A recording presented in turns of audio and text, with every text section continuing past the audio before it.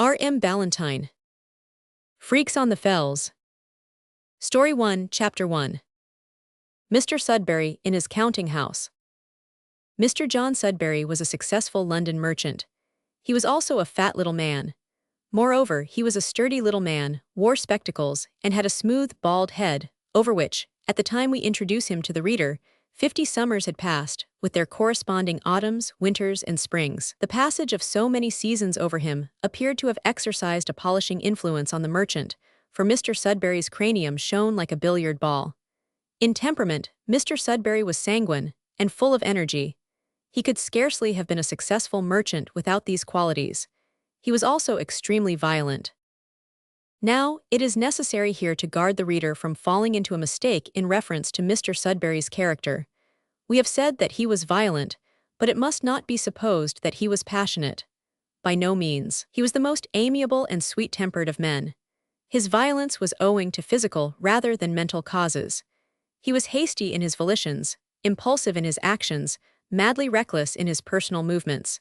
His moral and physical being was capable of only two conditions: deep repose or wild activity.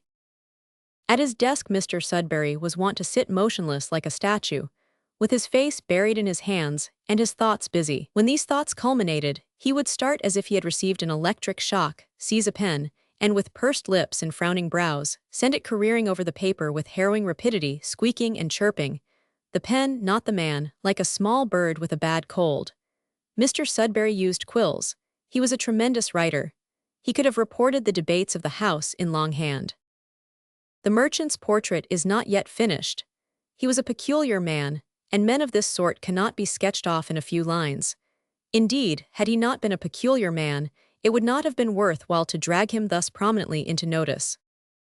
Among other peculiarities in Mr. Sudbury's character, he was afflicted with a chronic tendency to dab his pen into the ink bottle and split it to the feather, or double up its point so as to render it unserviceable. This infirmity, coupled with an uncommon capacity for upsetting ink bottles, had induced him to hire a small clerk, whose principal duties were to mend pens, wipe up ink, and generally, to attend to the removal of debris. When Mr. Sudbury slept he did it profoundly. When he awoke he did it with a start and a stare, as if amazed at having caught himself in the very act of indulging in such weakness. When he washed he puffed, and gasped, and rubbed, and made such a noise, that one might have supposed a walrus was engaged in its ablutions. How the skin of his head, face, and neck stood the toweling it received is incomprehensible. When he walked he went like an express train. When he sauntered he relapsed into the slowest possible snail's pace, but he did not graduate the changes from one to the other. When he sat down, he did so with a crash. The number of chairs which Mr. Sudbury broke in the course of his life would have filled a goodly-sized concert room, and the number of teacups which he had swept off tables with the tails of his coat might, we believe, have set up a moderately ambitious man in the china trade. There was always a beaming smile on the merchant's countenance, except when he was engaged in deep thought. Then his mouth was pursed and his brows knitted. The small clerk was a thin-bodied, weak-minded, timid boy, of about 12 years of age and of humble origin. He sat at Mr. Sudbury's double desk in the office, opposite and in dangerous proximity to his master, whom he regarded with great admiration, alarm, and awe. On a lovely afternoon towards the middle of May, when city men begin to thirst for a draught of fresh air, and to long for an undignified roll on the green fields among primroses, buttercups, and daisies, Mr. Sudbury sat at his desk reading the advertisements in the Times. Suddenly he flung the paper away, hit the desk a sounding blow with his clenched fist, and exclaimed firmly, "I'll do it." Accustomed though he was to nervous shocks, the small clerk leaped with more than ordinary tremor off his stool on this occasion, picked up the paper, laid it at his master's elbow, and sat down again, prepared to look out, nautically speaking, for more squalls. Mr. Sudbury seized a quill, dabbed it into the ink bottle, and split it. Seizing another he dabbed again. The quill stood the shock. The small clerk ventured a sigh of relief and laid aside the inky napkin which he had pulled out of his desk expecting an upset and prepared for the worst. A note was dashed off in 2 minutes, signed, sealed, addressed in half a minute, and Mr. Sudbury leaped off his stool. His hat was thrown on his head by a species of sleight of hand, and he appeared in the outer office suddenly, like a stout jack-in-the-box. I'm away, Mr. Jones, to his head clerk, and won't be back till 11 tomorrow morning.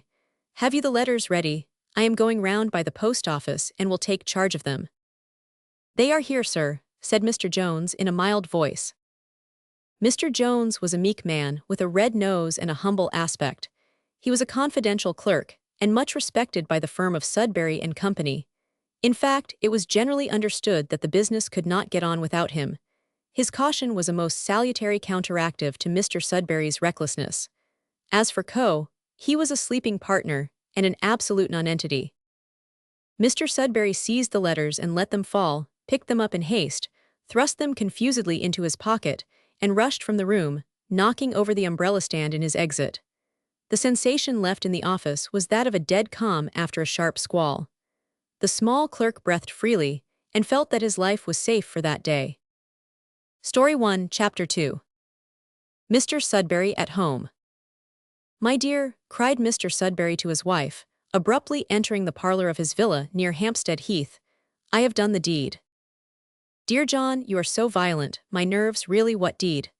Said Mrs. Sudbury, a weak-eyed, delicate woman of languid temperament and not far short of her husband's age.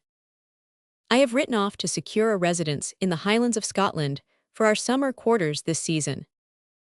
Mrs. Sudbury stared in mute surprise. John, my dear, are you in earnest? Have you not been precipitate in this matter? You know, love, that I have always trusted in your prudence to make arrangements for the spending of our holiday, but really, when I think— Well, my dear, when you think, pray go on. Don't be hasty, dear John. You know I have never objected to any place you have hitherto fixed on. Herne Bay last year was charming, and the year before we enjoyed Margate so much. Even Worthing, though rather too long a journey for a family, was delightful, and, as the family was smaller then, we got over the journey on the whole better than could have been expected. But Scotland, the Highlands— Mr. Sudbury's look at this point induced his wife to come to a full stop.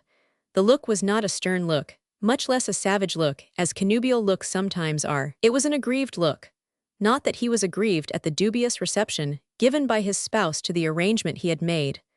No, the sore point in his mind was that he himself entertained strong doubts as to the propriety of what he had done, and to find these doubts reflected in the mind of his faithful better half was perplexing. Well, Mary, said the worthy merchant, go on. Do you state the cons, and I'll enumerate the pros, after which we will close the account, and see on which side the balance lies. You know, dear, said Mrs. Sudbury in a remonstrative tone, that the journey is fearfully long. I almost tremble when I think of it. To be sure, we have the railroad to Edinburgh now, but beyond that we shall have to travel by stage, I suppose, at least I hope so, but perhaps they have no stagecoaches in Scotland. Oh yes, they have a few, I believe, replied the merchant with a smile. Ah, that is fortunate, for wagons are fearfully trying. No, I really think that I could not stand a wagon journey after my experience of the picnic at Worthing some years ago.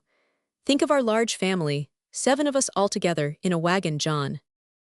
But you forget, I said that there are stagecoaches in Scotland. Well, but think of the slow and wearisome travelling among great mountains, over precipices, and through Scotch mists. Lady Know-Nothing assures me she has been told that the rain never ceases in Scotland, except for a short time in autumn, just to give the scanty crops time to ripen. You know, dear, that our darling Jackie's health could never stand the Scotch mists. He is so very delicate.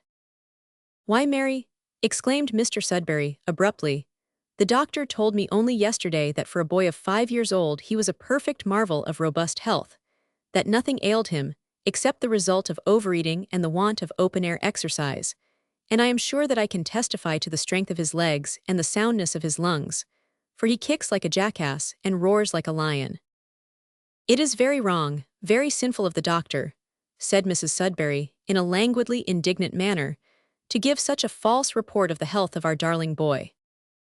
At this moment the door burst open, and the darling boy rushed into the room, with a wild cheer of defiance at his nurse, from whom he had escaped, and who was in full pursuit, hit his head on the corner of the table, and fell flat on the floor, with a yell that might have sent a pang of jealousy to the heart of a Chippewa Indian. Mr. Sudbury started up, and almost overturned the tea-table in his haste, but before he could reach his prostrate son, Nurse had him kicking in her arms, and carried him off howling. Darling child, said Mrs. Sudberry with her hand on her heart. "How you do startle me, John, with your violence. That is the 15th teacup this week." The good lady pointed to a shattered member of the set that lay on the tray beside her. "I have just ordered a new set, my dear," said her husband in a subdued voice. "Our poor dear boy would benefit, I think, by mountain air, but go on with the cons." "Have I not said enough?" replied Mrs. Sudberry with an injured look. "Besides, they have no food in Scotland." This was a somewhat staggering assertion. The merchant looked astonished. "At least," pursued his wife, "they have nothing, I am told, but oatmeal. Do you imagine that Jackie could live on oatmeal? Do you suppose that your family would return to London in a condition fit to be looked at, after a summer spent on food such as we give to our horses? No doubt you will tell me they have plenty of milk, buttermilk, I suppose, which I abhor. But do you think that I could live with pleasure on sawdust, just because I had milk to take to it?" "But milk implies cream, my dear," interposed the merchant, "and buttermilk implies butter, and both imply cows, which are strong presumptive evidence in favor of beef. Besides—" "Don't talk to me, Mr. Sudberry. I know better, and Lady Know-Nothing, who went to Scotland last year, in the most unprejudiced state of mind, came back absolutely horrified by what she had seen. Why, she actually tells me that the natives still wear the kilt. The very day she passed through Edinburgh she met 500 men without trousers. To be sure, they had guns on their shoulders, and someone told her they were soldiers. But the sight was so appalling that she could not get rid of the impression. She shut her eyes, and ordered the coachman to drive straight through the town, and let her know when she was quite beyond its walls. She has no doubt whatever that most, if not all, of the other inhabitants of that place were clothed.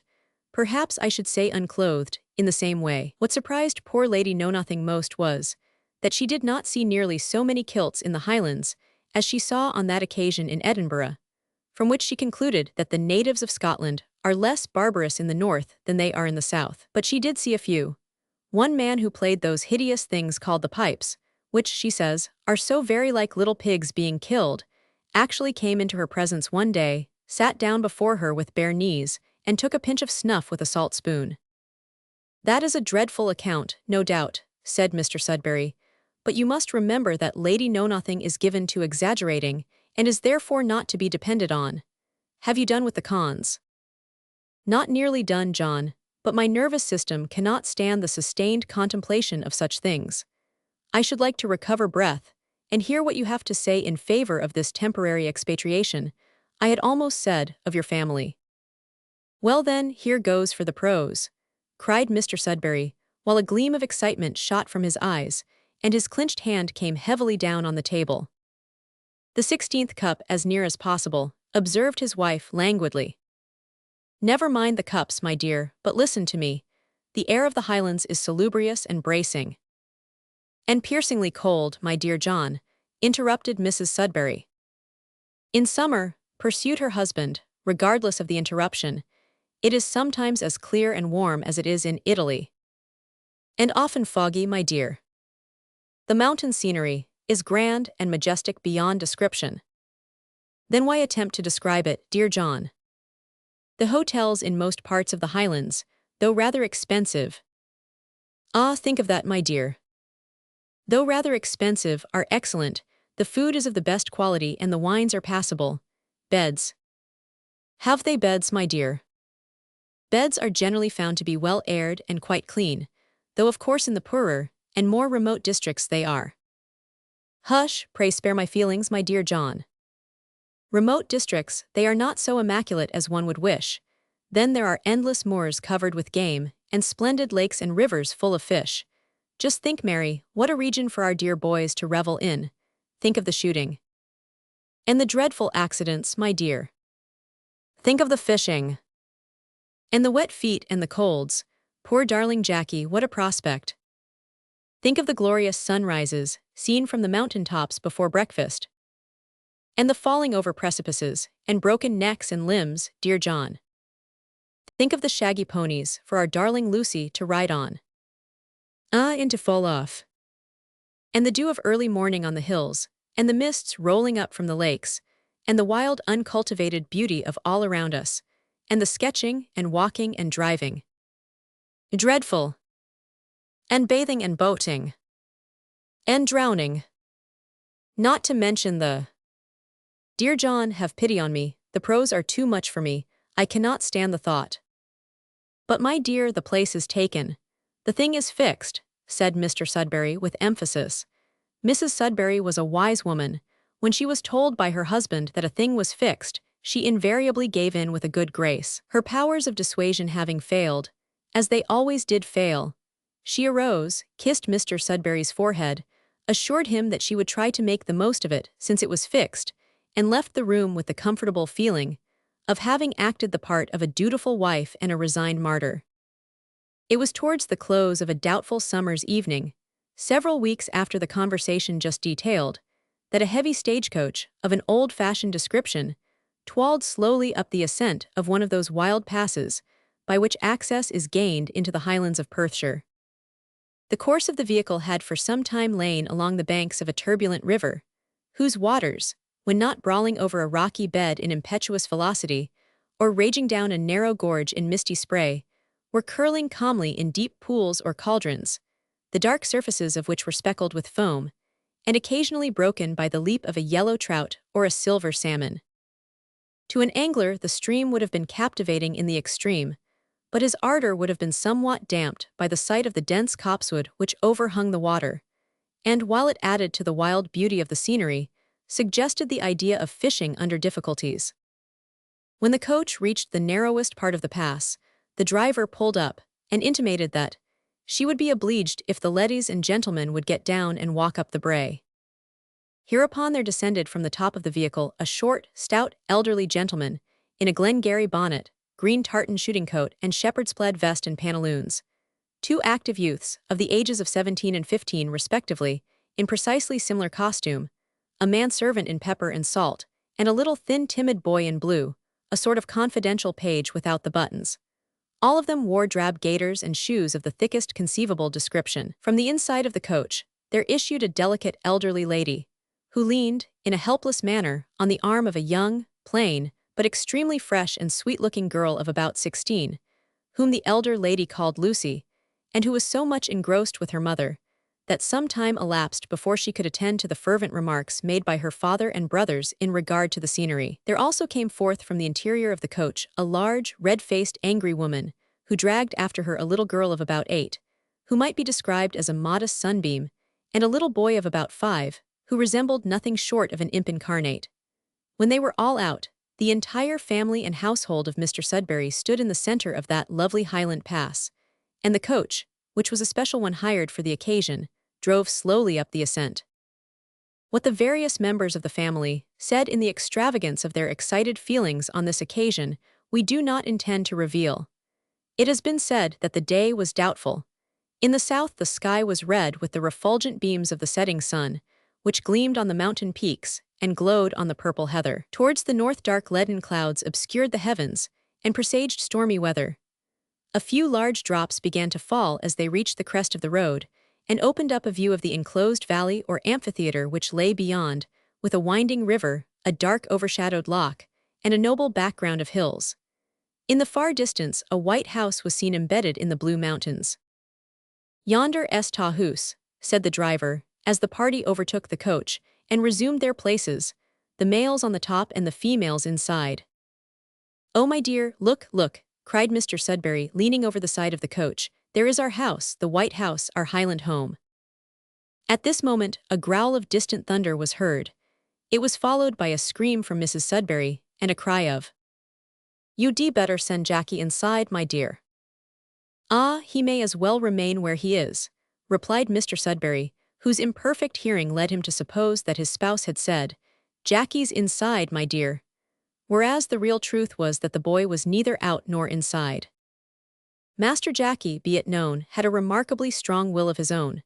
During the journey he preferred an outside seat in all weathers. By dint of much coaxing, his mother had induced him to get in beside her for one stage, but he had made himself so insufferably disagreeable that the good lady was thereafter much more disposed to let him have his own way. When the coach stopped, as we have described, Jackie got out, and roundly asserted that he would never get in again.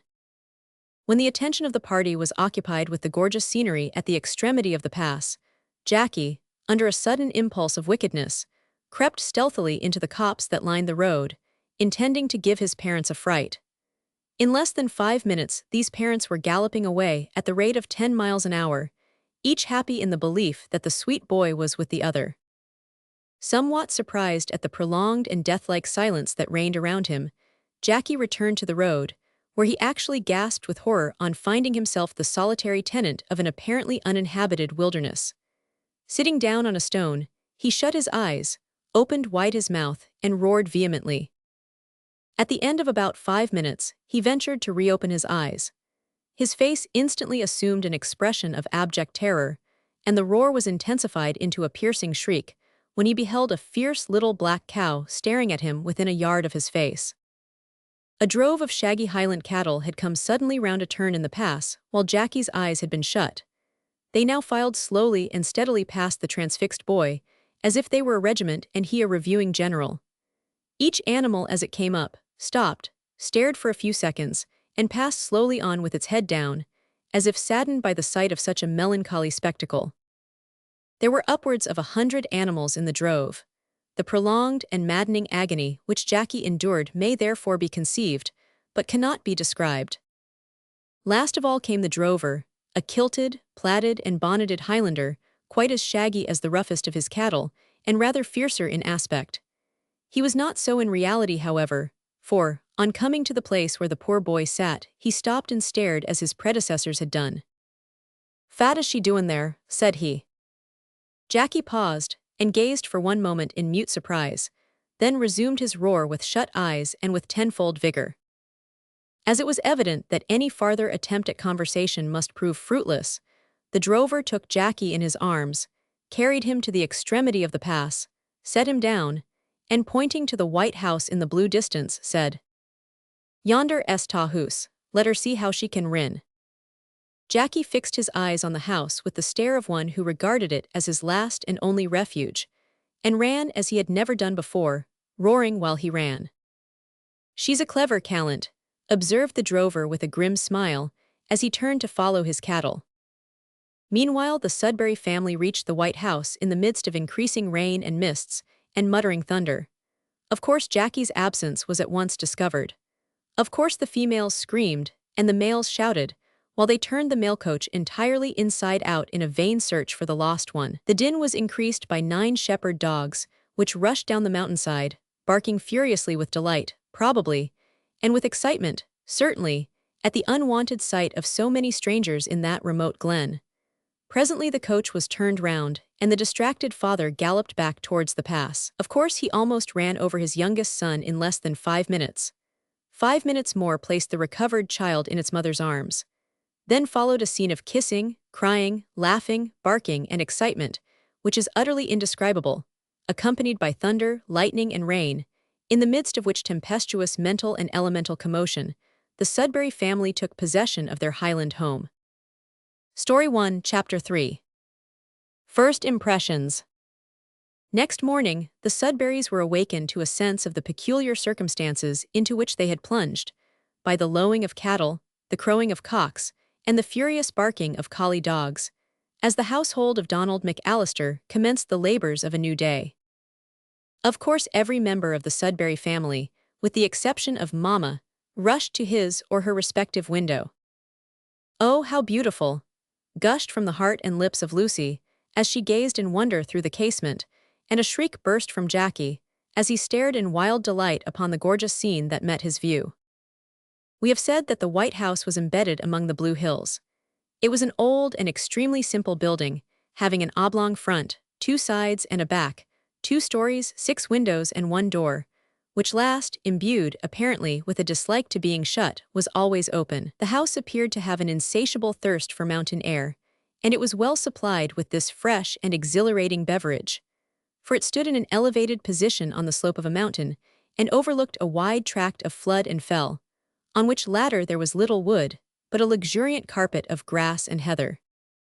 The weather had evidently resolved to make amends for its surly reception of the strangers the previous evening, by greeting them with one of its sweetest Highland smiles in the morning. When Mr. Sudberry, in the exuberance of his delight, ran without hat or coat to a neighboring knoll, accompanied by all his children, the scene that met his eye was one of surpassing grandeur and beauty. The mists of early morning were rolling up from the loch in white, fleecy clouds, which floated over and partly concealed the sides of the mountains. The upper wreaths of these clouds, and the crags and peaks that pierced through them were set on fire by the rising sun. Great fissures and gorges in the hills, which at other times lay concealed in the blue haze of distance, were revealed by the mists and the slanting rays of the sun, and the incumbent cliffs, bluff promontories and capes, were in some places sharply defined, in others luminously softened, so that the mountains displayed at once that appearance of solid reality, mingled with melting mystery, which is seen at no period of the day but early morning. The whole scene, water, earth, and sky, was so involved that no lines of demarcation could be traced anywhere, only bold startling points, melting into blue and white masses that mingled with each other in golden and pearly grays of every conceivable variety. Having said thus much, we need scarcely add that the scene cannot be adequately described. A light, fragrant air met the stout Englishman as he crested the hill, and filled his unaccustomed nostrils with sensations that could not have been excelled had he been greeted by one of Afric's spicy gales. The same air, with telegraphic speed, conveyed to the collie dogs of the place the information that the Sudberrys were abroad, whereupon the whole pack, 9 in number, bounded open-mouthed up the hill, with noise and ferocity enough to have alarmed the bravest of the brave. No wonder, then, that poor Jackie rushed into his father's knees, being too small to run into his arms. But these seemingly ferocious dogs were in reality the gentlest and meekest of animals. "Down, Topper, down, down, lively lass, come into heel, Swanee," cried Donald McAllister as he approached his tenants. "Good mornin', miss, mornin', gentlemen. The ben has on its nightcap, but I'm thinkin' it'll soon take it off." Donald McAllister's English was excellent, but he spoke in a slow, deliberate manner, and with a slightly nasal drawl, which sounded very peculiar in the ears of the Sudberrys. Just as peculiar, in fact, as their speech sounded in the ears of McAllister. "Ah, you call the white cloud on the mountain-top a nightcap? Good, very good," cried Mr. Sudberry, rubbing his hands. "What a charming place this is, a paradisaical place, so to speak. The dogs won't bite, will they?" said he, patting the alarmed Jackie on the head. "No fear o' the dogs, sir," returned McAllister. "They're like lambs. It's just their way. Ye'll be for a row on the loch the day, no doot." The Highlander addressed this remark to George and Fred. "What," exclaimed the former, "is there a boat that we can have the use of?" "'Deed is there, a good safe boat too, that can hold the whole of ye. I'll show you where the oars lie after breakfast." "Capital," cried Mr. Sudberry, rubbing his hands. "Charming," exclaimed Lucy with sparkling eyes. Master Jackie expressed his glee with a characteristic cheer or yell, that at once set fire to the easily inflamed spirits of the dogs, causing them to resume their excited gambols and furious barking. This effectually stopped the conversation for 5 minutes. "I delight in boating," observed Fred, when McAllister had quelled the disturbance. "So do I," said his father, "but fishing is the thing for me. There's nothing like fishing. You have fine trout in the lake, I believe." "Aye, and salmon too," answered McAllister. "So I've heard," said Mr. Sudberry, with a glow of excitement and pleasure on his round visage. "We must get our rods and tackle unpacked at once, George. You are a great fisher, no doubt, Mr. McAllister." "Well, not just that, but I do manage to fill a basket now and then, and whiles to land a gilse." "A gilse," cried George in surprise. "What is that?" "It is a small salmon." "Oh, you mean a grilse," interposed Mr. Sudberry. "Yes, I mean that, and I said that," returned McAllister, slowly and with emphasis. "Scientific men are not agreed whether the gilse is a small salmon or not. I'm of opinion that it is. But whether or not, it's a famous fish on the table, and lively enough on the line to delight the heart of every true disciple of Isaac Walton." "What, you have read that charming book?" exclaimed Mr. Sudberry, looking at the rugged Highlander in some surprise. "Yes," replied the other, in the grave, quiet manner that was peculiar to him. "I took to it one winter as a sort o' recreation, after readin' through Paley's evidences." "What," cried Mr. Sudberry, "whose evidences did you say?" "Paley S. Ye have heard o' him, doubtless."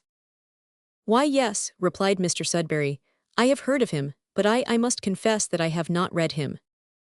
At this point, Jackie's eye fell on a shaggy little cow which had strayed near to the party, and stood regarding him with a stern, inquisitive glance. Remembering the fright he had received so recently from a similar creature, he uttered a tremendous roar, and again sought refuge in his father's knees. The discussion on Paley was thus cut short, for the dogs, whose chief delight was to bark, though not to bite, as has been libelously asserted of all dogs by Dr. Watts, sprang to their feet, divided their forces, and while two of the oldest kept frisking round and leaping upon the party in a promiscuous manner, as if to assure them of protection in the event of danger, the remainder ran open-mouthed and howling at the cow. That curly-headed, long-horned creature received them at first with a defiant look and an elevated tail, but ultimately took to her heels, to the immense delight of Jackie, whose soul was imbued with a deep and altogether unutterable horror of cattle, especially black cows. The service which the dogs rendered to him on this occasion induced the boy to make advances of a friendly nature, which were met more than halfway, and the result was the establishment of a good understanding between the Sudberrys and the collie dogs, which ultimately ripened into a lasting friendship, insomuch that when the family quitted the place, Lucy carried away with her a lock of Lively's hair, cut from the pendant tip of her right ear. Presently Mr. Sudberry pulled out his watch, and exclaiming that it was breakfast time, trotted down the hill, followed by his family and escorted by the dogs. We will pause here to describe Mr. Sudberry's family briefly. George was the merchant's eldest son. He was bold, stout, active, middle-sized, and 17 years of age, full of energy and life, a crack rower, a first-rate cricketer, and generally a clever fellow. George was always jolly. Fred was about the same height as his brother, 2 years younger, slender in form and gentle in disposition, but active, too, when occasion required it. His forte was drawing and painting. Fred was generally quiet and grave. Both brothers were musical. Lucy had reached the interesting age of 16. She was plain, decidedly, but sweet-tempered in the extreme. Her mouth was good, and her eyes were good, and her color was good, but her nose was a snub, an undeniable and incurable snub. Her mother had tried to amend it from the earliest hours of Lucy's existence by pulling the point gently downwards and pinching up the bridge, or, rather, the hollow where the bridge ought to have been. But all in vain. The infant turned up its eyes when the operation was going on, and still turned up its nose when it was over. Yes, although there were many of the elements of beauty about Lucy, she was plain, but sweet. Always bear that in mind. She was funny, too. Not that she made fun of her own free will, but she appreciated fun in others so intensely that she looked funny herself, and she giggled. This was her only fault, she giggled. When the spirit of fun was roused, nothing could stop her. But don't suppose that she was always giggling, by no means. She was always good and amiable, often grave, and sometimes deeply serious. Matilda, commonly called Tilly, was a meek, delicate, pretty little girl of 8 years old. She was charmingly innocent and ignorant. In the last respect she resembled her mother, who was the only other stupid member of Mr. Sudberry's family. Being deeply impressed with the fact of her ignorance and stupidity, Mrs. Sudberry went on the tack of boldly admitting the same, and holding, or affecting to hold, ability and general acquirements in contempt. Mrs. Brown was a female dragon, nurse to Master Jackie and Miss Tilly. She tormented the former, whom she disliked, and spoiled the latter, whom she loved. Hobbs was the manservant of the family. He was characterized chiefly by a tendency to drop his H's in conversation, out of words to which they naturally belonged, and to pick them up and insert them in the most contradictory manner in words with which they had no connection whatever. He was also marked by the strong regard and esteem which he had for his master and family, the stronger regard and esteem which he had for himself, and the easy, good-humored way in which he regarded the remainder of the world at large as an inferior order of beings. As for Peter, he has already been described as the timid clerk of humble origin, whose chief duties, while in London, were to wipe up ink and clear away debris. He had been taken with the family to act the part of a page in buttons without the buttons, and to make himself generally useful.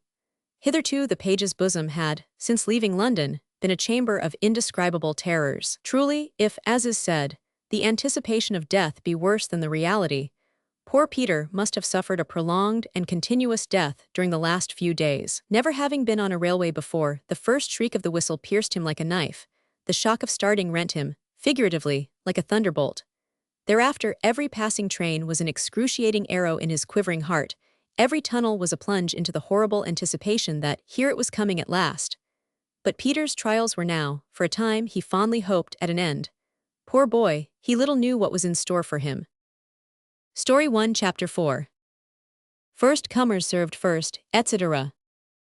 When Mr. Sudberry reached the breakfast parlor, and put his head in at the door to see whether his faithful wife were there, he was struck absolutely dumb by the amazing tableau vivant that met his vision.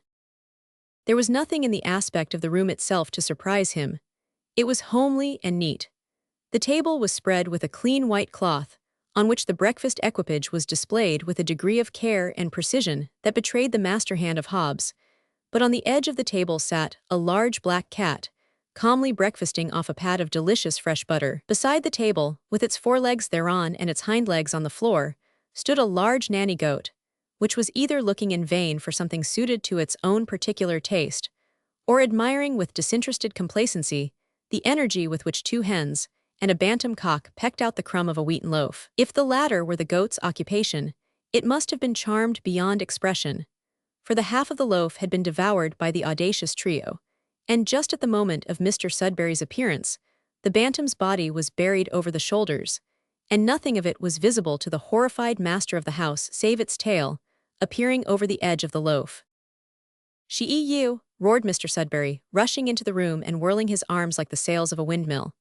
The cat vanished through the window like a black vision galvanized and made awfully real. The poultry, thrown into convulsions of terror, flew screaming round the room in blind haste, searching for a door or window of escape, while the goat, true to its nature, ran at the enemy on its hind legs, and with its head down, attempted to punch him on the stomach. By an active leap to one side, the enemy escaped this charge, but the goat, nothing daunted, turned to renew the attack. Next moment George, Fred, and Hobbes, rushing into the room, diverted its attention. Intimidated by overwhelming numbers, the animal darted through the doorway, along the passage and out at the front door, where it met Peter unexpectedly, and wreaked its disappointed vengeance on him by planting on his chest the punch which had been intended for his master. By this means that timid and hapless youth was laid flat on the green grass. "Is Jackie safe?" cried Mrs. Sudberry, running into the room with terror on her countenance, and falling down on the sofa in a semi-swoon on being informed that he was. She was followed by Lucy and Tilly, with scent bottles, and by Nurse, who exhibited a tendency to go off into hysterics, but who, in consequence of a look from her master, postponed that luxury to a more convenient season. Thus the expatriated family assembled to morning prayers, and to partake of their first Highland breakfast. Of course that day, being their first, was spent in an excited and rambling endeavor to master the localities and ascertain the most interesting points about their new home.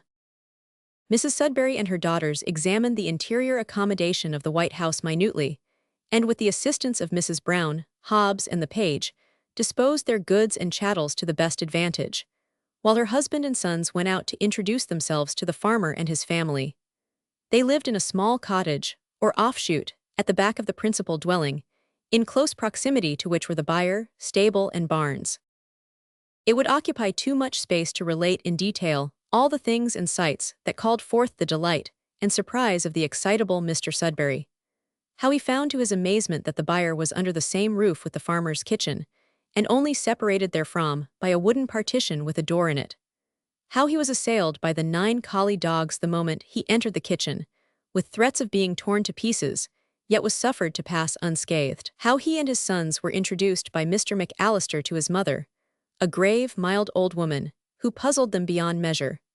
Because, although clad in homely and unfashionable garments, and dwelling in a hut little better than the habitation of the cattle, except in point of cleanliness, she conversed and conducted herself towards them with a degree of unaffected ease and urbanity that might have graced any lady in the land. How this old lady astonished them with the amount of general knowledge that leaked out in the course of a few minutes' talk.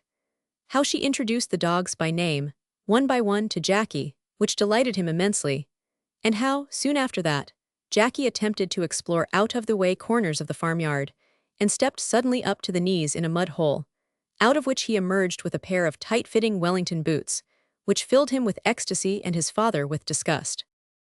All this and a great deal more might be dilated on largely, but we are compelled to dismiss it summarily, without further remark.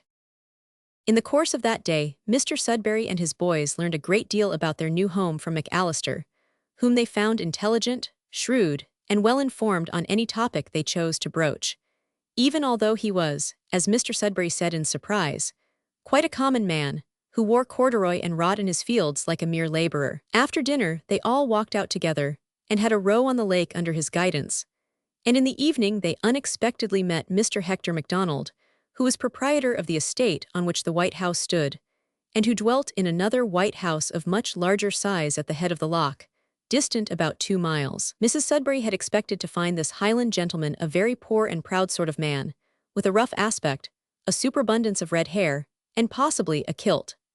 Judge then her surprise when she found him to be a young gentleman of refined mind, prepossessing manners, elegant though sturdy appearance, and clad in grey tweed shooting coat, vest, and trousers, the cut of which could not have been excelled by her own George's tailor, and George was particular in respect to cut. Mr. MacDonald, who carried a fishing rod, introduced himself, and accompanied his new friends part of the way home, and then, saying that he was about to take a cast in the river before sunset, offered to show the gentleman the best pools. The gentlemen leaped at the offer more eagerly than ever trout leaped at an artificial fly, for they were profoundly ignorant of the gentle art, except as it is practiced on the Thames, seated on a chair in a punt, and with bait and float.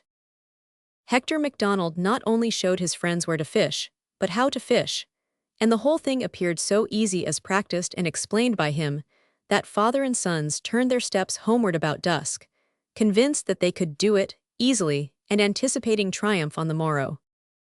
On the way home, after parting from Hector, they passed a solitary hut of the rudest description, which might have escaped observation had not a bright stream of light issued from the low doorway and crossed their path.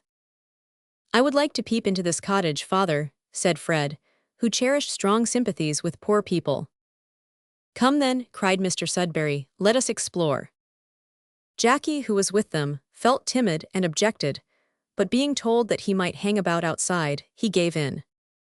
They had to bend low on entering the hovel, which was mean and uncomfortable in appearance.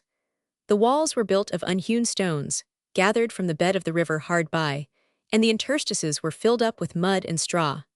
Nothing graced these walls in the shape of ornament, but a few mugs and tin pots, and several culinary implements hung from rusty nails and wooden pegs. The floor was of hard mud. There was no ceiling, and the rafters were stained black by the smoke of the peat fire which burned in the middle of the floor, and the only chimney for which was a small hole in the roof. A stool, a broken chair, and a crooked table constituted the entire furniture of the miserable place, unless we may include a heap of straw and rags in a corner, which served for a bed.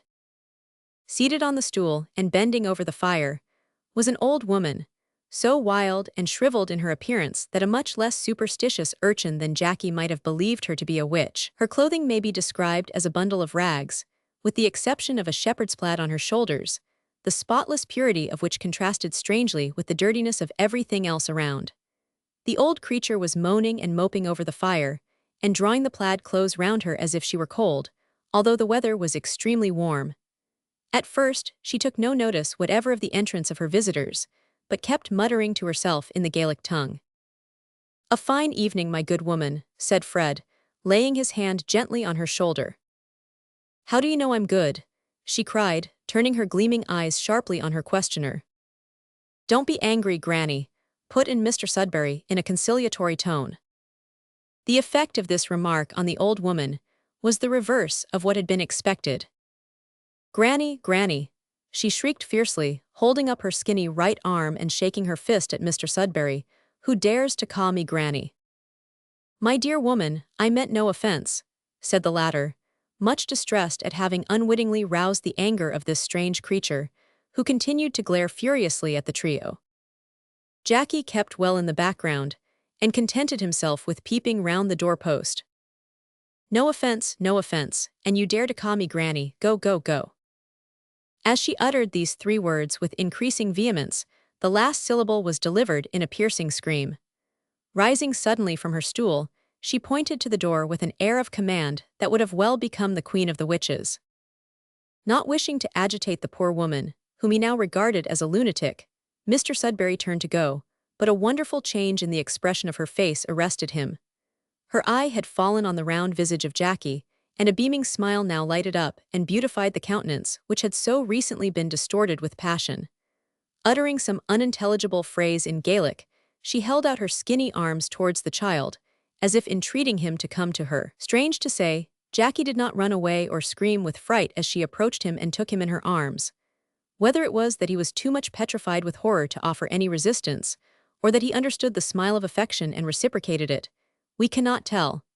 But certain it is that Jackie suffered her to place him on her knee, stroke his hair, and press him to her old breast, as unresistingly and silently as if she had been his own mother, instead of a mad old woman. Fred availed himself of this improved state of things to attempt again to open an amicable conversation, but the old woman appeared to have turned stone deaf, for she would neither look at nor reply to him.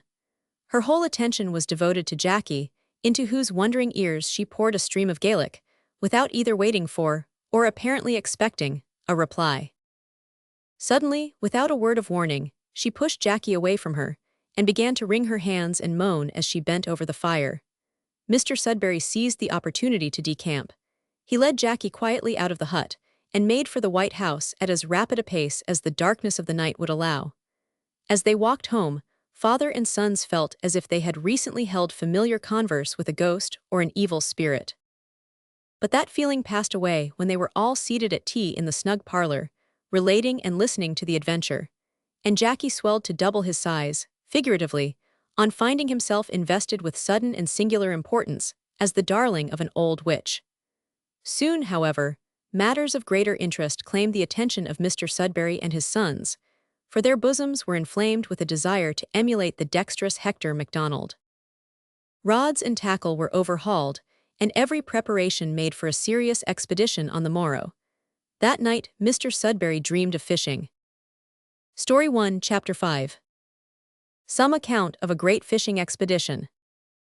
There was an old barometer of the banjo type in the parlor of the White House, which, whatever might have been its character for veracity in former days, had now become such an inveterate storyteller that it was pretty safe to accept as true exactly the reverse of what it indicated. One evening, Mr. Sudberry kept tapping that antique and musical-looking instrument with a view to get it to speak out its mind freely. The worthy man's efforts were not in vain, for the instrument, whether out of spite or not, we cannot say, indicated plainly much rain. Now, it must be known that Mr. Sudberry knew as much about trout and salmon fishing as that celebrated though solitary individual, the man in the moon. Believing that bright, dry, sunny weather was favorable to this sport, his heart failed him when the barometer became so prophetically depressed, and he moved about the parlor with quick, uneasy steps to the distress of his good wife, whose workbox he twice swept off the table with his coat-tails, and to the dismay of George, whose tackle, being spread out for examination, was, to a large extent, caught up and hopelessly affixed to the same unruly tails. Supper and repose finally quieted Mr. Sudberry's anxious temperament, and when he awoke on the following morning, the sun was shining in unclouded splendor through his window. Awaking with a start, he bounced out of bed, and opening his window, shouted with delight that it was a glorious fishing day. The shout was addressed to the world at large, but it was responded to only by Hobbs. "Yes, sir, it is a hexquisite day," said that worthy. "What a day for the Thames, sir. It does my art good, sir, to think of that there river." Hobbs, who was standing below his master's window, with his coat off, and his hands in his waistcoat pockets, meant this as a happy and delicate allusion to things and times of the past. "Ah, Hobbs," said Mr. Sudberry, "you don't know what fishing in the Highlands is yet, but you shall see. Are the rods ready?" "Yes, sir." "And the baskets and books?" "Yes, sir." "And I forgot the flasks and sandwiches, are they ready, and the worms?" "Yes, sir. Miss Lucy's a mackin' of the sandwiches in the kitchen at this moment, and McClister's a diggin' of the worms." Mr. Sudberry shut his window, and George, hearing the noise, leaped out of bed with the violence that is peculiar to vigorous youth. Fred yawned. "What a magnificent day," said George, rubbing his hands and slapping himself preparatory to ablutions. "I will shoot." "Will you? Ow," yawned Fred. "I shall sketch. I mean to begin with the old woman's hut." "What, do you mean to have your nose plucked off and your eyes torn out at the beginning of our holiday?" "Not if I can help it, George, but I mean to run the risk. I mean to cultivate that old woman." "Hallo, hi," shouted their father from below, while he tapped at the window with the end of a fishing rod. Look alive there, boys, else we'll have breakfast without you." "Aye, aye, father." Fred was up in a moment. About 2 hours later, father and sons sallied out for a day's sport, George with a fowling piece, Fred with a sketchbook, and Mr. Sudberry with a fishing rod, the varnish and brasswork on which, being perfectly new, glistened in the sun. "We part here, father," said George, as they reached a rude bridge that spanned the river about half a mile distant from the White House. "I mean to clamber up the sides of the Ben and explore the gorges. They say that ptarmigan and mountain hares are to be found there." The youth's eyes sparkled with enthusiasm, for, having been born and bred in the heart of London, the idea of roaming alone among wild rocky glens up among the hills, far from the abodes of men, made him fancy himself little short of a second Crusoe. He was also elated at the thought of firing at real wild birds and animals, his experiences with the gun having hitherto been confined to the unromantic practice of a shooting gallery in Regent Street. "Success to you, George," cried Mr. Sudberry, waving his hand to his son, as the latter was about to enter a ravine. "The same to you, father," cried George, as he waved his cap in return and disappeared. 5 minutes' walk brought them to the hut of the poor old woman, whose name they had learned was Moggy. "This, then, is my goal," said Fred, smiling. "I hope to scratch in the outline of the interior before you catch your first trout." "Take care the old woman doesn't scratch out your eyes, Fred," said the father, laughing. "Dinner at 5 sharp, remember." Fred entered the hovel, and Mr. Sudberry, walking briskly along the road for a quarter of a mile, diverged into a footpath which conducted him to the banks of the river, and to the margin of a magnificent pool where he hoped to catch his first trout. And now, at last, had arrived that hour to which Mr. Sudberry had long looked forward with the most ardent anticipation. To stand alone on a lovely summer's day, rod in hand, on the banks of a Highland stream, had been the ambition of the worthy merchant ever since he was a boy. Fate had decreed that this ambition should not be gratified until his head was bald, but he did not rejoice the less on this account. His limbs were stout and still active, and his enthusiasm was as strong as it was in boyhood. No one knew the powerful spirit of angling which dwelt in Mr. Sudberry's breast. His wife did not, his sons did not. He was not fully aware of it himself, until opportunity revealed it in the most surprising manner. He had indeed known a little of the angler's feelings in the days of his youth, but he had a soul above punts, and chairs, and floats, and such trifles, although, like all great men, he did not despise little things. Many a day had he sat on old Father Thames, staring, with eager expectation, at a gaudy float, as if all his earthly hopes were dependent on its motions, and many a struggling fish had he whipped out of the muddy waters with a shout of joy. But he thought of those days now with the feelings of an old soldier who, returning from the wars to his parents' abode, beholds the drum and pop gun of his childhood. He recalled the pleasures of the punt with patronizing kindliness, and gazed majestically on crag and glen and bright, glancing stream, while he pressed his foot upon the purple heath, and put up his fishing rod. Mr. Sudberry was in his element now. The deep flush on his gladsome countenance indicated the turmoil of combined romance and delight which raged within his heaving chest, and which he with difficulty prevented from breaking forth into an idiotic cheer. He was alone, as we have said. He was purposely so. He felt that, as yet, no member of his family could possibly sympathize with his feelings. It was better that they should not witness emotions which they could not thoroughly understand. Moreover, he wished to surprise them with the result of his prowess, in regard to which his belief was unlimited. He felt, besides, that it was better there should be no witness to the trifling failures which might be expected to occur in the first essay of one wholly unacquainted with the art of angling, as practiced in these remote glens. The pool beside which Mr. Sudberry stood was one which Hector MacDonald had pointed out as being one of the best in the river. It lay at the tail of a rapid, had an eddy in it, and a rippling, oily surface. The banks were in places free from underwood, and only a few small trees grew near them. The shadow of the mountain, which reared its rugged crest close to it, usually darkened the surface, but at the time we write of, a glowing sun poured its rays into the deepest recesses of the pool, a fact which filled Mr. Sudberry in his ignorance with delight, but which, had he known better, would have overwhelmed him with dismay. In the present instance, it happened that ignorance was bliss. For as every fish in the pool was watching the angler with grave upturned eyes while he put up his rod, and would as soon have attempted to swallow Mr. Sudberry's hat as leap at his artificial flies, It was well that he was not aware of the fact. Otherwise his joy of heart would have been turned into sorrow sooner than there was any occasion for.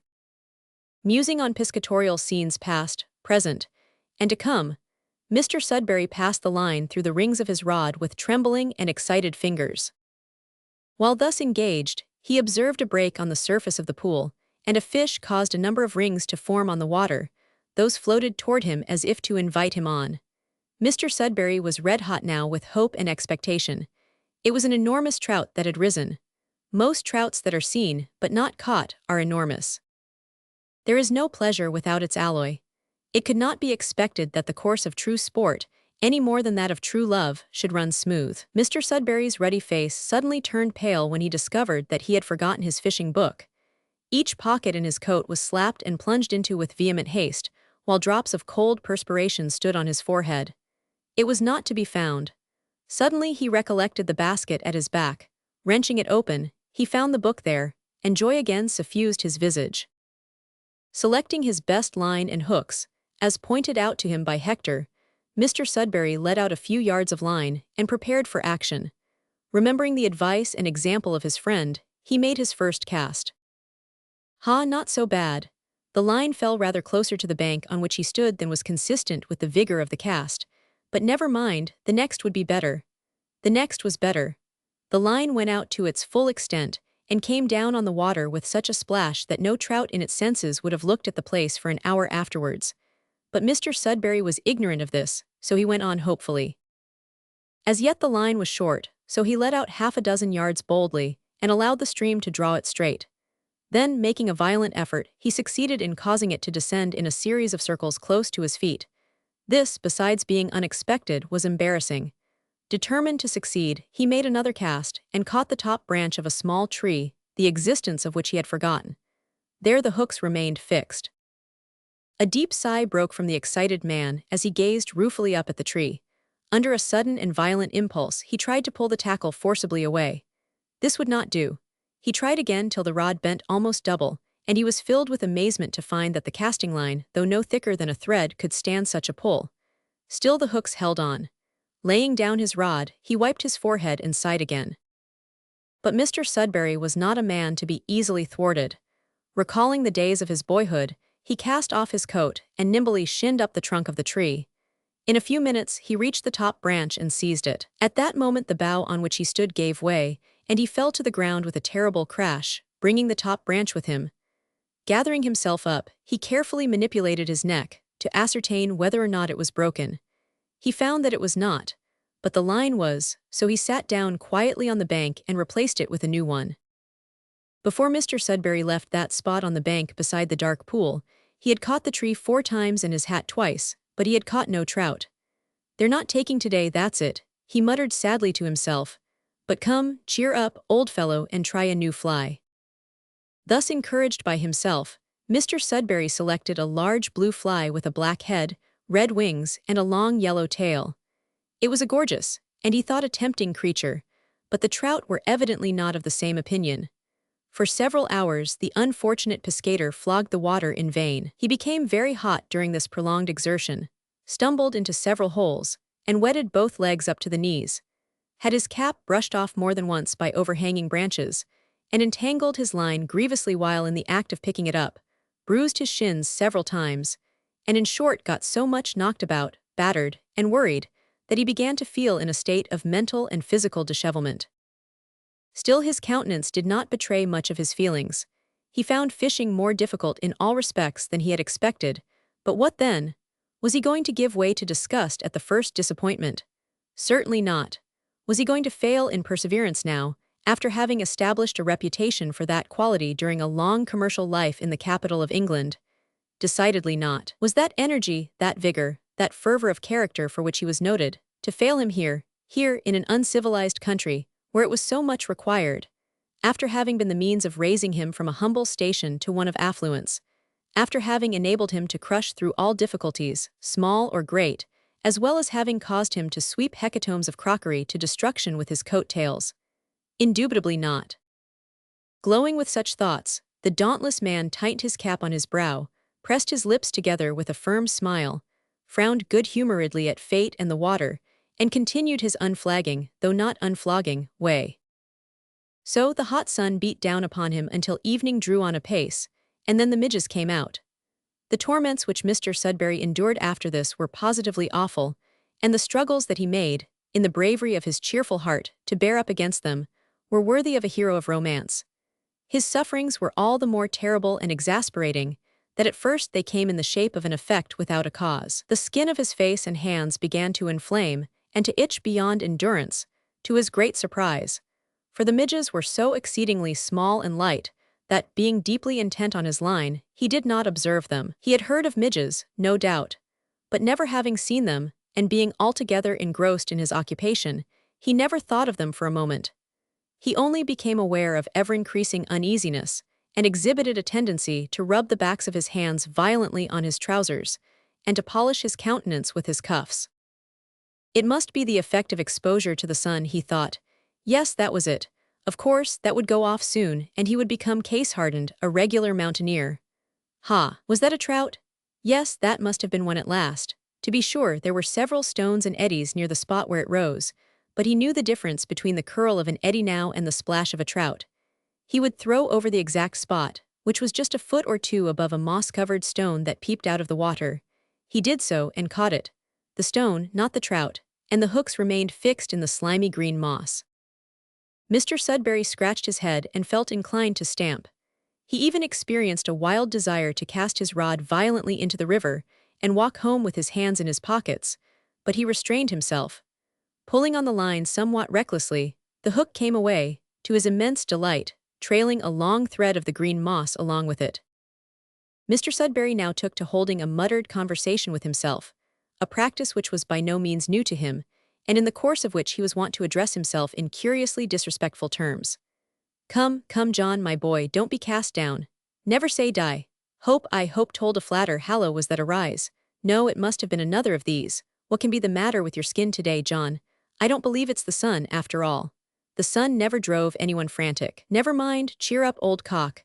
That seems a very likely hole, a beautiful bow tea steady. That was a good cast, the best you've made today, my buck. Try it again, ha. Us caught again, as I'm a Dutchman. This is too bad. Really, you know, well, you've come off easier than might have been expected. Now then, softly, what can be the matter with your face? Surely it cannot be. Mr. Sudberry's heart palpitated as he thought. The measles. Oh, impossible, pooh, you had the measles when you were a baby, of course, d'you know, John, you're not quite sure of that. Fevers, too, occasionally come on with extreme, dear me, how hot it is, and what a time you have been fishing, you stupid fellow, without a rise. It must be getting late. Mr. Sudberry stopped with a startled look as he said this. He glanced at the sun, pulled out his watch, gazed at it with unutterable surprise, put it to his ear, and groaned.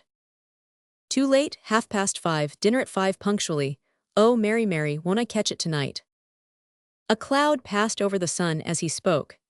Being very susceptible to outward influences, the gloom of the shadow descended on his spirits as well as his person, and for the first time that day, a look of deep dejection overspread his countenance. Suddenly there was a violent twitch at the end of the rod. The reel spun round with a sharp whir, and every nerve in Mr. Sudberry's system received an electric shock as he bent forward, straddled his legs, and made a desperate effort to fling the trout over his head. The slender rod would not, however, permit of such treatment. It bent double, and the excited pescator was fain to wind up, an operation which he performed so hastily that the line became entangled with the winch of the reel, which brought it to a dead lock. With a gasp of anxiety he flung down the rod, and seizing the line with his hands, hauled out a beautiful yellow trout of about 1/4 pound in weight, and 5 or 6 inches long. To describe the joy of Mr. Sudberry at this piece of good fortune were next to impossible. Sitting down on his fishing basket, with the trout full in view, he drew forth a small flask of sherry, a slice of bread, and a lump of cheese, and proceeded then and there to regale himself. He cared nothing now for the loss of his dinner, no thought gave he to the anticipated scold from neglected Mrs. Sudberry.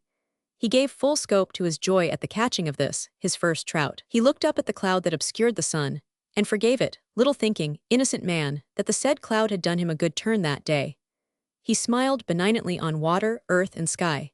He rubbed his face, and when he did so he thought of the measles and laughed heartily, for by that time he had discovered the true cause of his misery, and although we cannot venture to say that he forgave the midges, sure we are that he was greatly mollified towards them.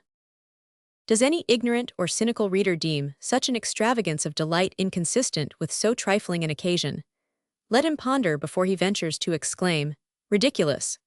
Let him look round upon this busy, whirling, incomprehensible world, and note how its laughing and weeping multitudes are ofttimes tickled to uproarious merriment, or whelmed in gloomy woe, by the veriest trifles, and then let him try to look with sympathy on Mr. Sudberry and his first trout. Having carefully deposited the fish in his basket, he once more resumed his rod and his expectations. But if the petty annoyances that beset our friend in the forepart of that day may be styled harassing, those with which he was overwhelmed towards evening may be called exasperating. First of all he broke the top of his rod, a misfortune which broke his heart entirely. But recollecting suddenly that he had 3 spare top pieces in the butt, his heart was cemented and bound up, so to speak, in a rough and ready manner. Next he stepped into a hole, which turned out to be 3 feet deep, so that he was instantly soaked up to the waist. Being extremely hot, besides having grown quite reckless, Mr. Sudberry did not mind this. It was pleasantly cooling. He was cheered, too, at the moment by the reappearance of the sun, which shone out as bright as ever, warming his heart, poor, ignorant man, and all unknown to him, damaging his chance of catching any more fish at that time.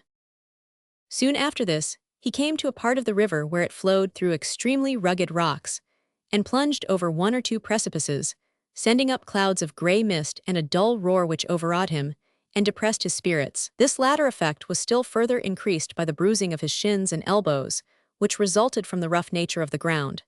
He became quite expert now in hanking on bushes and disentangling the line, and experienced a growing belief in the truth of the old saying that practice makes perfect. He cast better, he hanked oftener, and he disentangled more easily than he had done at an earlier period of the day. The midges, too, increased as evening advanced. Presently he came upon a picturesque portion of the stream where the waters warbled and curled in little easy-going rapids, miniature falls, and deep oily pools. Being an angler by nature, though not by practice, as yet, he felt that there must be something there. A row of natural stepping stones ran out towards a splendid pool, in which he felt assured there must be a large trout, perhaps a grilse. His modesty forbade him to hint a salmon, even to himself. It is a very difficult thing, as everyone knows, to step from one stone to another in a river, especially when the water flowing between runs swift and deep. Mr. Sudberry found it so.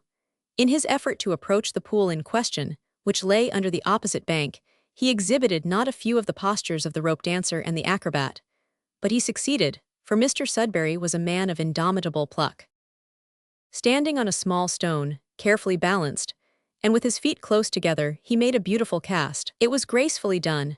It was vigorously, manfully done, considering the difficulty of the position and the veracity of the midges, and would have been undoubtedly successful but for the branch of a tree which grew on the opposite bank and overhung the stream. This branch Mr. Sudberry, in his eagerness, did not observe. In casting, he thrust the end of his rod violently into it. The line twirled in dire confusion round the leaves and small boughs, and the drag hook, as if to taunt him, hung down within a foot of his nose. Mr. Sudberry, in despair, made a desperate grasp at this and caught it. More than that, it caught him, and sunk into his forefinger over the barb, so that he could not get it out. The rock on which he stood was too narrow to admit of much movement, much less to permit of his resting the butt of his rod on it, even if that had been practicable, which it was not, owing to the line being fast to the bow, and the reel in a state of deadlock from some indescribable maneuver to which it had previously been subjected. There he stood, the very personification of despair, but while standing there, he revolved in his mind the best method of releasing his line without breaking it or further damaging his rod.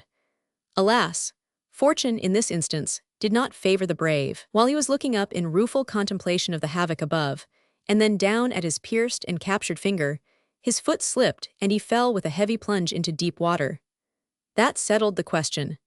The whole of his tackle remained attached to the fatal bough excepting the hook in his finger, with which, and the remains of his fishing rod, he floundered to the shore.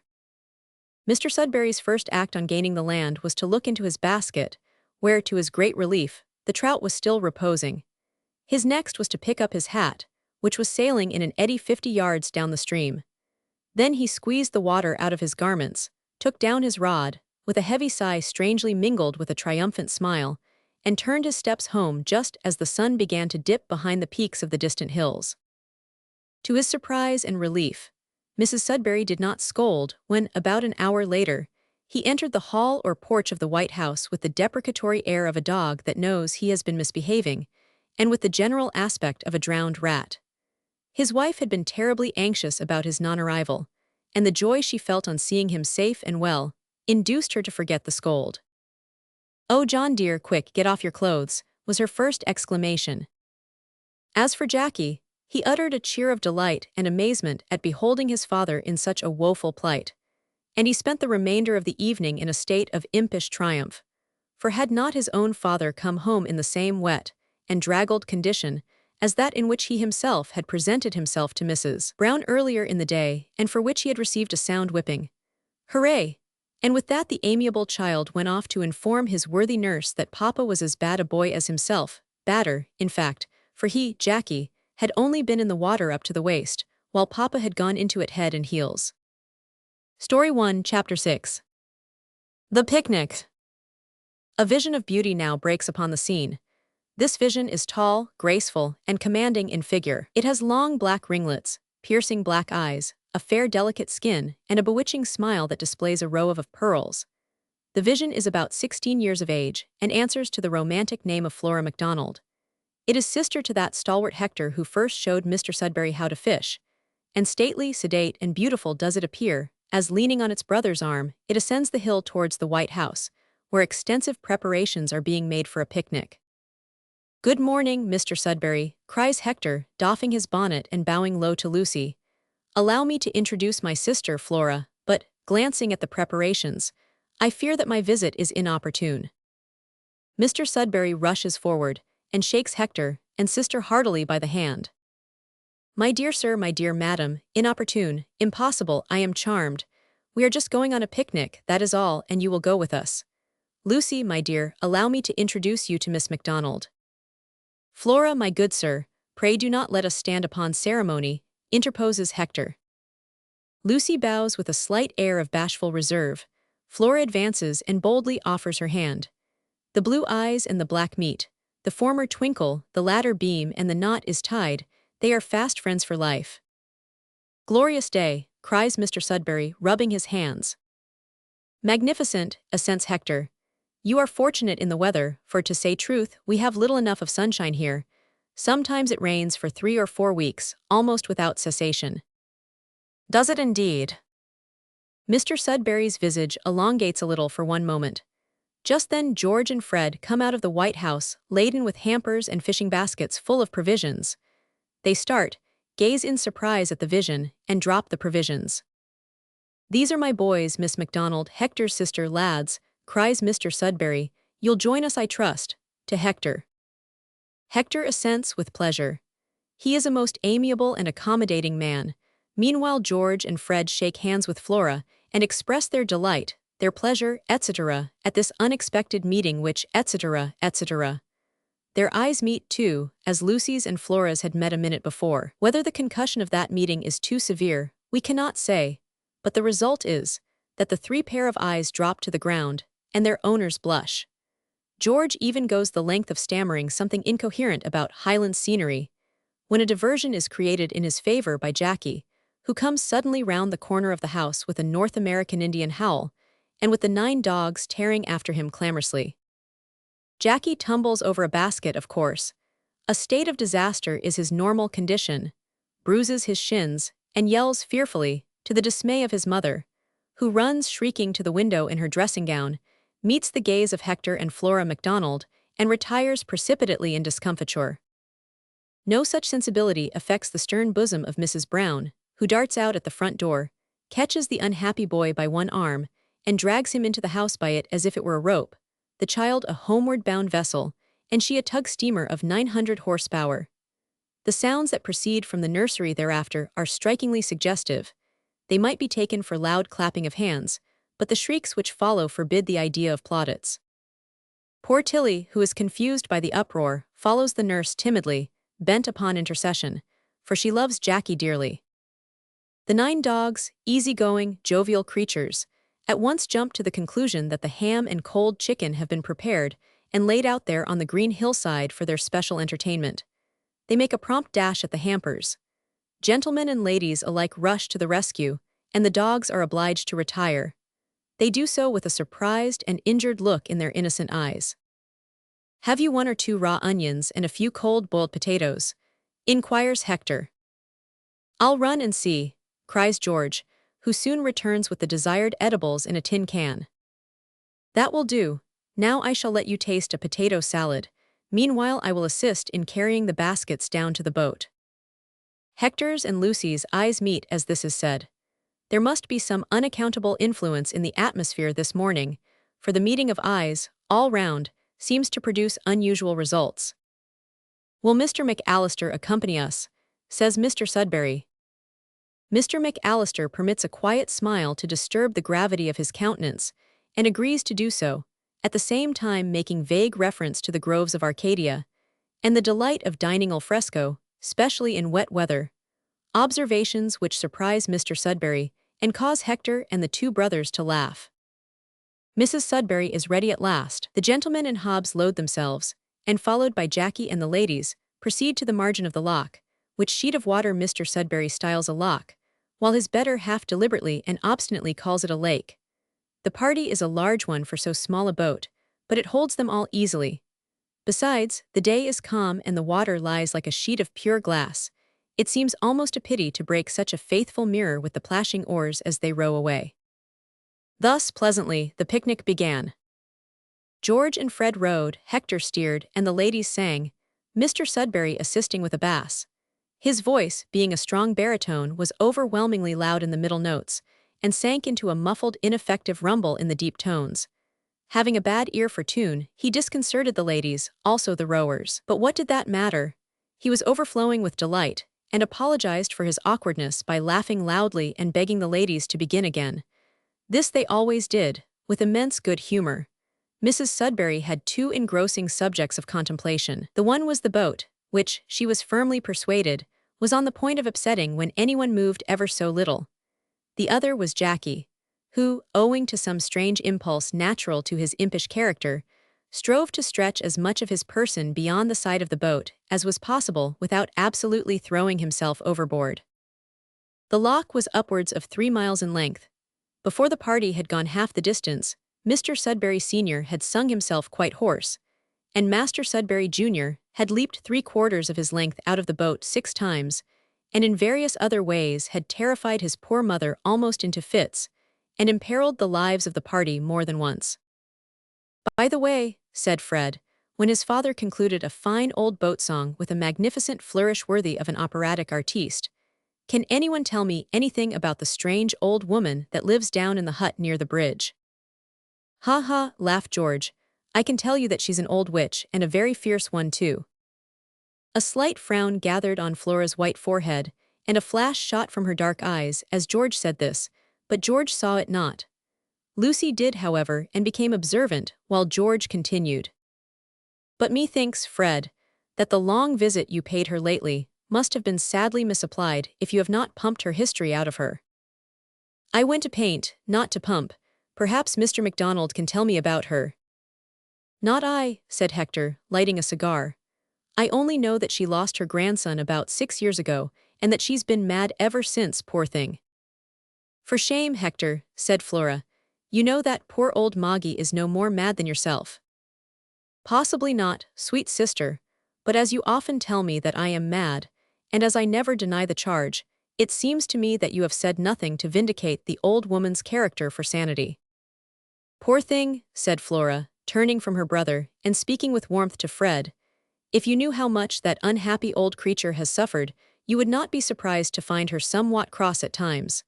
She is one of my people, and I'm very glad to find that you take an interest in her." "My people, Flora then takes an interest in the poor," thought the observant Lucy. Another link was added to the chain of friendship.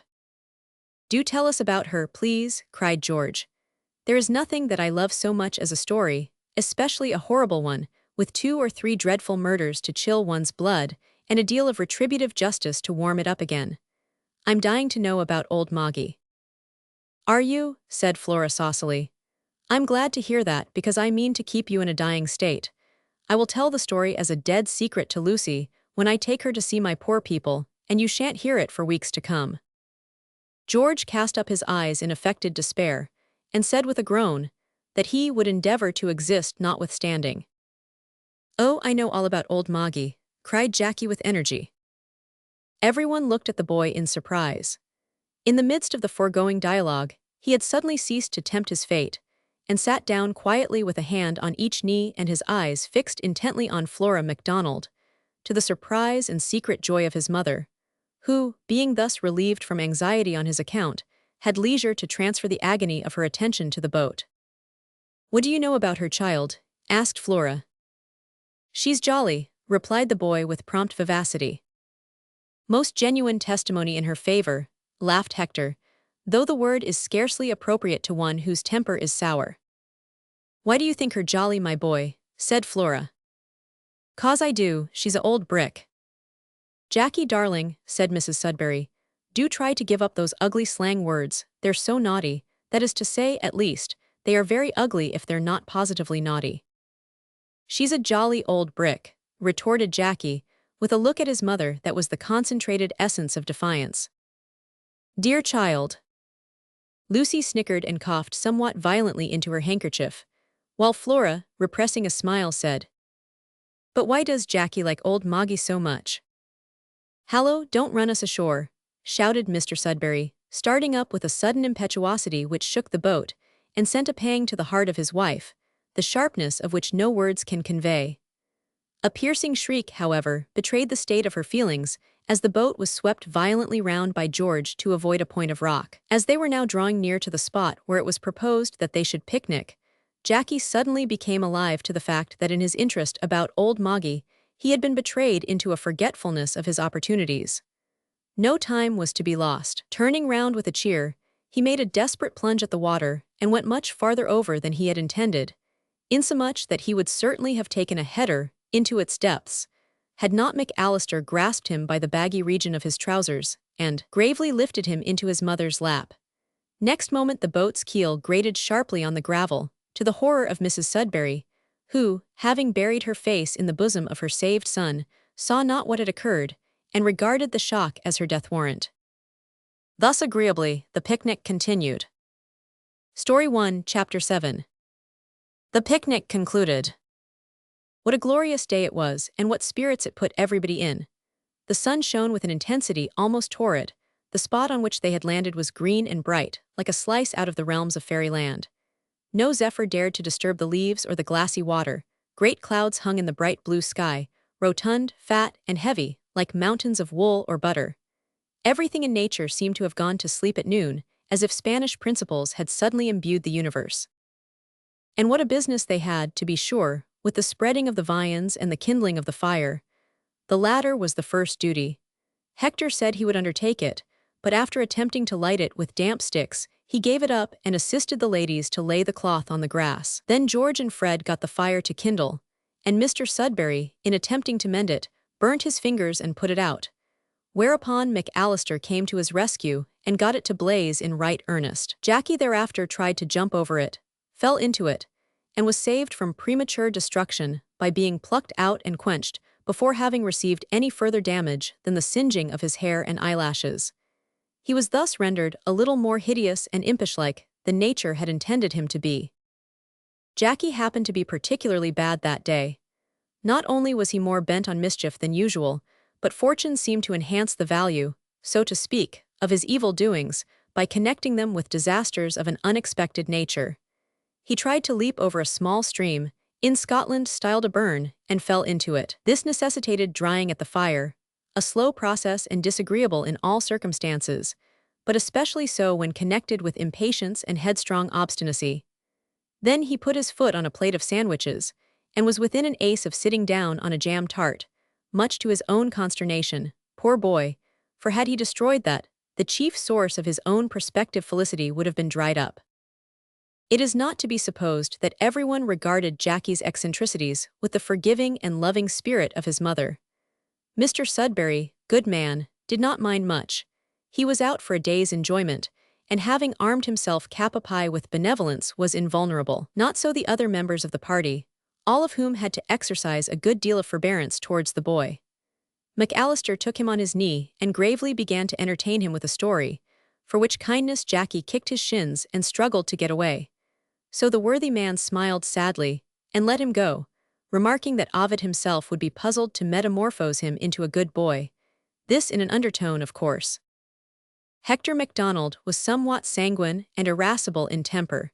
He felt a tingling in his fingers and an irresistible desire to apply them to the ears of the little boy. "Come here, Jackie," said he. Flora, who understood his feelings, smiled covertly while she busied herself with cups, plates, and pannikins. Lucy, who did not understand his feelings, thought, he must be a good-natured fellow to speak so kindly to a child who had annoyed him very much. Lucy did not admit that she herself had been much annoyed by her little brother's pertinacity in interrupting conversation between her and Hector, although she might have done so with perfect truth. Jackie advanced with hesitation. Hector bent down playfully and seized him by both arms, turning his back upon the party, and thus bringing his own bulky figure between them and young hopeful. "Jack, I want you to be good." "I will," promptly said, and with much firmness. "Oh yes, you will." A stern masculine countenance within an inch of his nose, and a vigorous little shake, somewhat disconcerted Jackie, who exhibited a tendency to roar. But Hector closed his strong hands on the little arms so suddenly and so powerfully, that being unexpectedly agonized, Jackie was for a moment paralyzed. The awful glare of a pair of bright blue eyes and the glistening of a double row of white teeth did not tend to reassure him. "Oh yes, you will, my little man," repeated Hector, tumbling him over on his back with a smile of ineffable sweetness, but with a little touch of violence that seemed inconsistent therewith. Jackie rose, gasped, and ran away, glancing over his shoulder with a look of alarm. This little piece of byplay was not observed by anyone but Flora, who exchanged a bright glance and a smile with her brother. The imp was quelled, he had met his match. During the remainder of the picnic he disturbed no one, but kept at the farthest possible distance from Hector that was consistent with being one of the party. But it is not to be supposed that his nature was changed. No, Jackie's wickedness only sought a new channel in which to flow.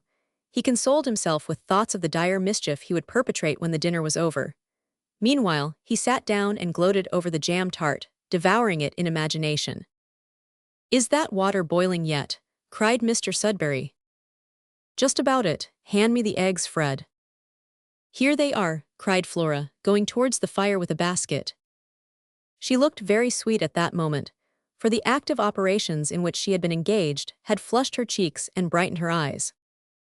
George and Fred gazed at her in undisguised admiration.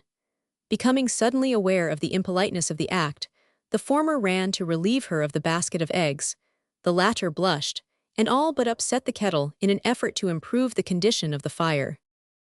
"Fred, you goose, leave alone, will you?" roared George, darting forward to prevent the catastrophe. "This is really charming, is it not, Mr. MacGregor?" said Mrs. Sudberry with a languid smile. "MacDonald, madam, if I may be allowed to correct you," said Hector with a smile and a little bow. "Ah, to be sure," with an attempt at a laugh, "I have such a stupid habit of misnaming people." If Mrs. Sudberry had told the exact truth she would have said, "I have such difficulty in remembering people's names that I have made up my mind to call people by any name that comes first into my head rather than confess my forgetfulness." But she did not say this. She only went on to observe that she had no idea it would have been so charming. "To what do you refer?" said Hector, "the scenery, the weather, or the prospect of dinner?" "Oh, you shocking man, how can you talk of food in the same breath with—" "The salt," exclaimed Lucy with a little shriek. Was there ever a picnic at which the salt was not forgotten, or supposed to have been forgotten? Never. Mr. Sudberry's cheerful countenance fell. He had never eaten an egg without salt in his life, and did not believe in the possibility of doing so. Everyone ransacked everything in anxious haste. "Here it is," hope revived. "No, it's only the pepper." Mitigated despair and ransacking continued. "Maybe it'll be in this parcel," suggested McAllister, holding up one which had not yet been untied. "Oh, bring it to me, Mr. McAllister," cried Mrs. Sudberry with unwonted energy, for her happiness was dependent on salt that day, coupled of course with weather and scenery. "Faugh, no, it's your horrid onions, Mr. McAndrews."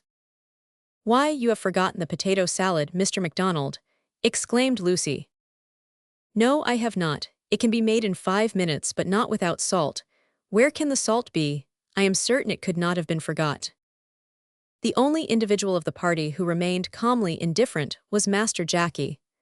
That charming creature, having made up his mind to feed on jam tart, did not feel that there was any need for salt. An attentive observer might have noticed, however, that Jackie's look of supreme indifference suddenly gave place to one of inexpressible glee.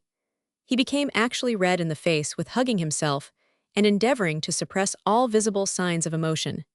His eye had unexpectedly fallen on the paper of salt, which lay on the center of the tablecloth, so completely exposed to view that nobody saw it. "Why, here it is, actually before our eyes," shouted George, seizing the paper and holding it up. A small cheer greeted its discovery. A groan instantly followed, as George spilt the whole of it. As it fell on the cloth, however, it was soon gathered up, and then Mr. Sudberry ordered everyone to sit down on the grass in a circle round the cloth. "What a good boy Jackie has suddenly become," remarked Lucy in some surprise.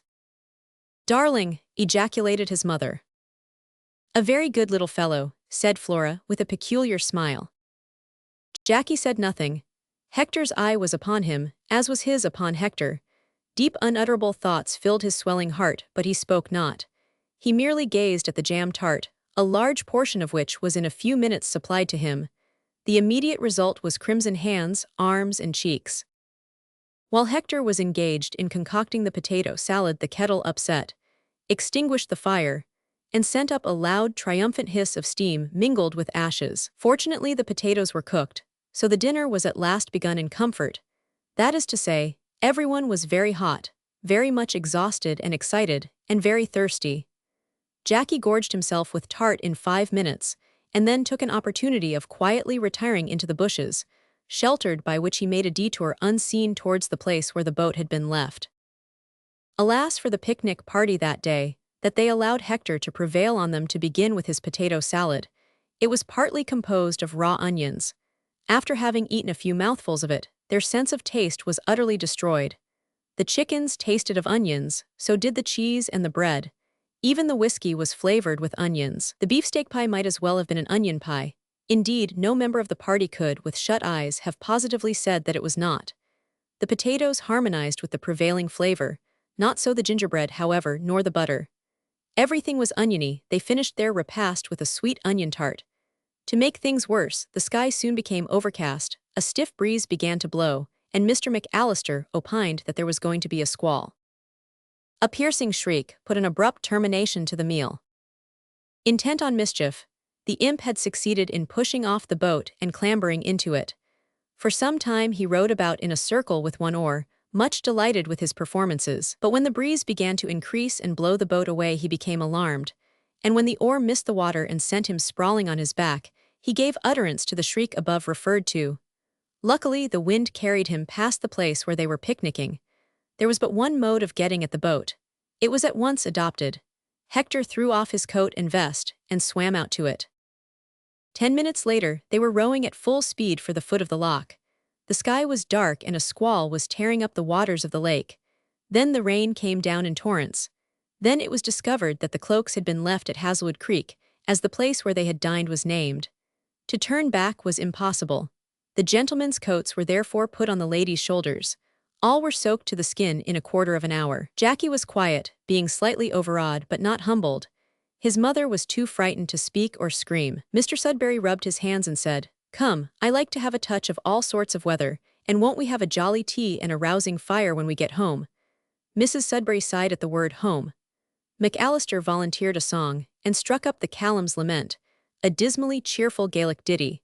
In the midst of this they reached the landing place, from which they walked through drenched heather and blinding rain to the White House. Thus, drearily, the picnic ended. Story 1, Chapter 8. Concerning Fowls and Pools. One morning, the Sudberry family sat on the green hillside, in front of the White House, engaged in their usual morning amusement, feeding the cocks and hens. It is astonishing what an amount of interest may be got up in this way. If one goes at it with a sort of philanthropico-philosophical spirit, a full hour of genuine satisfaction may be thus obtained, not to speak of the joy imparted to the poultry, and the profound glimpses obtained into fowl character. There were about 20 hens, more or less, and 2 cocks. With wonderful sagacity did these creatures come to perceive that when the Sudberrys brought out chairs and stools after breakfast, and sat down thereon, they, the fowls, were in for a feed. And it was surprising the punctuality with which they assembled each fine morning for this purpose. Most of the family simply enjoyed the thing, but Mr. Sudberry, in addition to enjoying it, studied it. He soon came to perceive that the cocks were cowardly wretches, and this gave him occasion to point out to his wife the confiding character and general superiority of female nature, even in hens. The 2 large cocks could not be prevailed on to feed out of the hand by any means. Under the strong influence of temptation, they would strut with bold aspect, but timid, hesitating step, towards the proffered crumb, but the slightest motion would scare them away. And when they did venture to peck, they did so with violent haste, and instantly fled in abject terror. It was this tendency in these ignoble birds that exasperated poor Jacky, whose chief delight was to tempt the unfortunate hens to place unlimited confidence in him, and then clutch them by the beaks or heads, and hold them wriggling in his cruel grasp. And it was this tendency that induced him, in the heat of disappointment, and without any reference whatever to sex, to call the cocks big hens. The hens, on the other hand, exhibited gentle and trusting natures. Of course there was vanity of character among them, as there is among ladies, but for the most part, they were wont to rush towards their human friends in a body and peck the crumbs, at first timidly, then boldly from their palms. There was one hen, a black and ragged one, with only half a tail and a downtrodden aspect, which actually went the length of jumping up on little Tilly's knee and feeding out of her lap. It even allowed her to stroke its back, but it evidently permitted rather than enjoyed the process. On the morning in question, the black hen was bolder than usual. Perhaps it had not breakfasted that day, for it was foremost in the rush when the family appeared with chairs and stools, and leaped on Tilly's knee, without invitation, as soon as she was seated. Whereupon Tilly called it a dear darling pretty 'ittle pet, and patted its back. "Why, the creature seems quite fond of you, my child," said Mrs. Sudberry. "So it is, mamma. It loves me, I know, by the way it looks at me with its beautiful black eye. What a pity the other is not so nice. I think the poor darling must be blind of that eye." There was no doubt about that. Blackie's right eye was blinder than any bat's. It was an opaque white ball, a circumstance which caused it no little annoyance, for the other eye had to do duty for both, and this involved constant screwing of the head about, and unwearied watchfulness. It was as if a solitary sentinel were placed to guard the front and back doors of a house at one and the same time. Despite Blackie's utmost care, Jacky got on her blind side more than once, and caught her by the remnant of her poor tail. This used to spoil Tilly's morning amusement and send her sorrowful into the house. But what did that matter to Jacky? He sometimes broke out worse than usual, and set the whole brood into an agitated flutter, which rather damaged the happiness of the family. But what did that matter to Jacky? Oh, he was a darling child, according to his mother. For some time the feeding went on quietly enough.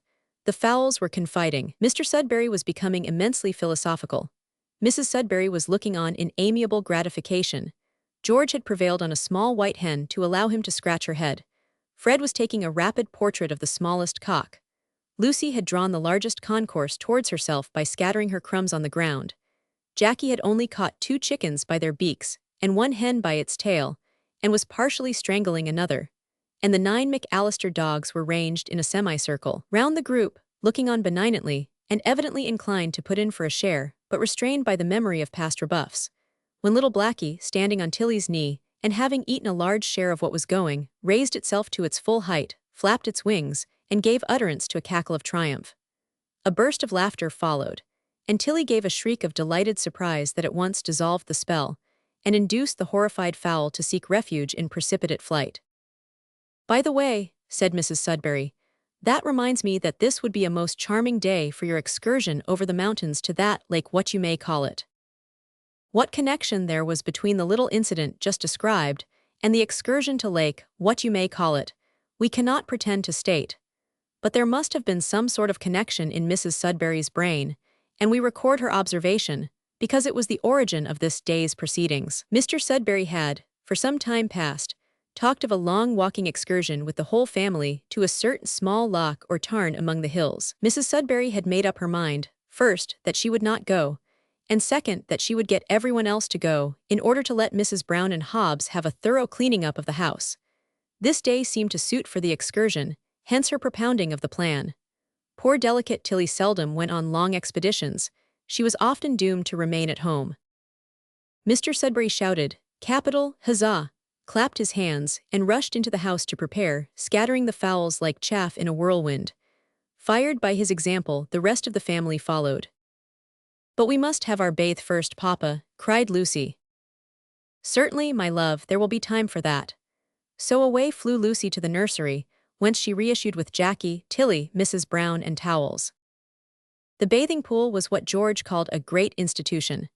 In using this slang expression, George was literally correct, for the bathing pool was not a natural feature of the scenery. It was artificial, and had been instituted a week after the arrival of the family.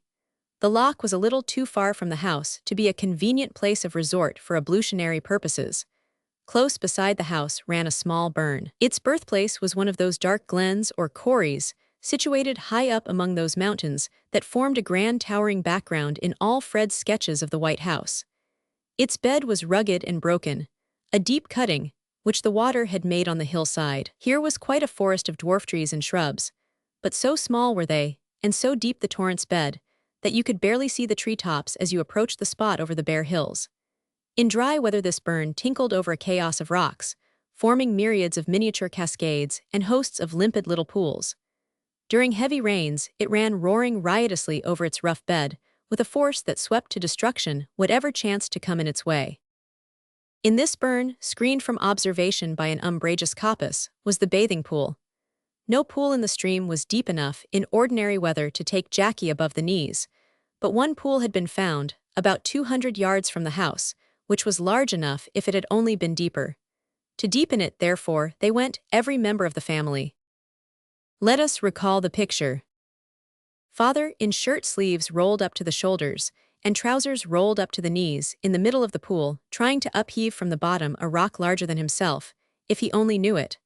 But he doesn't, because it is deeply embedded, therefore he toils on in hope. George building, with turf and stone, a strong embankment with a narrow outlet, to allow the surplus water to escape. Fred, Lucy, Tilly, and Peter cutting turf and carrying stones. Mother superintending the whole and making remarks. Jackie making himself universally disagreeable and distracting his mother in a miscellaneous sort of way. "It's as good as Robinson Crusoe any day," cries father, panting and wiping his bald forehead. "What a stone, I can't budge it." He stoops again to conquer if possible. But the great difficulty with father is that the water comes so near to his tucked-up trousers that he cannot put forth his full strength without wetting them, and mother insists that this must not be done. "Come, George and Fred, bring the pickaxe and the iron lever, we must have this fellow out, he's right in the middle of the pool. Now then, heave." The lads obey, and father straddles so fiercely that one leg slips down. "Ha, there you've done it now," from mother. "Well, my dear, it can't be helped," meekly from father, who is secretly glad, and prepares to root out the stone like a Hercules. Jackie gets excited, and hopes the other leg will slip down and get wet too. "Here, hand me the lever, George, you don't put enough force to it." George obeys and grins. Now then, once more with will, ho, hi, hup. Father strains at the lever which, not having been properly fixed, slips, and he finds himself suddenly in a sitting posture with the water round his waist. As the cool element embraces his loins, he gasps, as every bather knows how. But the shock to his system is nothing compared with the aggravation to his feelings when he hears the joyful yell of triumph that issues from the brazen lungs of his youngest hope. "Never mind, I'll work all the better now, come, let us be jolly and clear out the rest of the pool." Good man, nothing can put him out. Gradually the bottom is cleared of stones, excepting the big one, and leveled, and the embankment is built to a sufficient height.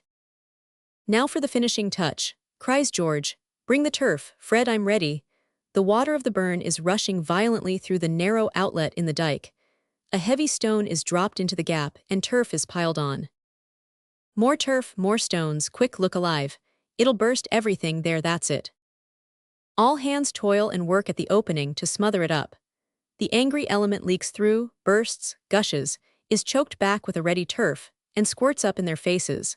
Mother is stunned to see the power of so small a stream when the attempt is made to check it thoroughly. She is not mechanically minded by nature, and has learned nothing in that way by education. It is stopped at last, however.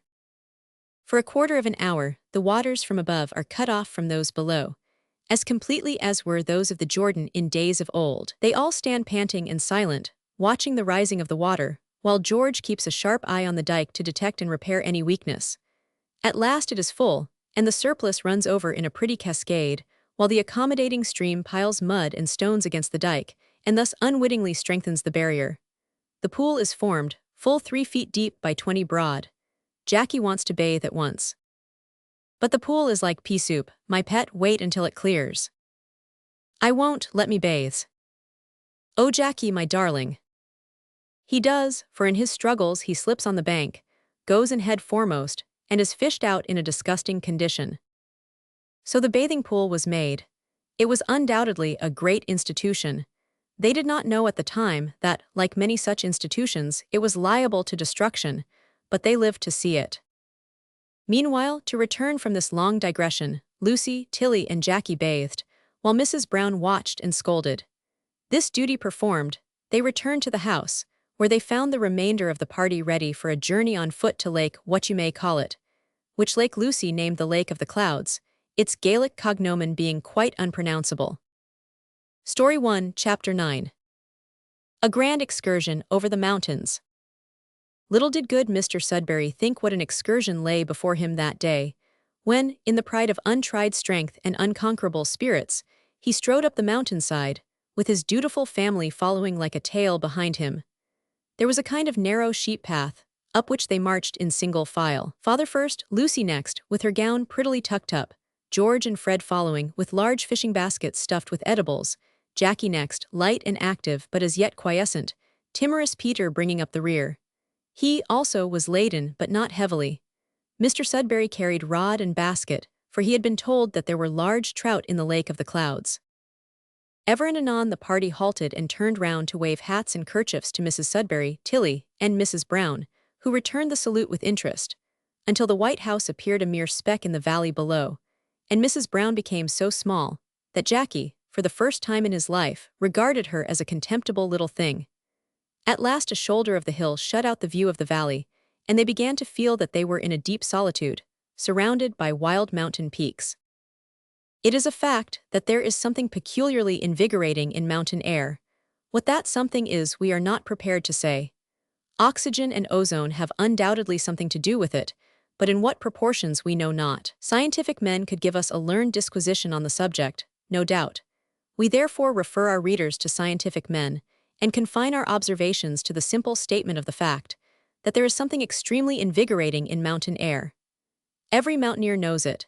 Mr. Sudberry and family proved it that day beyond dispute, excepting, by the way, poor Peter, whose unfortunate body was not adapted for rude contact with the rough elements of this world.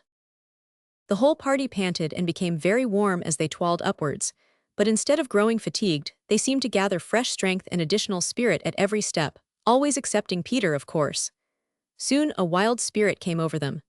On gaining a level patch of springy turf, father gave a cheer and rushed madly, he knew not and cared not whither. Sons and daughters echoed the cheer and followed his example. The sun burst forth at the moment, crisping the peaks, gorges, and clouds, which were all mingled together with golden fires. Each had started off without definite intention, and they were scattered far and wide in 5 minutes, but each formed the natural resolve to run to the nearest summit, in order to devour more easily the view. Thus they all converged again and met on a neighboring knoll that overtopped a terrific precipice which overhung a small lake. "The Lake of the Clouds," exclaimed Lucy as she came up breathless and beaming. "Impossible," cried her father. "McAllister says it is on the other side of the ridge, and we're not near the top yet. Where are Peter and Jackie?" "I cannot see them," said George and Fred in a breath. "No more can I," cried Lucy. No more could anybody, except a hunter or an eagle, for they were seated quietly among gray rocks and brown ferns, which blended with their costume so as to render them all but invisible. The party on the knoll were, however, the reverse of invisible to Jackie and his exhausted companion. They stood out, black as ink, against the bright blue sky, and were so sharply defined that Jackie declared he could see the turn-up of Lucy's nose. The reader must not suppose that Master Jackie was exhausted, like his slender companion. A glance at his firm lip, flushed cheek, sturdy little limbs, and bright eyes would have made that abundantly plain. No, Jackie was in a peculiar frame of mind, that was all. He chose to sit beside Peter, and as he never condescended to give a reason for his choice, we cannot state one. He appeared to be meditatively inclined that day. Perhaps he was engaged in the concoction of some excruciating piece of wickedness, who knows? Suddenly Jackie turned with a look of earnest gravity towards his companion, who was a woebegone spectacle of exhaustion. "I say, we'd better go on, don't you think?" Peter looked up languidly, sighed heavily, and laid his hand on the fishing basket full of sandwiches which constituted his burden. It was small and light, but to the poor boy it felt like a ton. Jackie's eyes became still more owlishly wide, and his face graver than ever. He had never seen him in this condition before. Indeed, Jackie's experience of life beyond the nursery being limited, he had never seen anyone in such a case before. "I say, Peter, are you desprit blowed?" "Desprit," sighed Peter. Jackie paused and gazed at his companion for nearly a minute. "I say, d'you think you could walk if you tried?" "Oh yes," with a groan and a smile. "Come, I'll try to push ahead now." "Here, give me the basket," cried Jackie, starting up with sudden and tremendous energy and wrenching the basket out of Peter's hand. He did it with ease, although the small clerk was twice the size of the imp. Peter remonstrated, but in vain. Mrs. Brown, a woman of powerful frame and strong mind, could not turn Jackie from his purpose. It was not likely, therefore, that an amiable milk-and-water boy, in a state of exhaustion, could do it.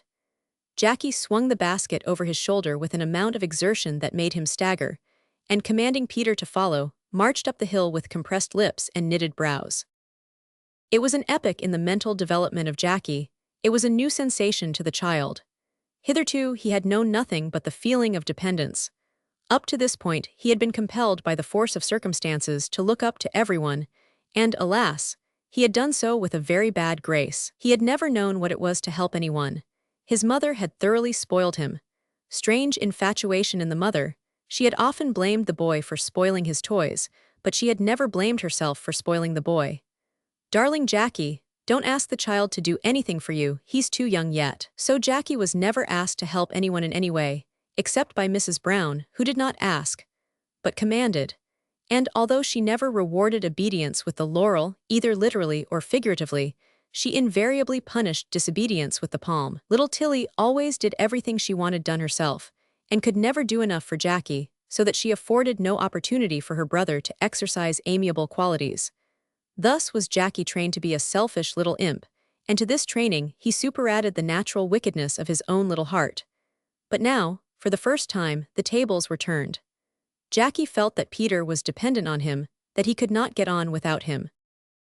"Poor Peter, I'll help him. He's a weak, skinny chap, and I'm strong as a lion, as an elephant, as a crocodile, anything. Come on, Peter, are you getting better now?" Thus they went up the hill together. "Ha, there they are at last, close under this mound. Why, I do believe that Jackie's carrying the basket."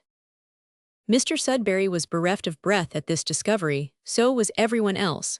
When the boy stumped up the hill and flung down the basket with an emphatic, "There," his father turned to the small clerk. "How now, sir, did you bid Jackie carry that?" "Please, sir, no, sir." Whimpering, but Master Jackie forced it out of my hand, sir, and insisted on carrying it. "He saw that I was very tired, sir, and so I am, but I would not have asked him to carry it if I had been ever so tired. Indeed I would not, sir." "I'm not displeased, my boy," said Mr. Sudberry, kindly, patting him on the head. "I only wanted to know if he offered." "Of course I did," cried the imp stoutly with his arms akimbo, "and why not? Don't you see that the poor boy is dead beat, and was I goin' to stand by and see him faint by hisself, all alone on the mountain? Certainly not." And Mr. Sudberry seized Jackie and whirled him round till he was quite giddy, and fell on the heather with a cheer, and declared that he would not budge from that spot until they had lunched. Need we say that Mr. Sudberry himself was the subject of a new sensation that day? a sensation of a peculiarly hopeful nature, as he gazed at his youngest son. While that refined little creature crammed himself with sandwiches and gingerbread, and besmeared his hands and visage with a pot of jam that had been packed away by his mother for her own darling's special use. "My poor lad, you must not come any farther with us. I had no idea you were so much fatigued. Remain here by the provisions, and rest in the sunshine till we return." So Mr. Sudberry gave Peter a plaid that had been carried up to serve as a tablecloth, and told him to wrap well up in it, lest he should catch cold. They left him there on the knoll, refreshed and happy, and with a new feeling in his breast in regard to Jackie, whom, up to that day, he had regarded as an imp of the most hopelessly incorrigible description. Over the mountain and over the moor the Sudberrys wandered. The ridge was gained, and a new world of mountains, glens, gorges, and peaks was discovered on the other side of it, with the Lake of the Clouds lying like a bright diamond far below them. They descended into this new world with a cheer. A laugh or a cheer was their chief method of conversation now, their spirits as well as their bodies being so high. "Not a house to be seen, not a sign of man, the untrodden wilderness," cried Mr. Sudberry. "Robinson Crusoe, Mungo Park, pooh," shouted George. "Hooray," yelled Jackie. The whole party laughed again, and down the slope they went, at such a pace that it was a miracle they did not terminate their career in the lake with the poetic name. At this point everyone was suddenly seized. Mr. Sudberry and George were seized with an irresistible desire to fish. Fred was seized with a burning desire to sketch. Lucy was seized with a passionate desire to gather wild flowers, and Jackie was seized with a furious desire to wet himself and wade with his shoes on. He did it too, and in the course of an hour, tumbled into so many peat bogs, and besmeared himself with so much coffee-colored mud, that his own mother would have failed to recognize him. He was supremely happy, so was his father. At the very first cast he, the father, hooked a trout of half a pound weight and lost it too, but that was nothing. The next cast he caught one of nearly a pound. George was equally successful. Fortune smiled. Before evening began to close, both baskets were half full of splendid trout. Lucy's basket was quite full of botanical specimens. Fred's sketch was a success, and Jackie was as brown as a Hottentot from head to foot. They prepared to return home, rejoicing. Haste was needful now. A short cut round the shoulder of the ridge was recommended by George and taken. It conducted them into a totally different gap from the one which led to their own valley. If followed out, this route would have led them to a spot 10 miles distant from their highland home, but they were in blissful ignorance of the fact. All gaps and gorges looked much the same to them. Suddenly Mr. Sudberry paused. "Is this the way we came?" Grave looks but no reply. "Let us ascend this ridge, and make sure that we are right." They did so, and made perfectly certain that they were wrong. Attempting to correct their mistake, they wandered more hopelessly out of their way. But it was not until the shades of night began to fall that Mr. Sudberry, with a cold perspiration on his brow, expressed his serious belief that they were lost. Story 1, Chapter 10. Lost on the Mountains. Did ever the worthy London merchant, in the course of his life, approach to the verge of the region of despair? It was on that eventful night when he found himself and his family lost among the mountains of Scotland. "It's dreadful," said he, sitting down on a cold grey rock, and beginning slowly to realize the utter hopelessness of their condition. "My poor Lucy, don't be cast down," drawing her to his breast. "After all, it will only be a night of wandering. But we must keep moving. We must not venture to lie down in our wet clothes. We must not even rest long at a time, lest a chill should come upon you." "But I'm quite warm, Papa, and only a very little tired. I could walk for miles yet." She said this cheerily, but she could not help looking anxious. The night was so dark, however, that no one could see her looks. "Do let me go off alone, Father," urged George. "I am as fresh as possible, and could run over the hills until I should fall in with." "Don't mention it, George. I feel that our only hope is to keep together. Poor Peter, what will become of that boy?" Mr. Sudberry became almost desperate as he thought of the small clerk. He started up. "Come, we must keep moving. You are not cold, dear. Are you sure you are not cold?" "Quite sure, Papa. Why are you so anxious?" "Because I have a flask of brandy, which I mean to delay using until we break down and cannot get on without it. Whenever you begin to get chilled, I must give you brandy. Not till then, however. Spirits are hurtful when there is hard toil before you, but when you break down there is no resource left. Rest, food, sleep would be better, but these we have no chance of getting tonight. Poor Jackie, does he keep warm, George? No fear of him, cried George with forced gaiety. He's all right. Jack had broken down completely soon after nightfall. Vigorously, manfully had he struggled to keep up, but when his usual hour for going to bed arrived, nature refused to sustain him. He sank to the ground, and then George wrapped him up in his shooting coat, in which he now lay, sound asleep, like a dirty brown bundle, on his brother's shoulders. I'll tell you what, said Fred, after they had walked, or rather stumbled, on for some time in silence. Suppose you all wait here for 10 minutes while I run like a greyhound to the nearest height, and see if anything is to be seen. Mama must have alarmed the whole neighborhood by this time, and if they are looking for us, they will be sure to have lanterns or torches. A good idea, my boy. Go and pause every few minutes to shout so that we may not lose you. Keep shouting, Fred, and we will wait here and reply. Fred was off in a moment, and before he had got 50 yards away was floundering knee-deep in a peat bog. So much for reckless haste, thought he, as he got out of the bog and ran forward with much more caution. Soon those waiting below heard his clear voice far up the heights. A few minutes more, and it rang forth again more faintly. Mr. Sudberry remarked that it sounded as if it came from the clouds. He put his hands to his mouth sailor fashion and replied. Then they listened intently for the next shout. How still it was while they sat there. What a grand, gloomy solitude. They could hear no sound but the beating of their own hearts. Solemn thoughts of the Creator of these mighty hills crept into their minds as they gazed around and endeavored to pierce the thick darkness. But this was impossible. It was one of those nights in which the darkness was so profound that no object could be seen even indistinctly at the distance of 10 yards. Each could see the other's form like a black marble statue, but no feature could be traced. The mountain peaks and ridges could indeed be seen against the dark sky, like somewhat deeper shadows, but the crags and corries, the scattered rocks and heathery knolls, the peat bogs and the tarns of the wild scene which these circling peaks enclosed, all were steeped in impenetrable gloom. There seemed something terrible, almost unnatural, in this union of thick darkness with profound silence. Mr. Sudberry was startled by the sound of his own voice when he again spoke.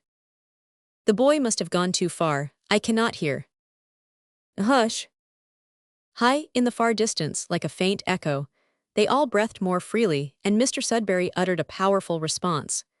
Presently the shout came nearer, nearer still, and soon Fred rejoined them, with the disheartening information that he had gained the summit of the ridge and could see nothing whatever. Well, my children, said Mr. Sudberry, with an assumption of cheerfulness which he was far from feeling, nothing now remains but to push straight forward as fast as we can. We must come to a road of some sort in the long run, which will conduct to somewhere or other, no doubt. Come, cheer up, forward. Follow close behind me, Lucy. George, do you take the lead? You are the most active and sharp-sighted among us, and mind the bogs. What if we walk right over a precipice? Thought Fred. He had almost said it, but checked himself for fear of alarming the rest unnecessarily. Instead of cautioning George, he quietly glided to the front and took the lead. Slowly, wearily, and painfully they plodded on, stumbling at times over a rugged and stone-covered surface, sometimes descending a broken slope that grew more and more precipitous until it became dangerous, and then, fearing to go farther, not knowing what lay before, they had to retrace their steps and search for a more gradual descent, now crossing a level patch that raised their hopes, inclining them to believe that they had reached the bottom of the valley, anon coming suddenly upon a steep ascent that dashed their hopes, and induced them to suppose they had turned in the wrong direction, and were reascending instead of descending the mountain. All the time Jackie slept like a top, and George, being a sturdy fellow, carried him without a murmur. Several times Fred tried to make him give up his burden, but George was inexorably obstinate, so they plodded on till nearly midnight. Is that a house? Said Fred, stopping short and pointing to a dark object just in front of them.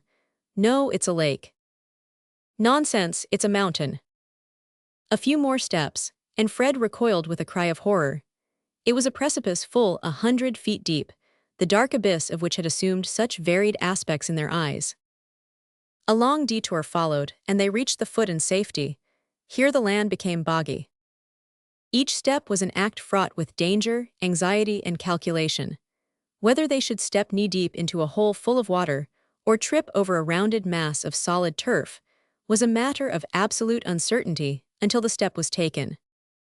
Oh, that we had only a gleam of moonshine, said Lucy with a sigh. Moonshine.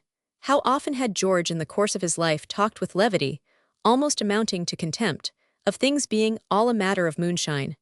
What would he not have given to have had only a tithe of the things which surrounded him at that time converted into moonshine? A feeble cheer from Fred caused an abrupt halt. What is it? Hallo. What now? The lake at last, our own loch, I know the shape of it well, hurrah. Everyone was overjoyed. They all gazed at it long and earnestly, and unitedly came to the conclusion that it was the loch, probably at the distance of a mile or so.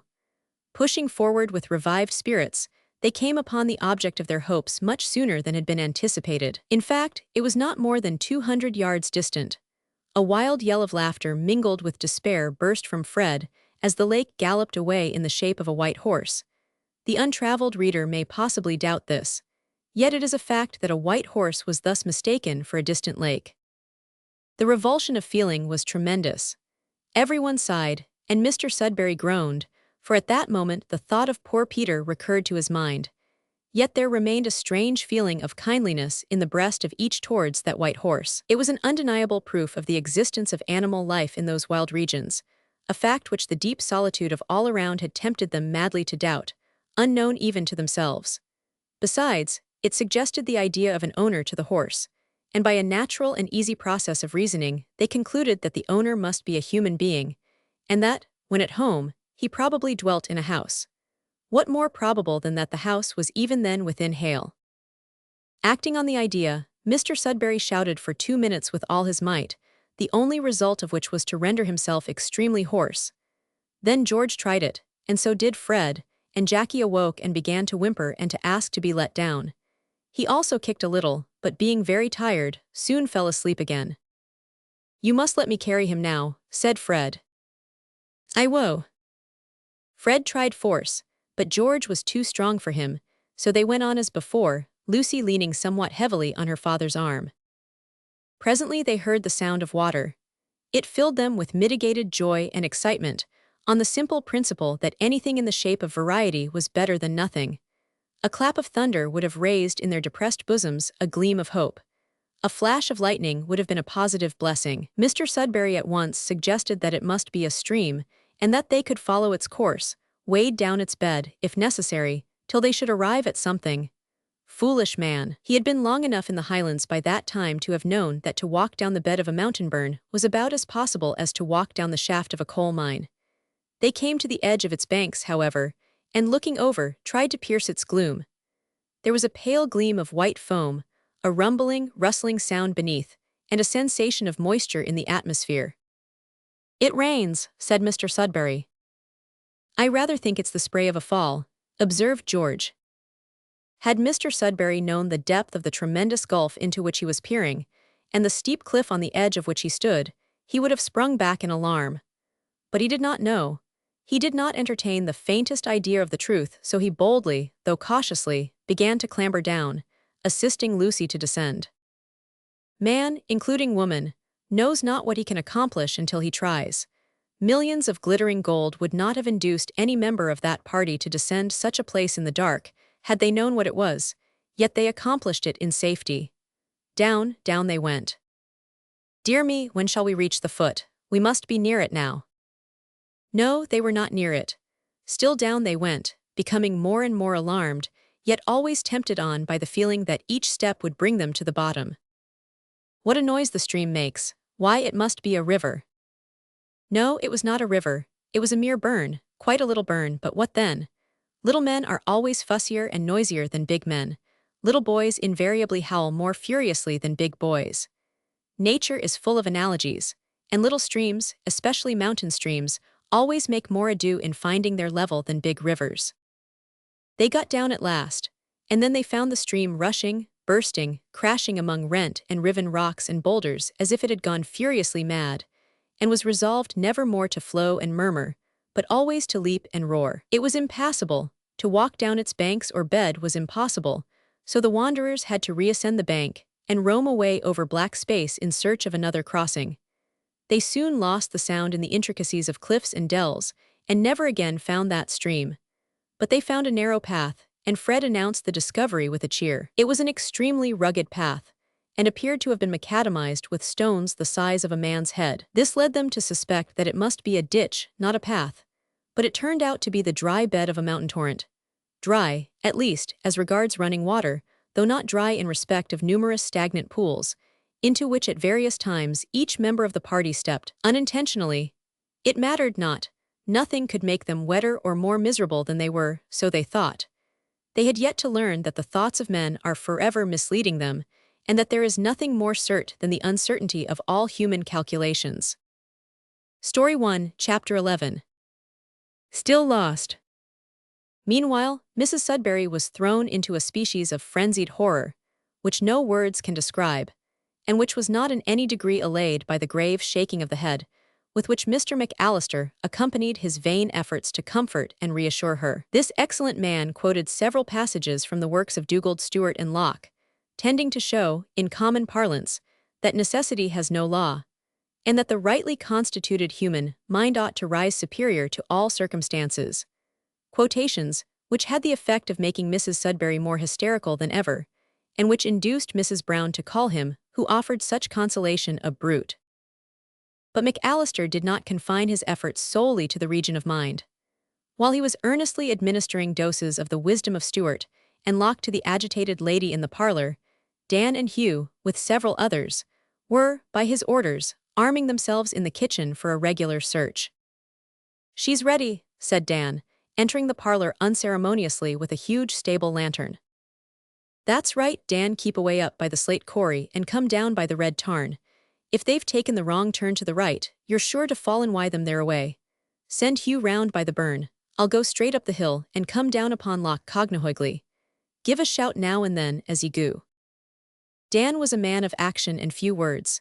He vouchsafed no reply, but turned immediately and left the room, leaving a powerful odor of the byre behind him. Poor Mrs. Sudberry and Tilly were unspeakably comforted by the grave businesslike way in which the search was gone about.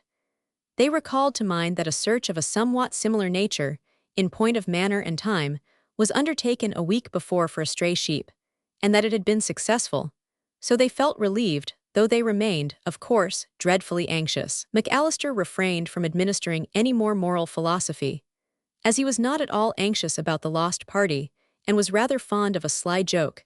It remains to this day a matter of doubt whether he really expected that his nostrums would be of much use. In a few minutes, he was breasting the hill like a true mountaineer, with a lantern in his hand, and with Hobbs by his side. "Only think, ma'am," said Mrs. Brown, who was not usually judicious in her remarks, "only think if they've been and fell hover a precipice." "Shocking!" exclaimed poor Mrs. Sudberry with a little shriek, as she clapped her hands on her eyes. "Poor Jacky, ma'am, p'raps 'e's lyin' hall in a mangled 'eap at the foot of a—" "Leave me," cried Mrs. Sudberry, with an amount of sudden energy that quite amazed Mrs. Brown, who left the room feeling that she was an injured woman. "Darling mamma, they will come back," said Tilly, throwing her arms round her mother's neck and bursting into tears on her bosom. "You know that the lost sheep was found last week and brought home quite safe. Dan is so kind, though he does not speak much, and Hugh too. They will be sure to find them, darling mamma." The sweet voice and the hopeful heart of the child did what philosophy had failed to accomplish. Mrs. Sudberry was comforted. Thus we see, not that philosophy is a vain thing, but that philosophy and feeling are distinct, and that each is utterly powerless in the domain of the other. When Peter was left alone by his master, as recorded in a former chapter, he sat himself down in a cheerful frame of mind on the sunny side of a large rock, and gave himself up to the enjoyment of thorough repose, as well mental as physical. The poor lad was in that state of extreme lassitude which renders absolute and motionless rest delightful, extended at full length on a springy couch of heath, with his eyes peeping dreamily through the half-closed lids at the magnificent prospect of mountains and glens that lay before him, and below him too, so that he felt like a bird in midair, looking down upon the world, with his right arm under his meek head, and both pillowed on the plaid, with his countenance exposed to the full blaze of the sun, and with his recent lunch commencing to operate on the system, so as to render exhaustion no longer a pain, but a pleasure. Peter lay on that knoll, high up the mountainside, in close proximity to the clouds, dreaming and thinking about nothing. That is to say, about everything or anything in an imbecile sort of way. In other words, wandering in his mind, disjointedly over the varied regions of memory and imagination, too tired to originate an idea, too indifferent to resist one when it arose, too weak to follow it out, and utterly indifferent as to whether his mind did follow it out, or cut it short off in the middle. We speak of Peter's mind as a totally distinct and separate thing from himself. It had taken the bit in its teeth and run away. He cared no more for it than he did for the nose on his face, which was, at that time, as red as a carrot, by reason of the sun shining full on its tip. But why attempt to describe Peter's thoughts? Here they are, such as they were, for the reader to make what he can out of them. Hi-ho, comfortable now, jolly, what a place. How I hate mountains, climbing them dreadful. Like 'em to lie on though, son, I like your jolly red-hot face. Sunday. Wonder if's got to do with sun, P-raps, twinkle, twinkle, little sun, how I wonder, oh, what fun. Won't I have sich wonderful tales, tales, stories or tales, stick 'em on the end of puppy dogs, and see how they'd look, 2 or 3 two-legged puppies in the office, what a difference now.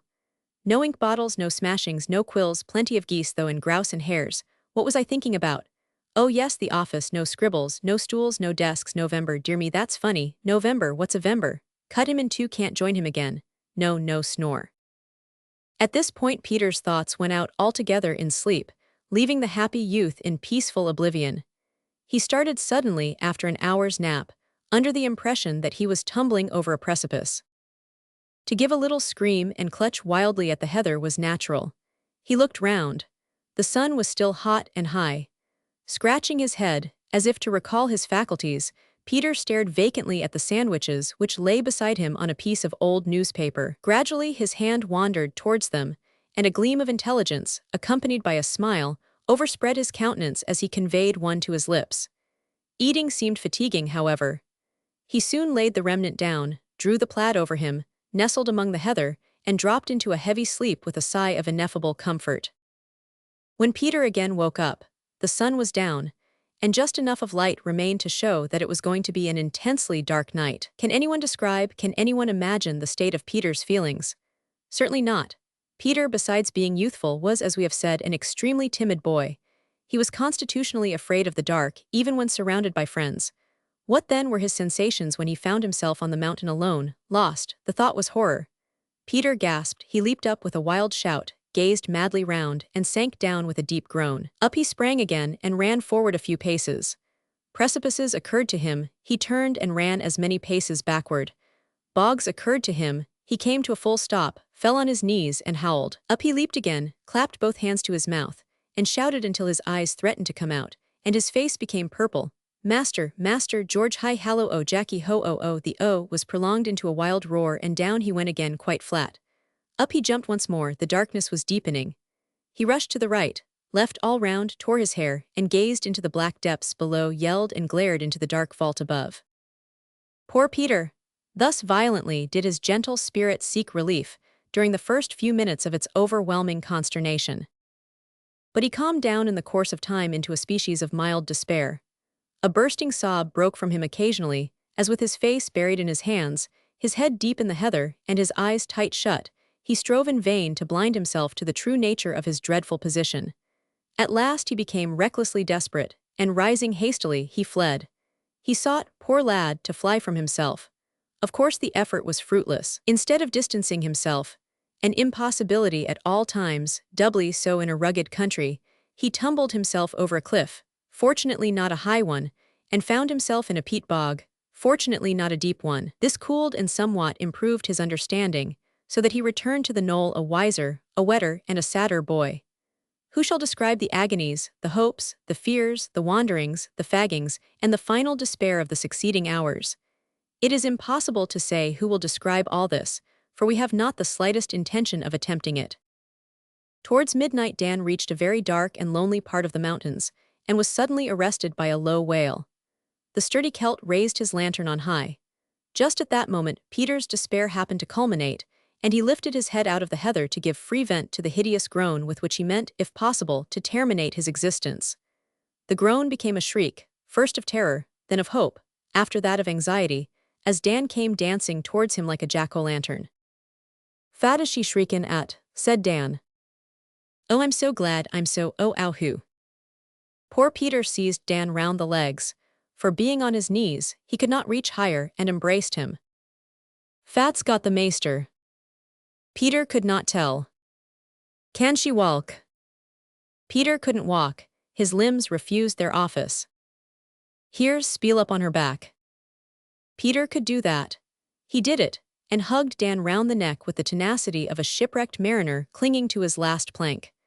The sturdy Celt went down the mountain as lightly as if Peter were a fly, and as if the vice-like grip of his arms round his throat were the embrace of a worsted comforter. "Here they are, ma'am," screamed Mrs. Brown. She was wrong. Mrs. Brown was usually wrong. Peter alone was deposited before the eager gaze of Mrs. Sudberry, who fainted away with disappointment. Mrs. Brown said "be off" to Peter, and applied scent bottles to her mistress. The poor boy's grateful heart wanted to embrace somebody, so he went slowly and sadly upstairs, where he found the cat and embraced it. Hours passed away, and the Sudberry family still wandered lost and almost hopeless among the mountains. Story 1, Chapter 12. Found. We left Mr. Sudberry and his children in the nearly dry bed of a mountain torrent, indulging the belief that matters were as bad as could be, and that, therefore, there was no possibility of their getting worse. A smart shower of rain speedily induced them to change their minds in this respect. Seeking shelter under the projecting ledge of a great cliff, the party stood for some time there in silence.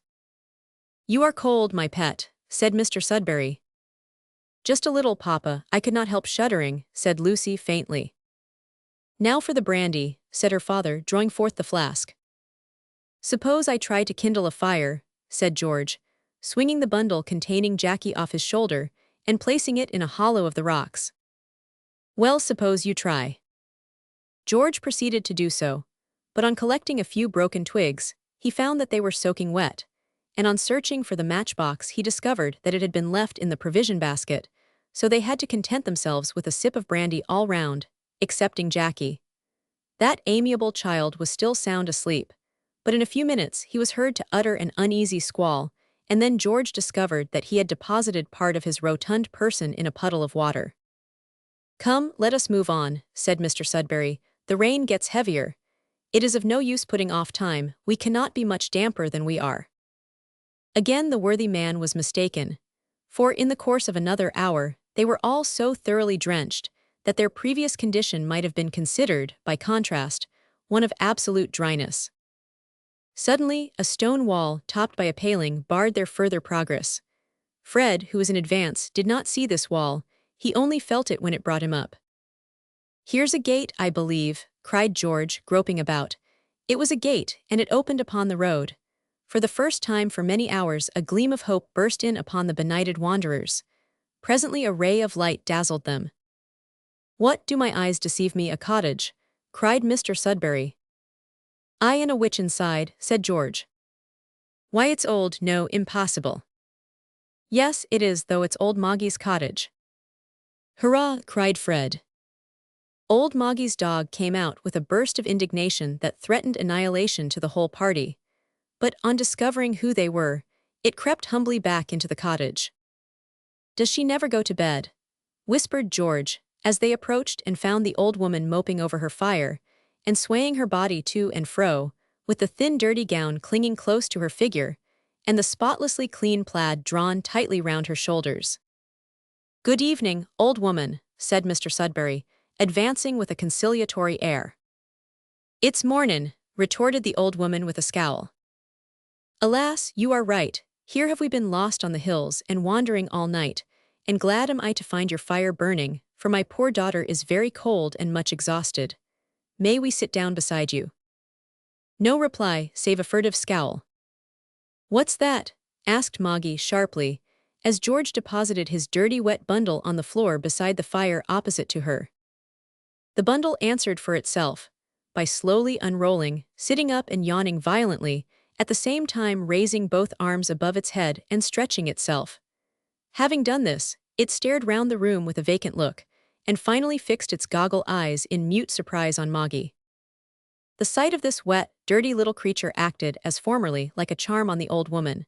Her face relaxed into a smile of deep tenderness. She immediately rose, and taking the child in her arms carried him to her stool, and sat down with him in her lap. Jackie made no resistance. On the contrary, he seemed to have made up his mind to submit at once, and with a good grace, to the will of this strange old creature, to the amazement as well as amusement of his relations. The old woman took no further notice of her other visitors. She incontinently became stone deaf, and apparently blind, for she did not deign to bestow so much as a glance on them, while they circled close round her fire and heaped on fresh sticks without asking leave. But she made up for this want of courtesy by bestowing the most devoted attentions on Jackie. Finding that that young gentleman was in a filthy as well as a moist condition, she quietly undressed him, and going to a rough chest in a corner of the hut, drew out a full suit of clothing, with which she speedily invested him. The garb was peculiar, a tartan jacket, kilt, and hose, and these seemed to have been made expressly for him, they fitted so well. Although quite clean, thin, threadbare, and darned, the appearance of the garments showed that they had been much worn. Having thus clothed Jackie, the old woman embraced him tenderly, then held him at arm's length and gazed at him for a few minutes. Finally, she pushed him gently away and burst into tears, rocking herself to and fro and moaning dismally. Meanwhile Jackie, still perfectly mute and observant, sat down on a log beside the poor old dame, and stared at her until the violence of her grief began to subside. The other members of the party stared too at her and at each other, as if to say, "What can all this mean?" At last Jackie began to manifest signs of impatience, and pulling her sleeve he said, "Now Gianni lollipops." Old Moggy smiled, rose, went to the chest again, and returned with a handful of sweetmeats, with which Jackie at once proceeded to regale himself, to the infinite joy of the old woman. Mr. Sudberry now came to the conclusion that there must be a secret understanding between this remarkable couple, and he was right. Many a time during the last 2 weeks had Master Jackie, all unknown to his parents, made his way to old Moggy's hut, attracted thereto by the splendid lollipops with which the subtle old creature beguiled him, and also by the extraordinary amount of affection she lavished upon him. Besides this, the child had a strong dash of romance in his nature, and it was a matter of deep interest to him to be a courted guest in such a strange old hovel, and to be fondled and clothed, as he often was, in Highland costume, by one who scowled upon everyone else, excepting her little dog, with which animal he became an intimate friend. Jackie did not trouble himself to inquire into the reason of the old woman's partiality. Sufficient for him that he enjoyed her hospitality and her favor, and that he was engaged in what he had a vague idea must needs be a piece of clandestine and very terrible wickedness. His long absences, during these visits, had indeed been noticed by his mother, but as Jackie was in the habit of following his own inclinations in everything and at all times, without deigning to give an account of himself, it was generally understood that he had just strayed a little farther than usual while playing about. While this was going on in Moggy's hut, George had been dispatched to inform Mrs. Sudberry of their safety. The distance being short, he soon ran over the ground and burst in upon his mother with a cheer. Mrs. Sudberry sprang into his arms and burst into tears. Mrs. Brown lay down on the sofa and went into quiet hysterics, and little Tilly, who had gone to bed hours before in a condition of irresistible drowsiness, jumped up with a scream and came skipping downstairs in her nightgown. "Safe, mother, safe. And Jackie?" "Safe too, all of us." "Oh, I'm so thankful." "No, not all of us," said George, suddenly recollecting Peter.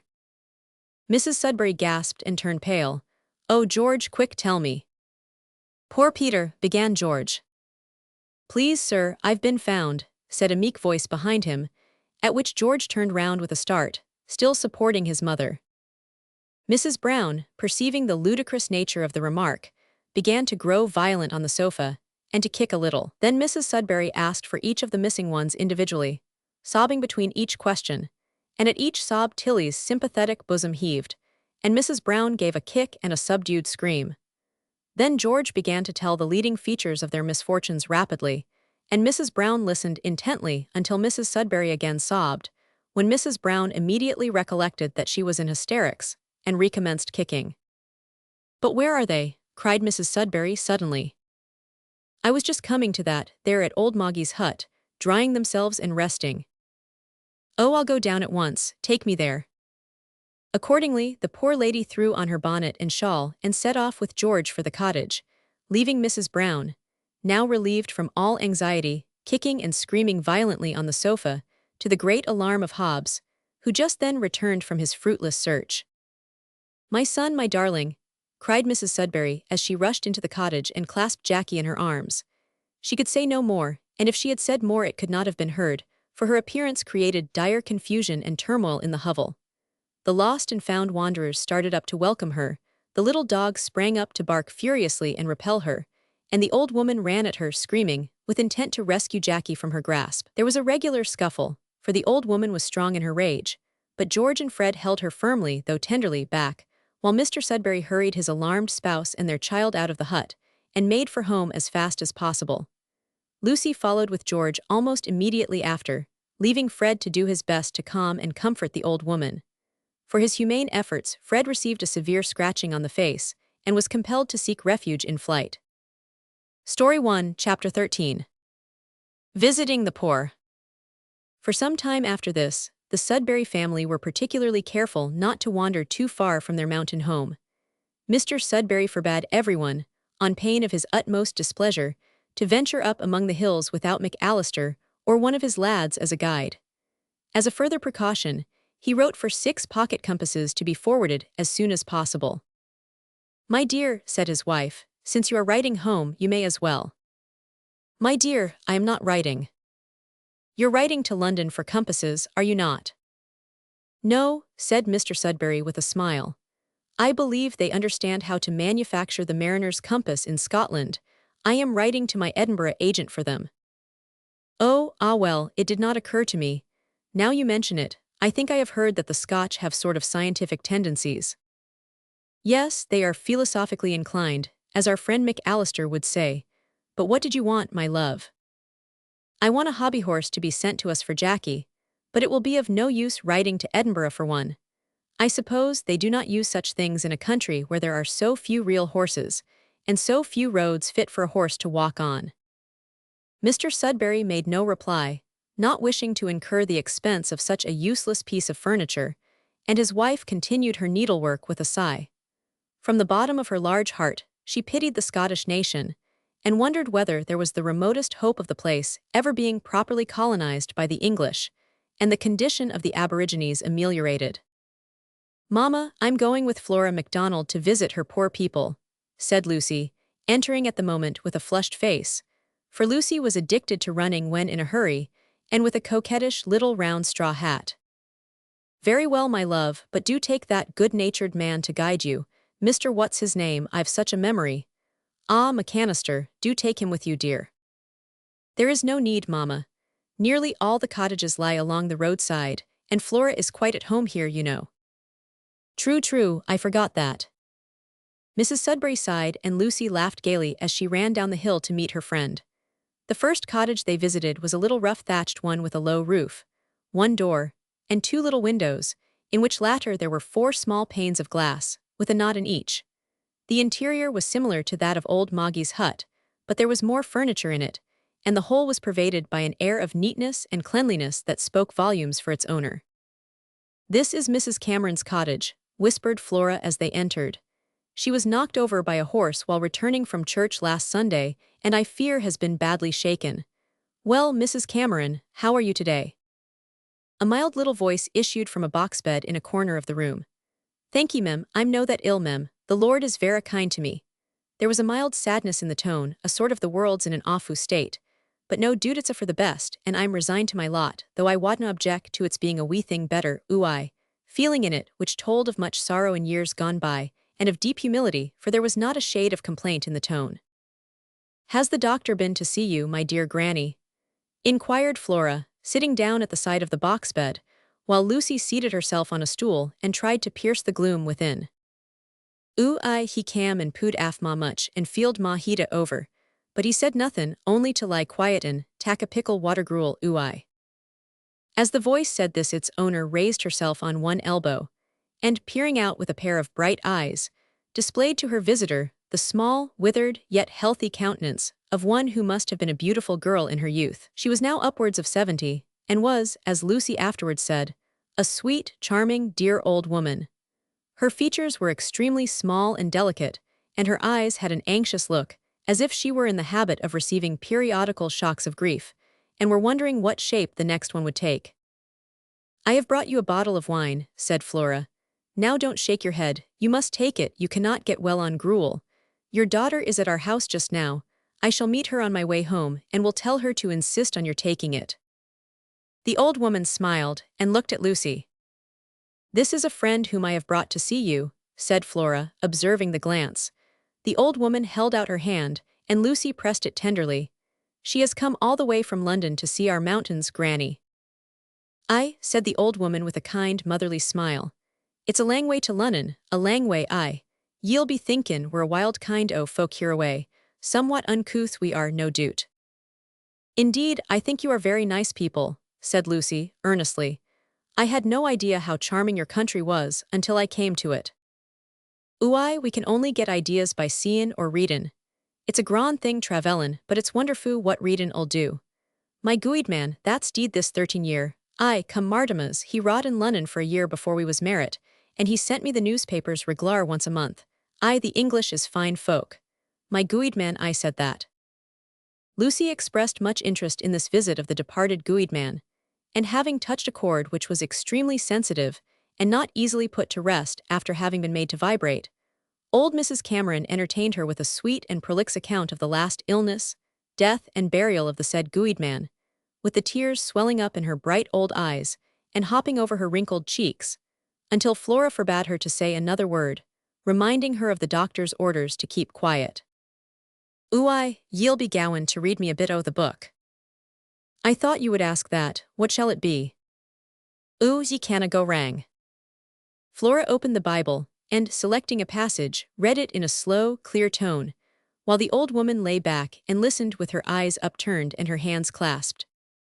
"Isn't it grand?" said she, appealing to Lucy with a burst of feeling when Flora had concluded.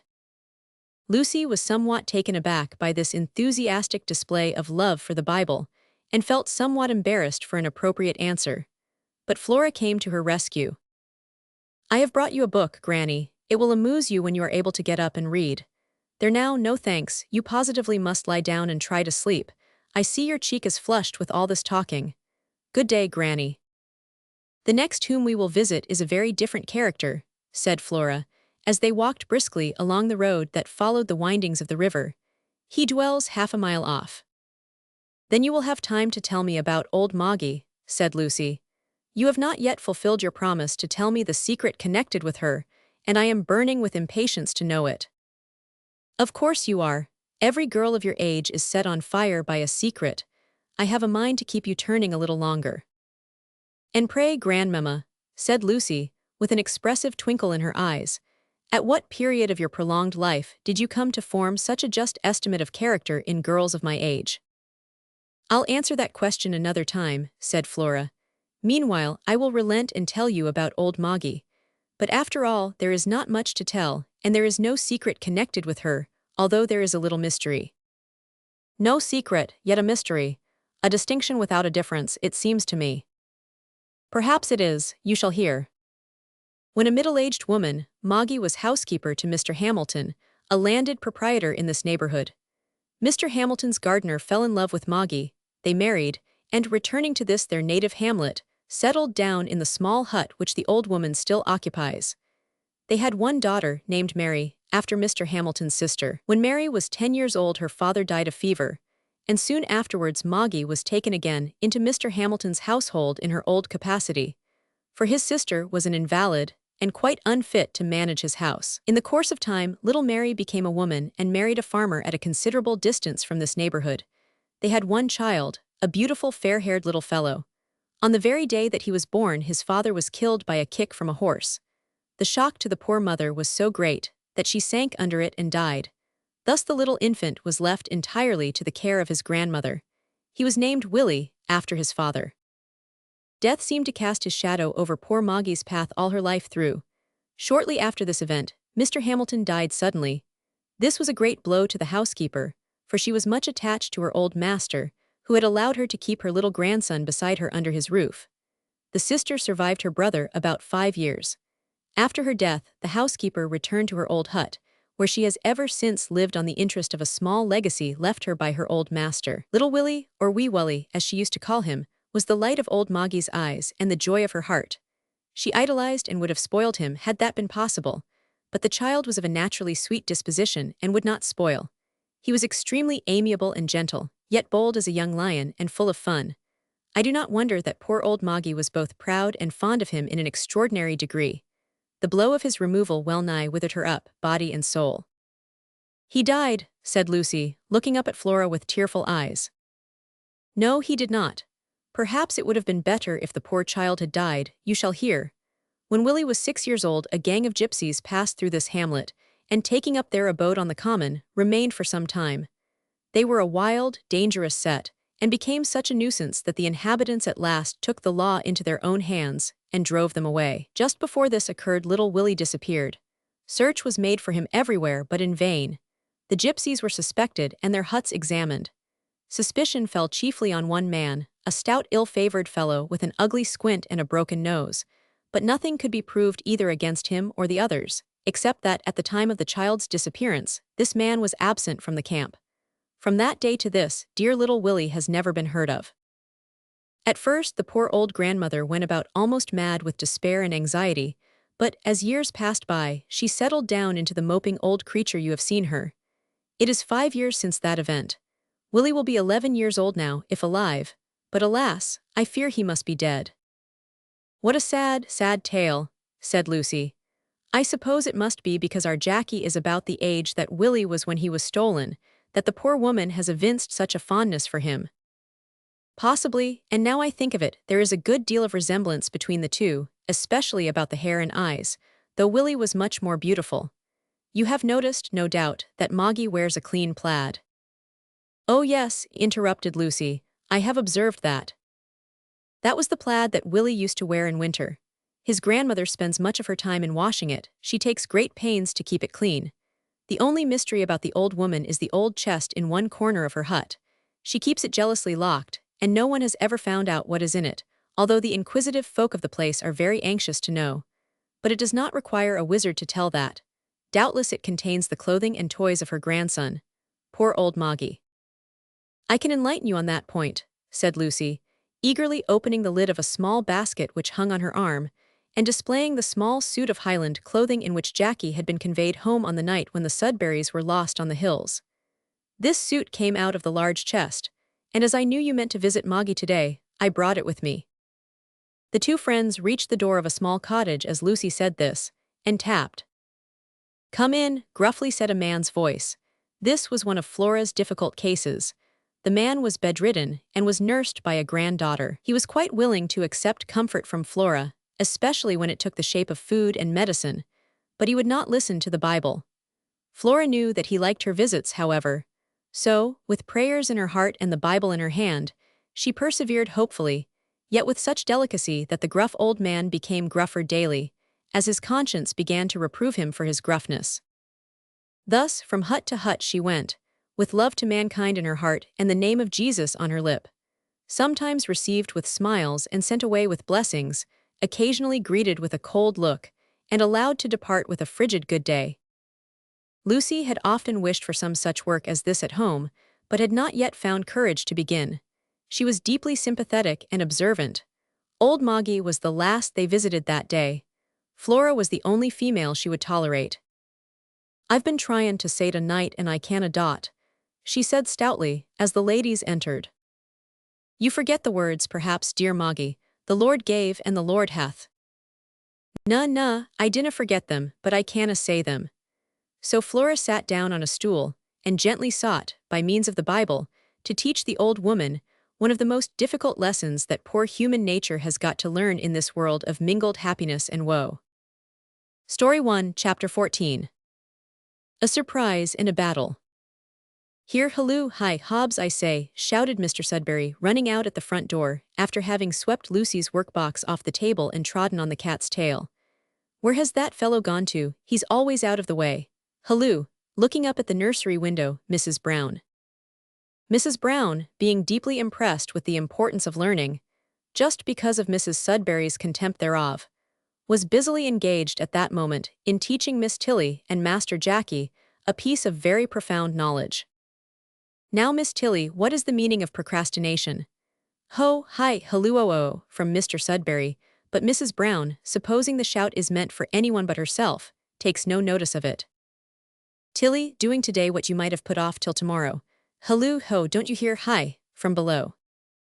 Mrs. Brown, no, you little goose, what is it, Jackie? Jackie, doing tomorrow what you might have put off till today. Hi, halloo, are you deaf up there? Mrs. Brown, worse and worse, stupid little goose. Jackie, indignantly, well then, if it's neither one thing nor t'other, just let's hear what you make it out to be. Hi, ho, halloo, Mrs. Bra, own. Bless me, I think Papa is calling on me. Yes, sir, was you calling, sir? Throwing up the window and looking out. Calling, no, I was calling. I was shrieking, howling, yelling, is Hobbs there? No, sir, Hobbs is not air, sir. Well then, be so good as to go and look for him, and say I want him directly to go for the letters. Ere I am, sir, said Hobbs, coming suddenly round the corner of the house with an appearance of extreme haste. Hobbs had in fact been within hearing of his master, having been, during the last half-hour, seated in McAllister's kitchen, where the uproarious merriment had drowned all other sounds. Hobbs had become a great favourite with the Highland family, owing to his hearty good humour and ready power of repartee. The sharp Cockney, with the easy-going effrontery peculiar to his race, attempted to amuse the household, namely, Mrs. McAllister, Dan, Hugh, and two good-looking and sturdy-limbed servant girls, by measuring wits with the canny Scot, as he called the farmer. He soon found, however, that he had caught a tartar. The good-natured Highlander met his raillery with what we may call a smile of grave simplicity, and led him slyly into committing himself in such a way that even the untutored servants could see how far the man was behind their master in general knowledge. But Hobbs took refuge in smart reply, confident assertion, extreme volubility, and the use of hard words, so that it sometimes seemed to the domestics as if he really had some considerable power in argument. Worthy Mrs. McAllister never joined in the debate, except by a single remark now and then. She knew her son thoroughly, and before the Sudberrys had been a week at the White House, she understood Hobbs through and through. She was wont to sit at her spinning-wheel, regarding this intellectual sparring with grave interest, as a peculiar phase of the human mind. A very sharp encounter had created more laughter than usual at the time, when Mr. Sudberry hallooed for his manservant. You must be getting deaf, Hobbs, I fear, said the master, at once pacified by the man's arrival. Go down and fetch. Pray do not send him away just now, cried Mrs. Sudberry. I have something particular for him to do. Can you go down yourself, dear? The good man sighed. Well, I will go, and accordingly away he went. Stay, my dear. Well, I expect 1 or 2 small parcels by the coach this morning. Mind you ask for 'em and bring 'em up. Aye, and Mr. Sudberry, with his hands in his pockets, and his wide-awake thrust back and very much on one side of his head, sauntered down the hill towards the road. One of the disadvantageous points about the White House was its distance from any town or market.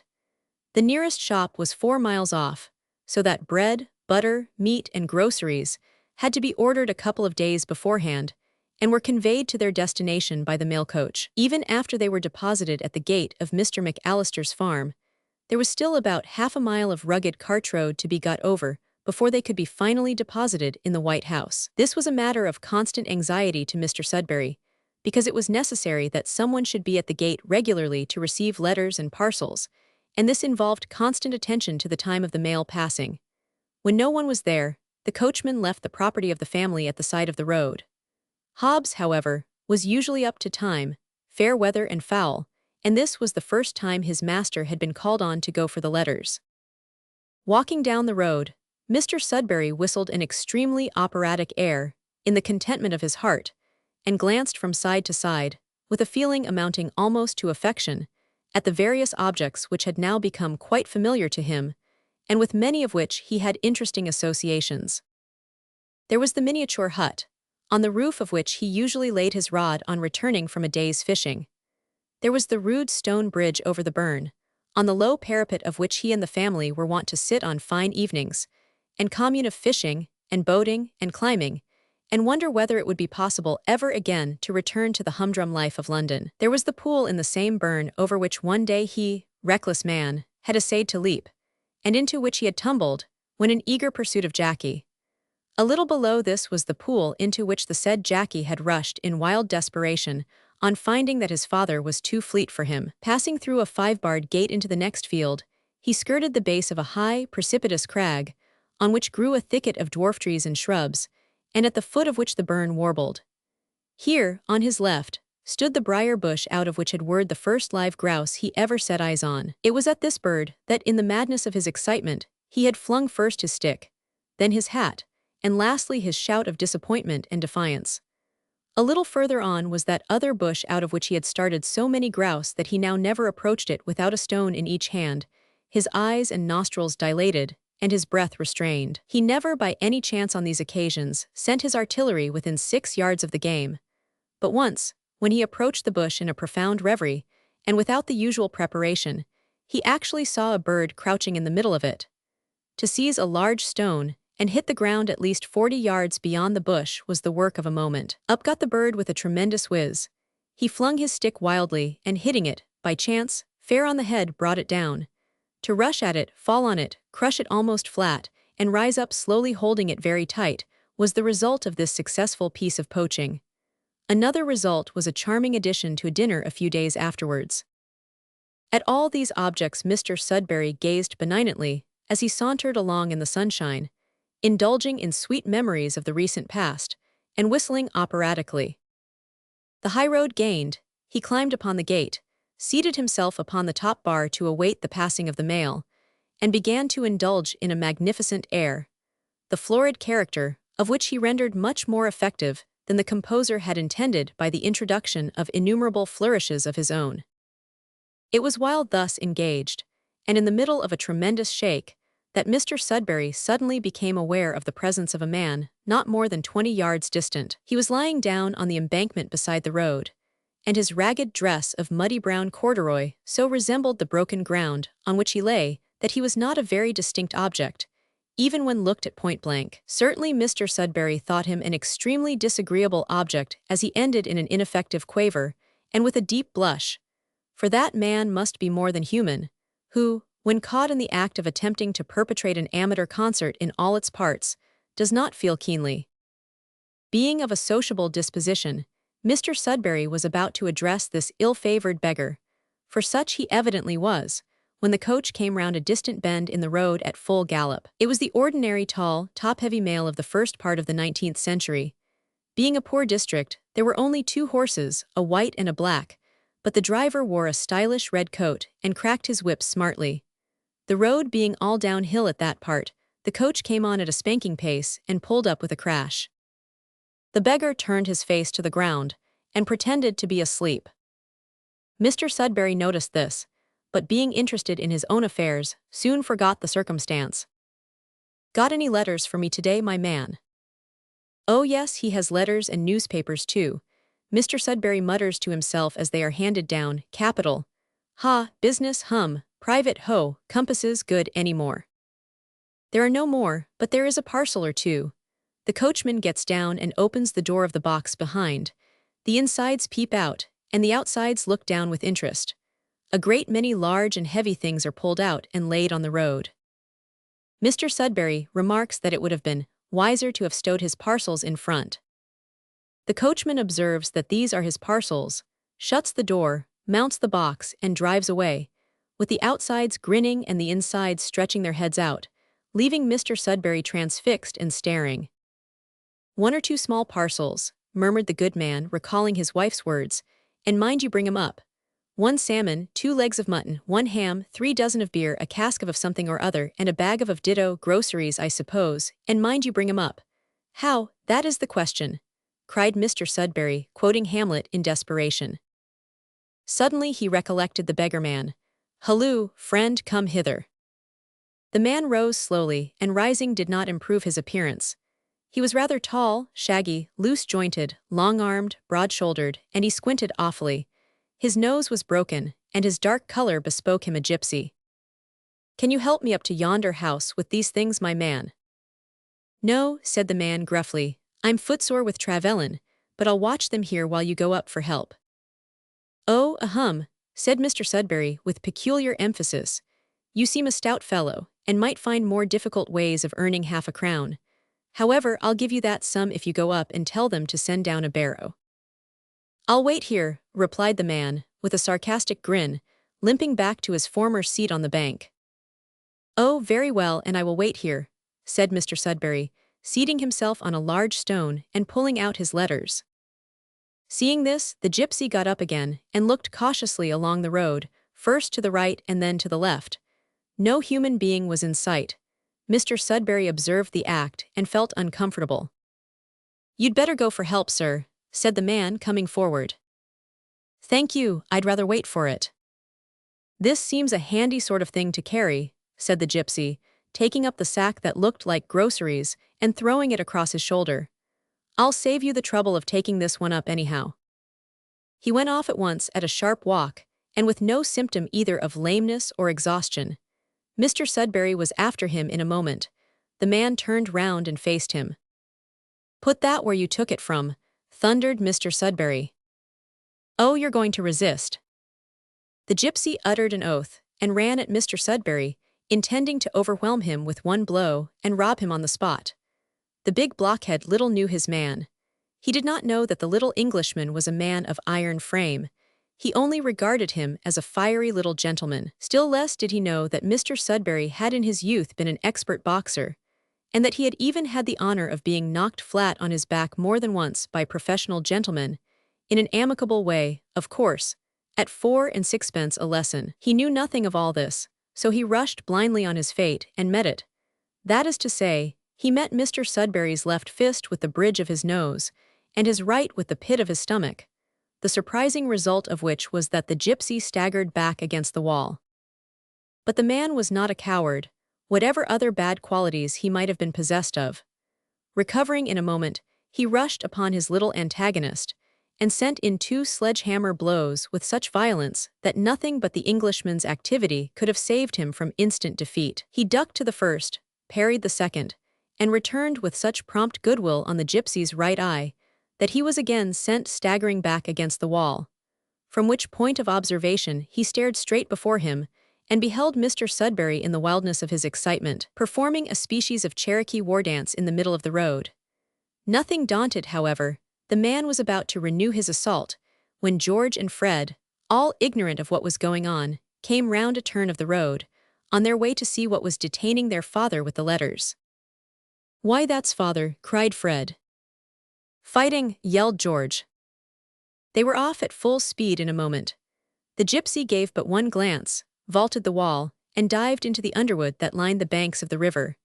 He followed the stream a few hundred yards, doubled at right angles on his course, and in 10 minutes more was seen crossing over a shoulder of the hill, like a mountain hare. Story 1, Chapter 15. A Dream and a Ball. That evening Mr. Sudberry, having spent the day in a somewhat excited state, having swept everything around him, wherever he moved, with his coat-tails, as with the besom of destruction, having dispatched a note to the nearest constabulary station, and having examined the bolts and fastenings of the windows of the White House, sat down after supper to read the newspaper and fell fast asleep, with his head hanging over the back of his chair, his nose turned up to the ceiling, and his mouth wide open. His loving family, minus Tilly and Jackie, who were abed, encircled the table, variously employed, and George stood at his elbow, fastening up a pair of bookshelves of primitive construction, coupled together by means of green cord. While thus domestically employed, they heard a loud, steady thumping outside. The Sudberrys were well acquainted by this time with that sound and its cause. At first it had filled Mrs. Sudberry with great alarm, raising in her feeble mind horrible reminiscences of tales of burglary and midnight murder. After suffering inconceivable torments of apprehension for 2 nights, the good lady could stand it no longer, and insisted on her husband going out to see what it could be. As the sound appeared to come from the cottage, or offshoot from the White House, in which the McAllisters lived, he naturally went there, and discovered that the noise was caused by the stoutest of the 2 servant girls. This sturdy lass, whose costume displayed a pair of enormous ankles to advantage, and exhibited a pair of arms that might have made a prize-fighter envious, was standing in the middle of the floor, with a large iron pot before her and a thick wooden pin in her hands, with the end of which she was, according to her own statement, champin' tatties. Mrs. McAllister, her son, Hugh and Dan and the other servant girl were seated round the walls of the room, watching the process with deep interest, for their supper was in that pot. The 9 dogs were also seated round the room, watching the process with melancholy interest, for their supper was not in that pot, and they knew it and wished it was. "My dear," said Mr. Sudberry on returning to the parlor, "they are champing tatties." "What?" Champing tatties, in other words, mashing potatoes, which it would seem with milk constitute the supper of the family. Thus was Mrs. Sudberry's mind relieved, and from that night forward no further notice was taken of the sound. But on the present occasion the champing of the tatties had an unwonted effect on Mr. Sudberry. It caused him to dream, and his dreams naturally took a pugilistic turn. His breathing became quick and short, his face began to twitch, and Lucy suggested that it would be as well to awake Papa, when Papa suddenly awaked himself, and hit George a tremendous blow on the shoulder. "Hallo, father," cried George remonstratively, rubbing the assaulted limb. "Really, you know, if you come it in this way often, you will alienate my affections, I fear."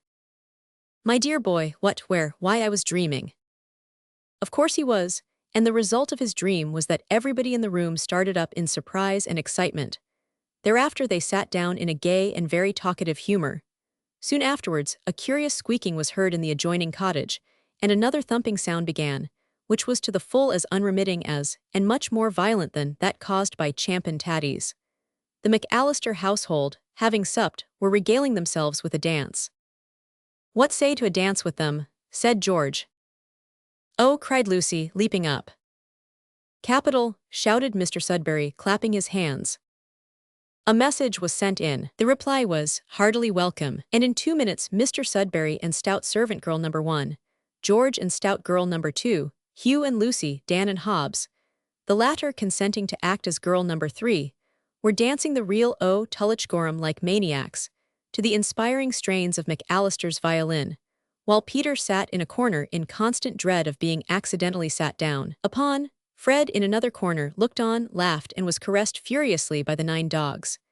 Mrs. Sudberry talked philosophy in the window, with grave, earnest Mrs. McAllister, whose placid equanimity was never disturbed, but flowed on, broad and deep, like a mighty river, and whose interest in all things, small and great, seemed never to flag for a moment. The room in which all this was going on was of the plainest possible description. It was the hall, the parlor, the dining room, the drawing room, and the library of the McAllister family. Earth was the floor, whitewashed and uneven were the walls, non-existent was the ceiling, and black with peat smoke were the rafters.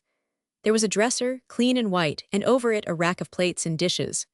There was a fireplace, a huge yawning gulf with a roaring fire, for culinary purposes only, being summer, and beside it a massive iron gallows on which to hang the family pot. Said pot was a cauldron. So big was it that there was a species of winch and a chain for raising and lowering it over the fire. In fact, a complicated sort of machinery, mysterious and soot-begrimed, towered into the dark depths of the ample chimney. There was a brown cupboard in one corner, and an apoplectic 8-day clock in another. A small bookshelf supported the family Bible, and several ancient and much-worn volumes. Wooden benches were ranged round the walls, and clumsy chairs and tables, with various pails, buckets, luggage, troughs, and indescribable articles, completed the furniture of the picturesque and cozy apartment. The candle that lighted the whole was supported by a tall wooden candlestick, whose foot rested on the ground, and whose body, by a simple but clumsy contrivance, could be lengthened or shortened at pleasure, from about 3 to 5 feet. But besides all this, there was a world of materiel disposed on the black rafters above. Old farm implements, broken furniture, an old musket, an old claymore, a broken spinning wheel, etc., all of which were piled up and so mingled with the darkness of the vault above, that imagination might have deemed the spot a general rendezvous for the aged and the maimed of still life. Fast and furious was the dancing that night. Native animal spirits did it all. No artificial stimulants were there. Tatties and mulk were at the bottom of the whole affair. The encounter of that forenoon seemed to have had the effect of recalling the spirit of his youth to Mr. Sudberry, and his effervescing joviality gave tone to all the rest. "Now, Fred, you must take my place," said he, throwing himself in an exhausted condition on a settle. "But perhaps your partner may want a rest," suggested Fred. Lass number 1 scorned the idea, so Fred began. "Are your fingers not tired?" asked Mr. Sudberry, wiping his bald forehead, which glistened as if it had been anointed with oil. "Not yet," said McAllister quietly. "Not yet." If the worthy Highlander had played straight on all night and half the next day, he would have returned the same answer to the same question. "You spend a jolly life of it here," said Mr. Sudberry to Mrs. McAllister. "Aye, a pleasant life, no doubt, but we're not always fiddling and dancing." "True, but the variety of herding the cattle on these splendid hills is charming." "So it is," assented Mrs. McAllister. "We've reason to be contented with our lot. Maybe you would grow tired of it, however, if you was always here. I'm told that the gentry whiles grow tired of their braw rooms and take to Plowderin, about the hills and burns for change. Sometimes they even dance the servants in a Highland cottage." "Ha, you have me there," cried Mr. Sudberry, laughing. "Let me sit down, pa, pray do," cried Lucy. Her father rose quickly, and Lucy dropped into his place quite exhausted. "Come, father, relieve me," cried Fred. "I'm done up and my partner won't give in." To say truth, it seemed as if the said partner, stout lass number 1, never would give in at all. From the time that the Sudberrys entered, she had not ceased to dance reel after reel, without a minute of breathing time. Her countenance was like the sun in a fog. Her limbs moved as deftly and untiringly, after having tired out father and son, as they did when she began the evening. And she now went on, with a quiet smile on her face, evidently resolved to show their English guests the nature of female Highland mettle. In the midst of all this, the dogs suddenly became restive and began to growl. Soon after, a knock came to the door, and the dogs rushed at it, barking violently. Mr. McAllister went out, and found that a company of wandering beggars had arrived, and prayed to be allowed to sleep in the barn. Unfortunate it was for them that they came so soon after Mr. Sudberry's unpleasant rencounter with one of their fraternity. The good man of the house, although naturally humane and hospitable to such poor wanderers, was on the present occasion embittered against them, so he ordered them off. This incident brought the evening to an abrupt termination, as it was incumbent on the farmer to see the intruders safely off his premises.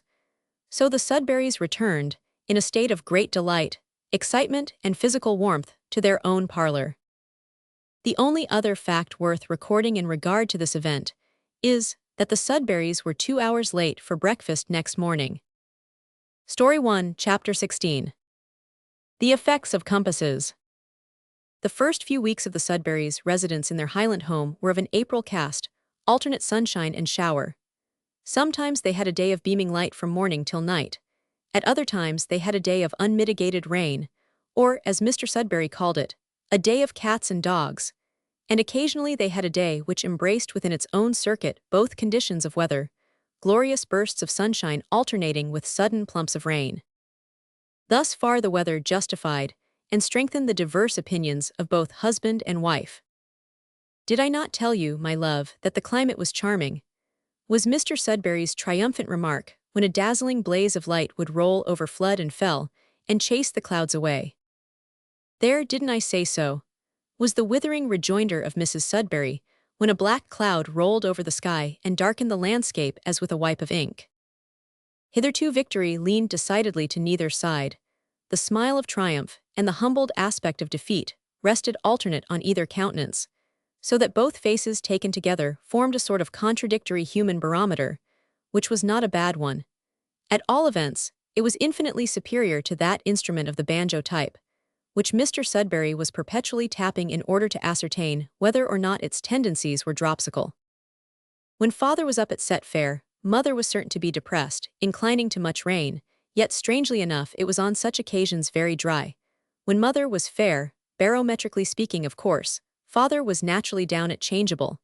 Yet there was wonderful contradiction in the readings of this barometer, for when mother's countenance indicated much rain, father sometimes went down to stormy, and the tails of his coat became altogether unmanageable. But towards the middle of the holidays, father gained a decided victory. For 3 weeks together they had not a drop of rain, scarcely a cloud in the sky, and mother, although fairly beaten and obliged to confess that it was indeed splendid weather, met her discomfiture with a good grace, and enjoyed herself extremely in a quiet way. During this bright period the Sudberry family, one and all, went ahead, as George said, at a tremendous pace. The compasses having arrived, Mr. Sudberry no longer laid restrictions on the wandering propensities of his flock, but having given a compass to each, and taught them all the use of it, sent them abroad upon the unexplored ocean of hills without fear. Even Jackie received a compass, with strict injunctions to take good care of it. Being naturally of an inquiring disposition, he at once took it to pieces, and this so effectually that he succeeded in analyzing it into a good many more pieces than its fabricator had ever dreamed of. To put it together again would have taxed the ingenuity of the same fabricator. No wonder that it was beyond the power of Jackie altogether. But this mattered nothing to the little darling, as he did not understand his father's learned explanation of the uses of the instrument. To do Mr. Sudberry justice, he had not expected that his boy could understand him, but he was aware that if he, Jackie, did not get a compass as well as the rest of them, there would be no peace in the White House during that season. Moreover, Jackie did not care whether he should get lost or not. In fact, he rather relished it, for he knew that it would create a pleasant excitement for a time in the household, and he entertained the firm belief that McAllister and his men could find any creature on the hills, man or beast, no matter how hopelessly it should be lost.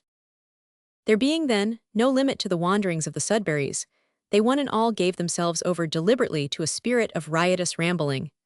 Of course they all, on various occasions, lost themselves, despite the compasses, but having become experienced mountaineers, they always took good care to find themselves again before sunset. George and Fred candidly declared that they preferred to steer by dead reckoning, and left their compasses at home. Lucy always carried hers, and frequently consulted it, especially when in her father's presence, for she was afflicted, poor girl, with that unfashionable weakness, an earnest desire to please her father even in trifles. Nevertheless, she privately confided to Fred one day that she was often extremely puzzled by her compass, and that she had grave doubts as to whether, on a certain occasion, when she had gone for a long ramble with Hector and Flora MacDonald, and been lost, the blame of that disaster was not due to her compass. Fred said he thought it was, and believed that it would be the means of compassing her final disappearance from the face of the earth if she trusted to it so much. As for Mr. Sudberry himself, his faith in the compass was equal to that of any mariner. The worthy man was, or believed himself to be, which is the same thing, you know, of profoundly scientific tendencies. He was aware, of course, that he had never really studied any science whatever, but he had dabbled in a number of them, and he felt that he had immense capacity for deep thought and subtle investigation. His mind was powerfully analytical, that's what it was. One consequence of this peculiarity of mind was that he took his bearings on short and known distances, as well as on long venturesome rambles. He tested himself and his compass, as it were. One day he had walked out alone in the direction of the village, 4 miles distant from the White House, whence the family derived their supplies. He had set out with his rod. He never walked near the river without his rod, intending to take a cast in what he styled the lower pools. By degrees he fished so near to the village that he resolved to push forward and purchase a few books. Depositing rod and basket among the bushes, he walked smartly along the road, having previously, as a matter of course, taken his bearings from the village by compass. A flock of sheep met him, gazed at him in evident surprise, and passed on. At their heels came the collie dog with his tongue out. It bestowed a mild, intelligent glance on the stranger, and also passed on. Close behind the dog came the shepherd, with plaid bonnet and thick stick. "A fine day, friend," said Mr. Sudberry. "Aye, it is a fine day."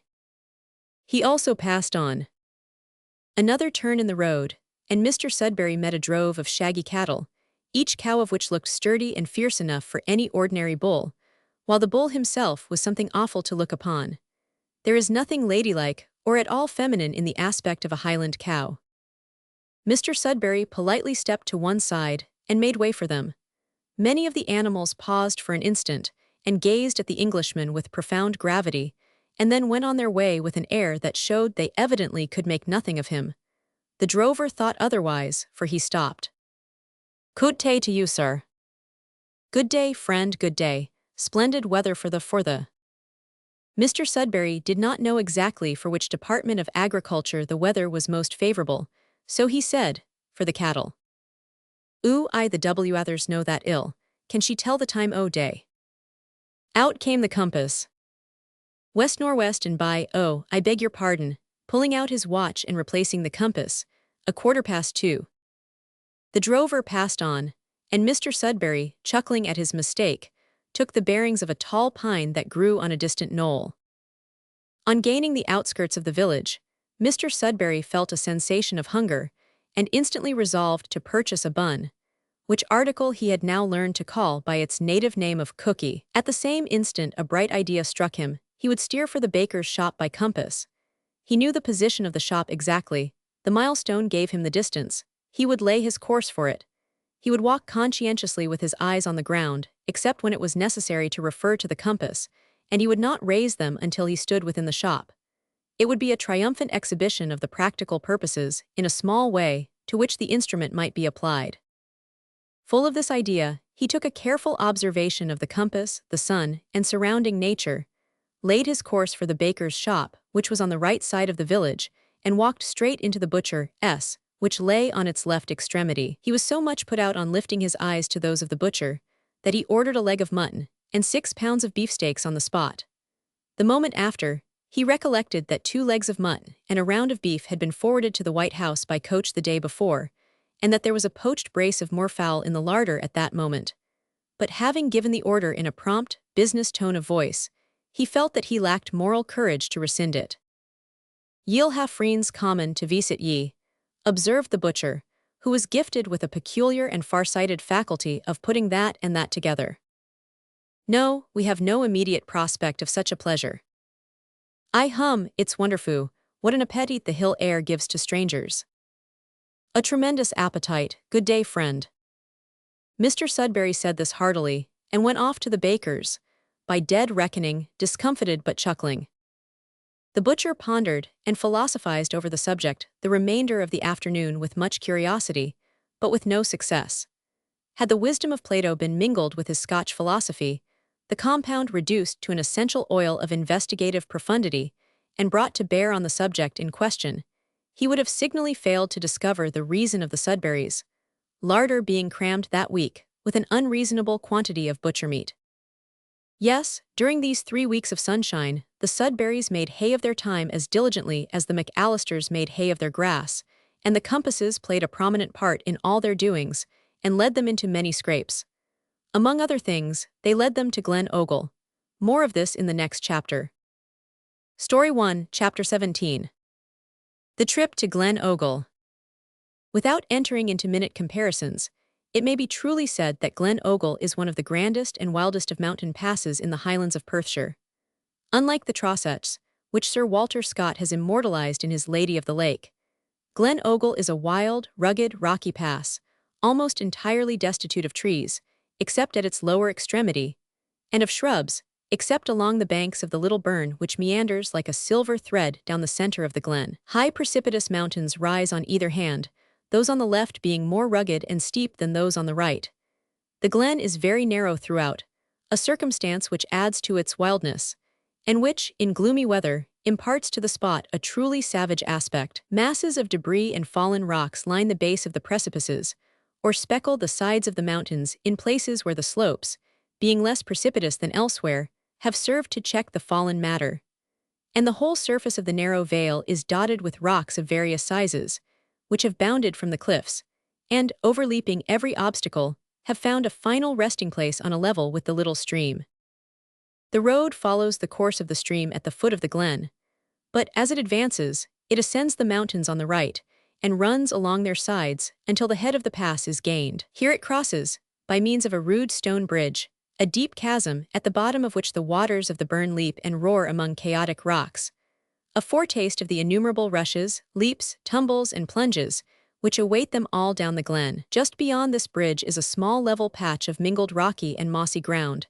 It is the summit of the mountain ridge, yet the highest peaks rise above it, and so hem it in that it resembles the arena of a rude amphitheater. In the center of this spot lies a clear, still lake, or tarn, not more than 100 yards in diameter. This is the fountainhead of 2 streams. From the pools and springs, within a stone's cast of the tarn, arise the infant waters of the burn already mentioned, which, descending Glen Ogle, find their way to the Firth of Tay through Strath Erne. From the opposite side of the tarn issues another brook, which, leaping down the other side of the mountains, mingles its waters with Loch Tay, and finds its way, by a much more circuitous route, to the same firth. The whole region is desolate and lonely in the extreme, and so wild that a Rocky Mountain hunter, transported thither by fairy power, might find himself quite at home, except in the matter of big-horned goats and grizzly bears. But, for the matter of that, he would find mountain sheep with very respectable horns in their way. And as to bears, the hillsides are bare enough to satisfy any hunter of moderate expectations. Up to this elevated tarn, among the hoary mountain peaks, the Sudbury family struggled one hot, sunny, lovely forenoon. Bent on a long and bold flight, they had traveled by the stagecoach to the foot of the glen, near the head of Loch Earn.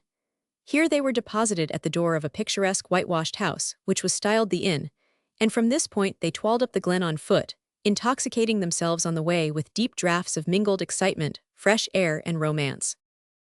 The whole family were out upon this occasion, including Mrs. Brown, Hobbs, and Peter.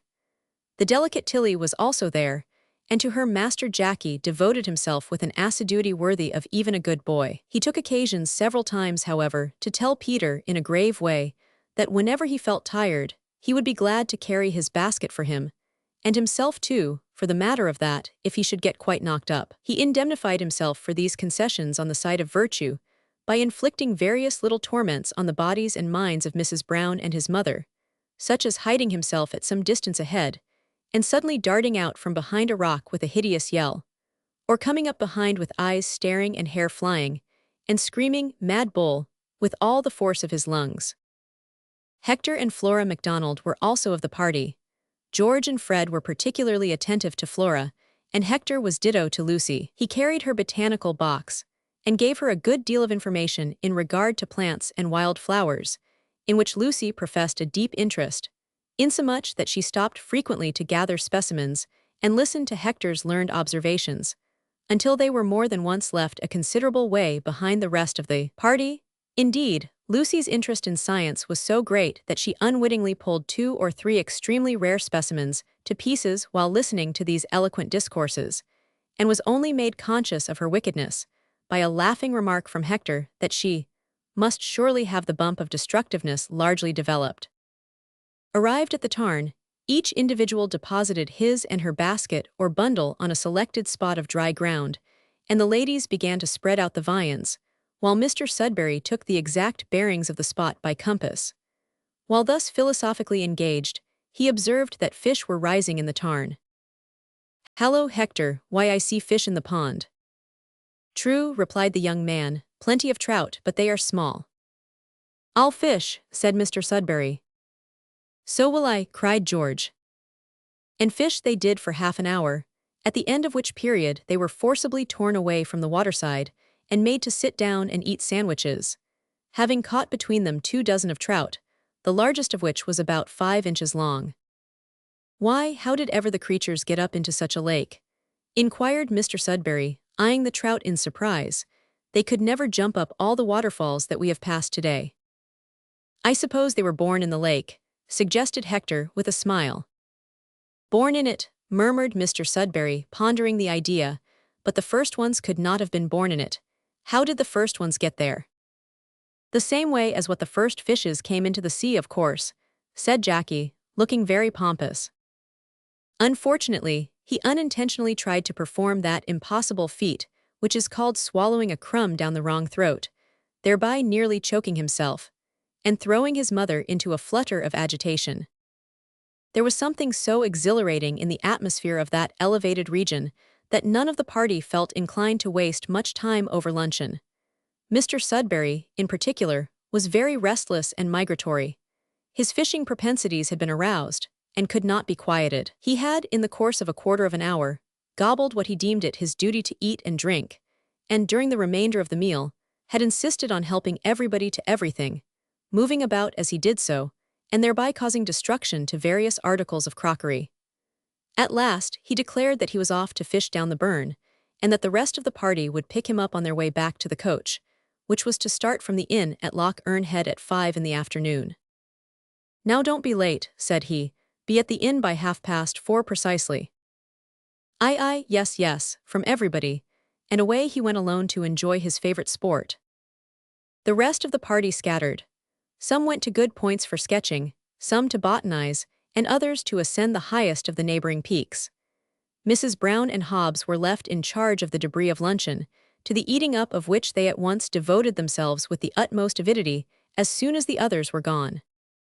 "Come, this is what I calls comfortable," said Hobbs. He spoke huskily through an immense mouthful of sandwich.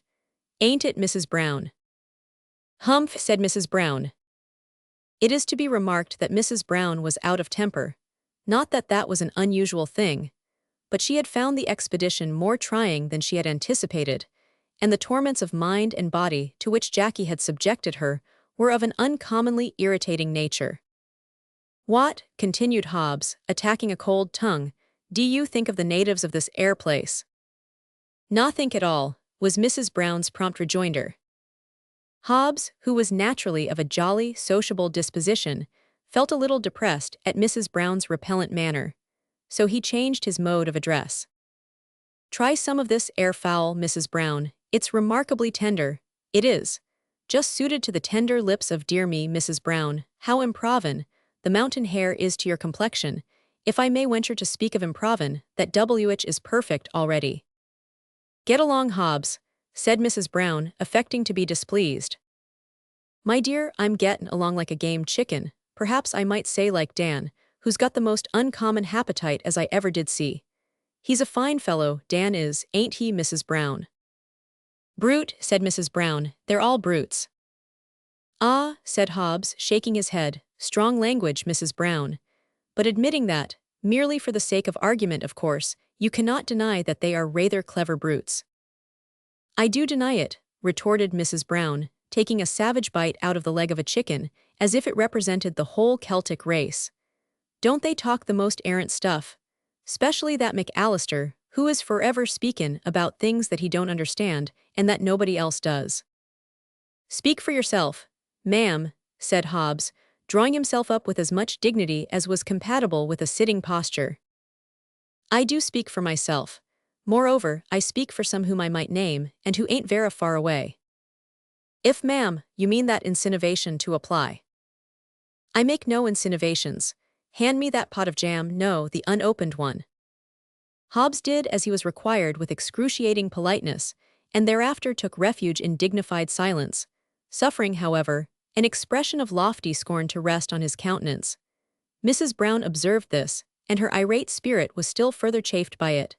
She meditated giving utterance to some withering remarks, while, with agitated fingers, she untied the string of the little pot of cranberry jam. Worthy Mrs. Brown was particularly fond of cranberry jam. She had put up this pot in her own basket expressly for her own private use. She now opened it with the determination to enjoy it to the full, to smack her lips very much and frequently, and offer none of it to Hobbs. When the cover was removed, she gazed into the pot with a look of intense horror, uttered a piercing shriek, and fell back in a dead faint. This extraordinary result is easily accounted for. Almost every human being has one grand special loathing. There is everywhere some creature which to some individual is an object of dread, a creature to be shrunk from and shuddered at. Mrs. Brown's horror was frogs. Jackie knew this well. He also knew of Mrs. Brown's love for cranberry jam, and her having put up a special pot. To abstract the pot, replace it by a similar pot with a live frog imprisoned therein, and then retire to chuckle in solitude and devour the jam, was simple and natural. That the imp had done this, that he had watched with delight the deceived woman pant up Glen Ogle with the potted frog on her arm and perspiration on her brow, that he had asked for a little cranberry jam on the way, with an expression of countenance that almost betrayed him, and that he had almost shrieked with glee when he observed the anxiety with which Mrs. Brown, having tripped and fallen, opened her basket, and smiled to observe that the pot was not broken. That the imp, we say, had been guilty of all this, was known only to himself. But much of it became apparent to the mind of Hobbs, when, on Mrs. Brown's fainting, he heard a yell of triumph, and on looking up, beheld Master Jackie far up the heights, clearly defined against the bright sky, and celebrating the success of his plot with a maniacal edition of the Highland fling. At 4:15, all the party assembled at the inn, except Mr. Sudberry. 5 arrived, no Mr. Sudberry. The coach could not wait. The gentleman, in despair, rushed up the bed of the stream, and found him fishing, in a glow of excitement, with his basket and all his pockets full of splendid trout. The result was that the party had to return home in a large wagon, and it was night when at last they embarked in their boat and rowed down their own lake. It was a profound calm. The air was mild and balmy. There was just enough of light to render the surrounding mountains charmingly mysterious, and the fatigues of the day made the repose of the boat agreeable. Even Mrs. Sudberry enjoyed that romantic night trip on the water. It was so dark that there was a tendency to keep silence on landing to speak in low tones, but a little burst of delight broke forth when they surmounted the dark shoulder of the hill and came at last in sight of the windows of the White House, glowing a ruddy welcome home. Story 1, Chapter 18. The family go to church under difficulties. It would seem to be a well-understood and undeniable fact that woman invariably gains the victory over man in the long run, and even when she does not prove to be the winner, she is certain to come off the conqueror. It is well that it should be so. The reins of the world could not be in better hands. But strangely enough, woman triumphs, not only in matters over which she and man have, more or less, united control, but even in matters with which the human race cannot interfere. For instance, in regard to weather, despite the 3 weeks of unfailing sunshine, Mrs. Sudberry maintained her original opinion that, notwithstanding appearances being against her, the weather in the Highlands of Scotland was, as a rule, execrable. As if to justify this opinion, the weather suddenly changed, and the 3 weeks of sunshine were followed by 6 weeks of rain. Whether there was something unusual in the season or not, we cannot positively say, but certain it is that, for the period we have named, it rained incessantly, with the exception of 4 days. During a great part of the time it rained from morning till night.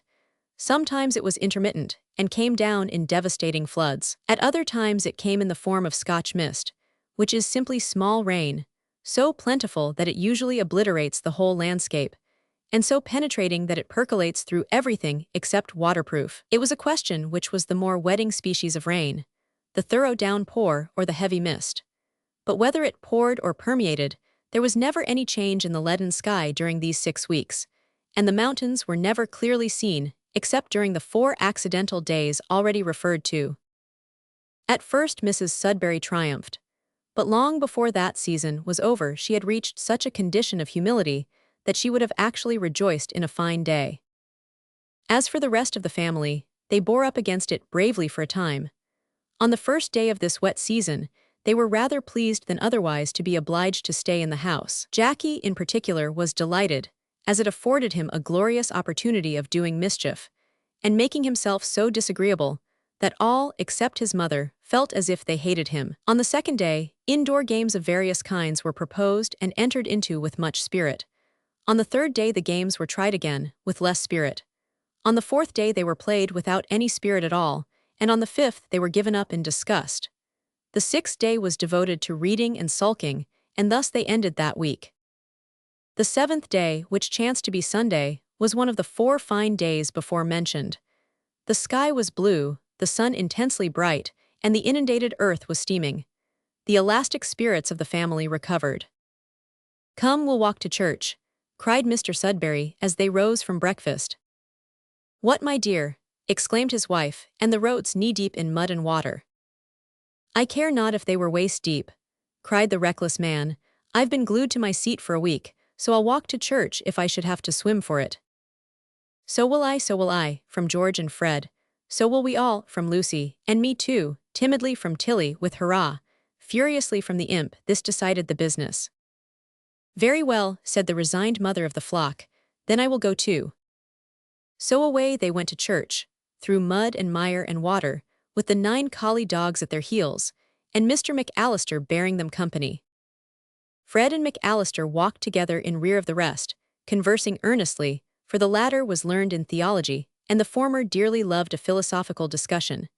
Mr. Sudberry and Lucy walked in advance. As he approached the well-known bush, the force of habit induced him almost unconsciously to pick up a stone and walk on tiptoe. Lucy, who did not know the cause of this strange action, looked at her father in surprise. Whir went a blackcock, bang went the stone, and a yell instantly followed, accompanied by a hat. It was his best beaver. "Why, dear papa, it is Sunday." "Dear me, so it is." The good man was evidently much discomfited.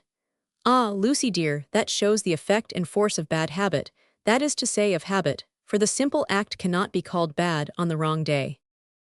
You cannot call throwing your best hat in the mud a good habit on any day," said Mrs. Sudberry, with the air of a woman who regarded her husband's chance of mending as being quite hopeless. "It was only forgetfulness, my dear," said the worthy man, putting his hat quite meekly on the back of his head and pushing forward in order to avoid further remarks. Coming to a hollow of the road, they found that it was submerged a foot deep by the river, which had been swollen into a small lake at that spot. There was much trouble here. McAllister, with native gallantry, offered to carry the ladies over in his arms. But the ladies would not listen to the proposal, with the exception of Tilly, who at once accepted it gladly. The rest succeeded in scrambling along by the projecting stones at the base of the wall that ran alongside of the road, and gained the other side, after many slips, much alarm and sundry screams. "Oh, you darling!" cried Tilly suddenly. She pointed to a hole in the wall, out of which peeped the most wide-awake weasel that ever lived. Its brown little head and sharp nose moved quickly about with little jerks, and its round, lustrous black eyes seemed positively to glitter with surprise.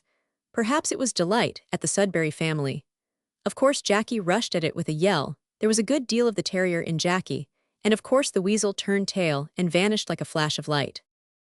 When they came to the narrowest part of the pass which opened out of their own particular valley, Ricella's Vale, as Lucy had named it, Tilly was fortunate enough to set eyes on another darling, which, in the shape of a roe deer, stood, startled and trembling, in the center of the pass. They came on it so suddenly that it seemed to have been paralyzed for a moment. A shout from the imp, however, quickly dissolved the spell. With one graceful bound, it cleared the wall, and was far away among the brackens on the mountainside before the party had recovered from their delight and surprise at having met a real live wild deer, face to face, and not 20 yards distant, in this unexpected manner. Nothing further occurred to arrest their progress to church, which was upwards of 4 miles from their home among the hills. The sermon that day was peculiar. The minister of the parish was a young man, one of those quiet, modest, humble young men who are, as their friends think, born to be neglected in this world.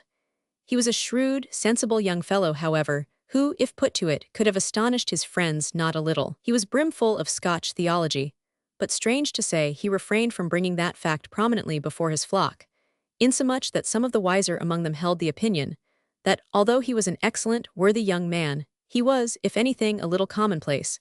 In fact, he never seemed to have any difficulties in his discourses, and if he had, he aye got o'er them by sayin', plump oot, that they were mysteries he did not pretend to unravel.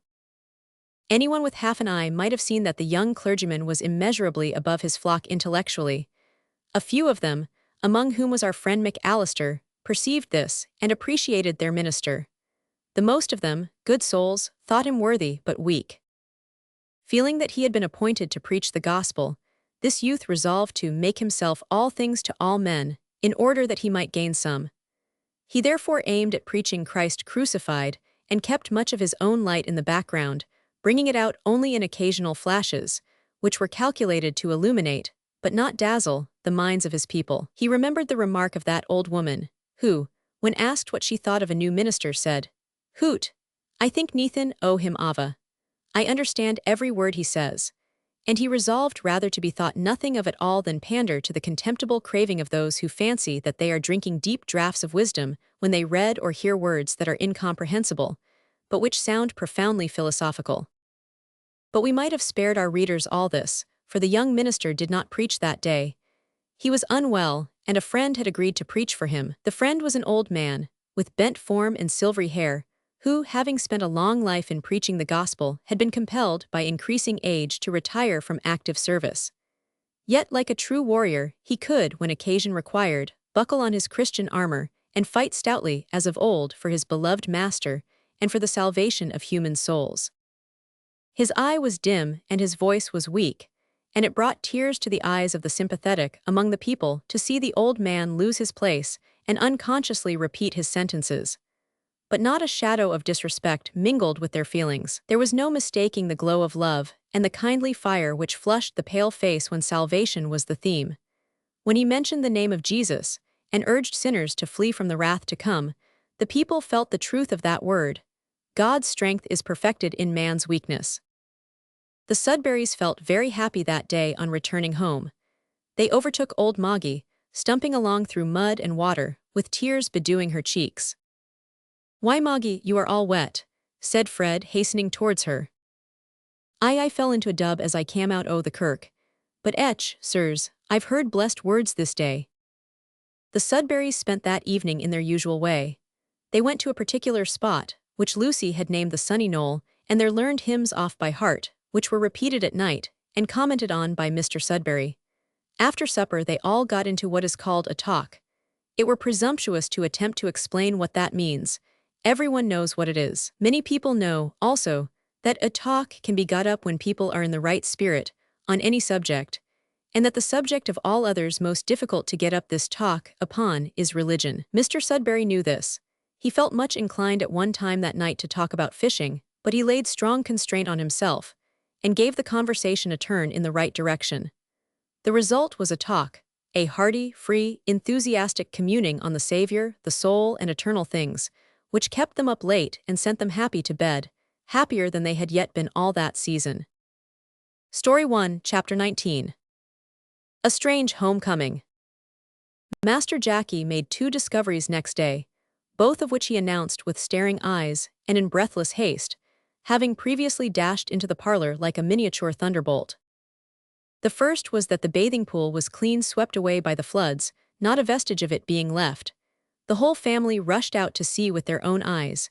They saw and were convinced. Not a trace of it remained. Even the banks of the little stream had been so torn and altered by gushing water and tumbling rocks that it was almost impossible to say where that celebrated pool had been. The rains having commenced again on Monday, just as if Sunday had been allowed to clear up in order to let people get to church, the family returned to the house, some to read and sketch, Mr. Sudberry and George to prepare for a fishing excursion, despite the rain. The second discovery was more startling in its nature. Jackie announced it with round eyes and a blazing face, thus. "Oh ma, old Maggie's dyin'." The attractive power of sweeties, and a certain fondness for the old woman in the boy's heart had induced Jackie to visit the hut so frequently, that it at last came to be understood that, when the imp was utterly lost, he was sure to be at old Maggie's. He had sauntered down, indifferent to rain, to call on his friend just after discovering the destruction of the bathing pool, and found her lying on the bundle of rags which constituted her bed. She was groaning woefully. Jack went forward with much anxiety. The old woman was too ill to raise herself, but she had sufficient strength to grasp the child's hand, and drawing him towards her, to stroke his head. "Hallo, Maggie, you're ill." A groan and a gasp was the reply, and the poor creature made such wry faces, and looked altogether so cadaverous that Jackie was quite alarmed. He suggested a drink of water and brought her one. Then, as the old woman poured out a copious stream of Gaelic with much emphasis, he felt that the presence of some more able and intelligent nurse was necessary. So, like a sensible boy, he ran home and delivered his report, as has been already described. Lucy and Fred hastened at once to the hut of the old woman, and found her in truth in a high fever, the result, no doubt, of the severe wetting of the day before, and having slept in damp clothes. Her mind was wandering a little when Lucy knelt at her side and took her hand, but she retained sufficient self-control to look up and exclaim earnestly, "I can say new, I can say new. I can say thy will be done." She became aware, as she said so, that the visitor at her side was not the one she had expected. "Ye're no Miss Flora." "No, dear Granny, but I am quite as anxious to help you, and Flora will come very soon. We have only just heard of your illness and have sent a message to Flora. Come, tell me what is the matter, let me put your poor head right." Old Moggy submitted with a groan, and Lucy, assisted by Fred, endeavored to make her bed a little more comfortable, while the anxious and staring Jackie was sent back to the house for some tea and a dry flannel gown.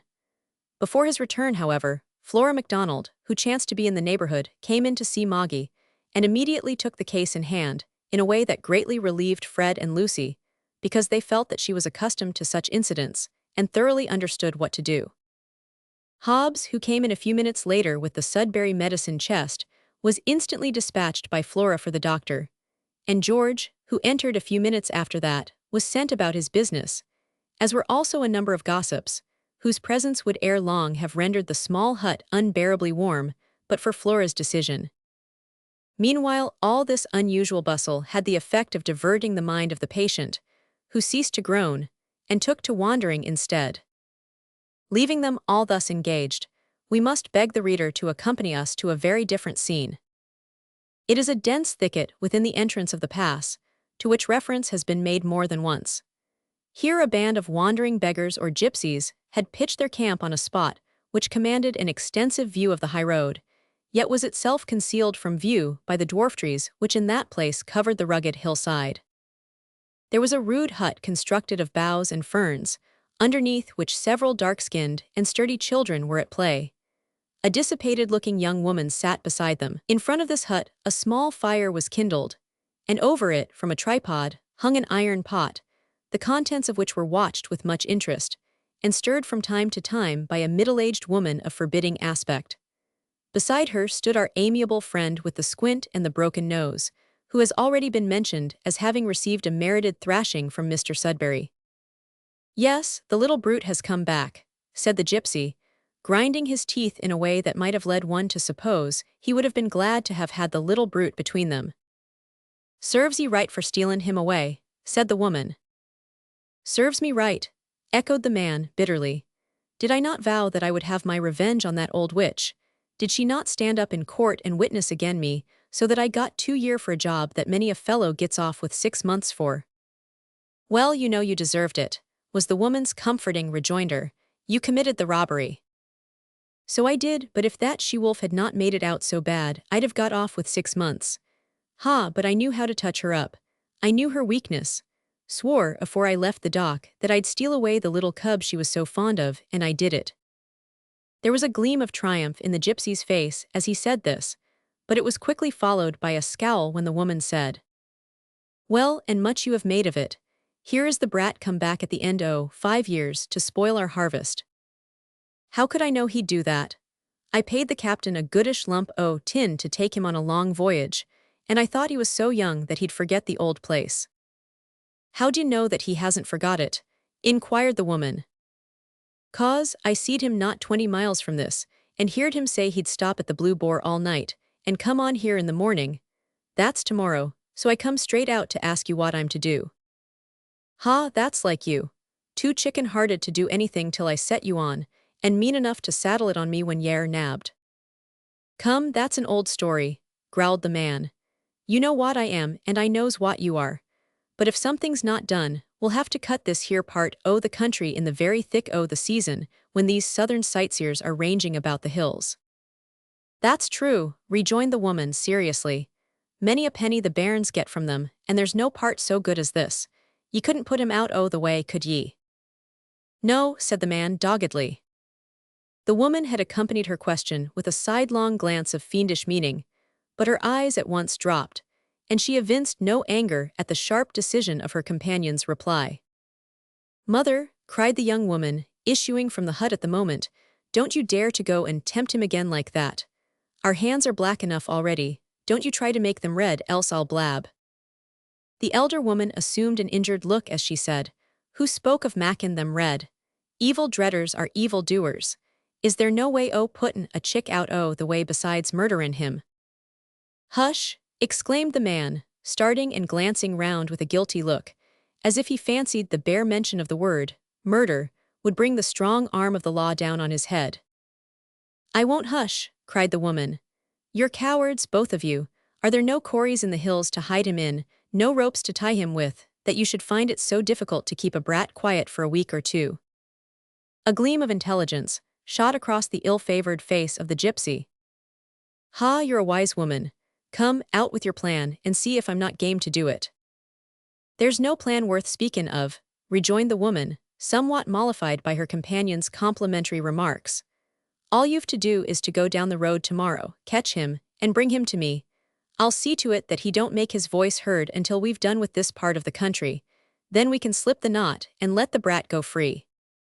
"I'll do it," said the man, sitting down on a stone and beginning to fill his pipe.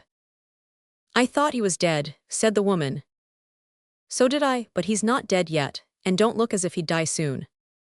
"Maybe," said the woman, "he won't remember ye. It's full 5 year now sin he was took away." "Won't he?" retorted the man with an angry look, which did not tend to improve his disagreeable visage. "Ha, I heard him say he'd know me if he saw me in a crowd o' 10,000. I would ha throttled the cub then and there, but the place was too public." A short silence ensued, during which the gypsies ate their food with the zest of half-starved wolves. "You'd better go down and see old Moggy," suggested the woman, when the man had finished his repast and resumed his pipe. "If the brat escapes you tomorrow, it may be as well to let the old jade know that you'll murder both him and her if he dares to blab." The man shook his head. "No use," said he, but the woman repeated her advice in a tone that was equivalent to a command, so the man rose up sulkily and went. He was not a little surprised, on drawing near to the hut, to find it in a state of bustle and apparently in possession of the Sudberrys. Not daring to show himself, he slunk back to his encampment and informed his female companion of what he had seen. "All the more reason to make sure work of him on the road tomorrow," said she, with a dark frown. "So I mean to," replied the man doggedly. With these amiable sentiments and intentions animating their breasts, this pair crept into their booth and went to rest in the bosom of their family. Story 1, Chapter 20. Mysterious Matters, A Happy Return, etc. The morning which followed the events narrated in the last chapter broke with unclouded splendor. It was the second of the 4 bright days, which relieved the monotony of those 6 dreary weeks of rain. Rejoicing in the glorious aspect of earth and sky, and in the fresh scents which the rain had called forth from every shrub and flower on the mountains, Mr. Sudberry dashed about the white house, in and out, awaiting the assembling of the family to breakfast with great impatience. His coat-tails that morning proved the means of annihilating the sugar basin, the last of the set which had graced the board on his arrival in the Highlands, and which had been left, for some time past, blooming alone, all its former companions having been shattered and gone long ago. According to custom, Mr. Sudberry went forward to the barometrical banjo, intending to tap it, not that he expected correct information now. No, he had found out its falsehood and was prepared to smile at anything it should say. He opened his eyes, however, and exclaimed "Hallo!" with unwonted energy, on observing that, as if in sheer defiance of the weather of truth and of public opinion, its index aimed point-blank at Stormy. He speedily discovered that this tremendous falsehood was the result of a careful intestine examination, to which the instrument had been privately subjected by Master Jacky the evening before, in the course of which examination the curious boy, standing below the barometer, did, after much trouble, manage to cut the bulb which held the mercury. That volatile metal, being set free, at once leaped into its liberator's bosom, and gushed down between his body and his clothes to the floor. "I'll thrash him to within an inch." Mr. Sudberry clinched his teeth and his fists and burst out of the room. It was at this moment that the last of the set became faded and gone, and rushed towards the nursery. "No, I won't," he muttered, suddenly wheeling round on his heel and returning slowly to the parlor. "I'll say nothing whatever about it." And Mr. Sudberry kept his word. Jacky never heard of it from that day to this. Seizing the opportunity of the fine day, Mr. Sudberry and George went out to fish. They fished with worm now, the streams being too much swollen for fly. Meanwhile, Master Jacky sauntered down alone, in a most free and easy independent manner, to visit old Moggy, who was thought to be in a dying state. At least the doctor said so, and it was to be presumed that he was right. Jacky had regularly constituted himself sick nurse to the old woman. Despite the entreaties of Flora and his sister, who feared that the disease might be infectious, he could not be prevailed on to remain away. His nursing did not, indeed, consist in doing much that was useful. He confined himself chiefly to playing on the riverbanks near the hut, and to making occasional inquiries as to how the patient was getting on. Sometimes, he also assisted Flora in holding sundry cups, and glasses, and medicine bottles, and when Flora was away, he amused himself by playing practical jokes on the young woman who had volunteered to act as regular nurse to the old invalid. Towards the afternoon, Jacky put his hands behind his back. He would have put them under his coat-tails if he had had any, for he was very old-mannish in his tendencies, and sauntered down the road towards the pass. At this same time, it chanced that another little boy, more than twice Jacky's age, was walking smartly along the same road towards the same pass from the other side of it. There were as yet several miles between the two boys, but the pace at which the elder walked bid fair to bring them face to face within an hour. The boy whom we now introduce was evidently a sailor. He wore blue trousers, a blue vest with little brass buttons, a blue jacket with bigger brass buttons, and a blue cap with a brass button on either side, each brass button on coat, cap, and vest, having an anchor of, apparently, burnished gold in the center of it. He had clear blue eyes, brown curly hair, and an easy, offhand swagger, which last was the result of a seafaring life and example. But he had a kindly and happy, rather than a boastful or self-satisfied, expression of face, as he bowled along with his hands in his pockets, kicking all the stones out of his way and whistling furiously. Sometimes he burst into a song, and once or twice he laughed, smote his thigh, and cheered, but never for a moment did he slacken his pace, although he had walked many a mile that day. Curiously enough, at this same time, a man was crouching behind some bushes in the center of the pass towards which these two boys were approaching. This man had a pair of gray eyes which might have been beautiful had they not been small and ferocious-looking, and a nose which might have been aquiline had the bridge not been broken, and a head of shaggy hair which might have been elegant had it been combed, oiled, curled, and dyed. General appearance which might have been prepossessing had it not been that of a thorough blackguard. This lovely specimen of humanity sat down on a rock, and waited and fidgeted, and the expression of his sweet face betrayed, from time to time, that he was impatient, and anything but easy in his mind. As Jack walked very leisurely and stopped frequently to play, his progress towards the pass was slow, and as our waiting friend, whom the reader no doubt recognizes as the gypsy, could not see far along the road in that direction, he was not aware of his approach. On the other hand, the sailor boy came on fast, and the road was so open and straight in that direction that the gypsy saw him when he was far enough away to seem like a mere blue spot in the distance. Presently he gained the entrance to the pass and began the ascent, which was gradual with a riotous windlass song, in which the sentiments yo, heave, and ho were most frequently expressed. As he drew near, the gypsy might have been observed to grin a smile that would have been quite captivating, but for some obstinate peculiarity about the muscles of the mouth which rendered it very repulsive. Next moment the sailor boy was abreast of him. The moment after that the bushes parted, and the gypsy confronted his victim, cutting a tremendous heave, short in the middle and converting the ho, that should have followed, into a prolonged whistle of astonishment. "Ha, my lad, you remember me, it seems."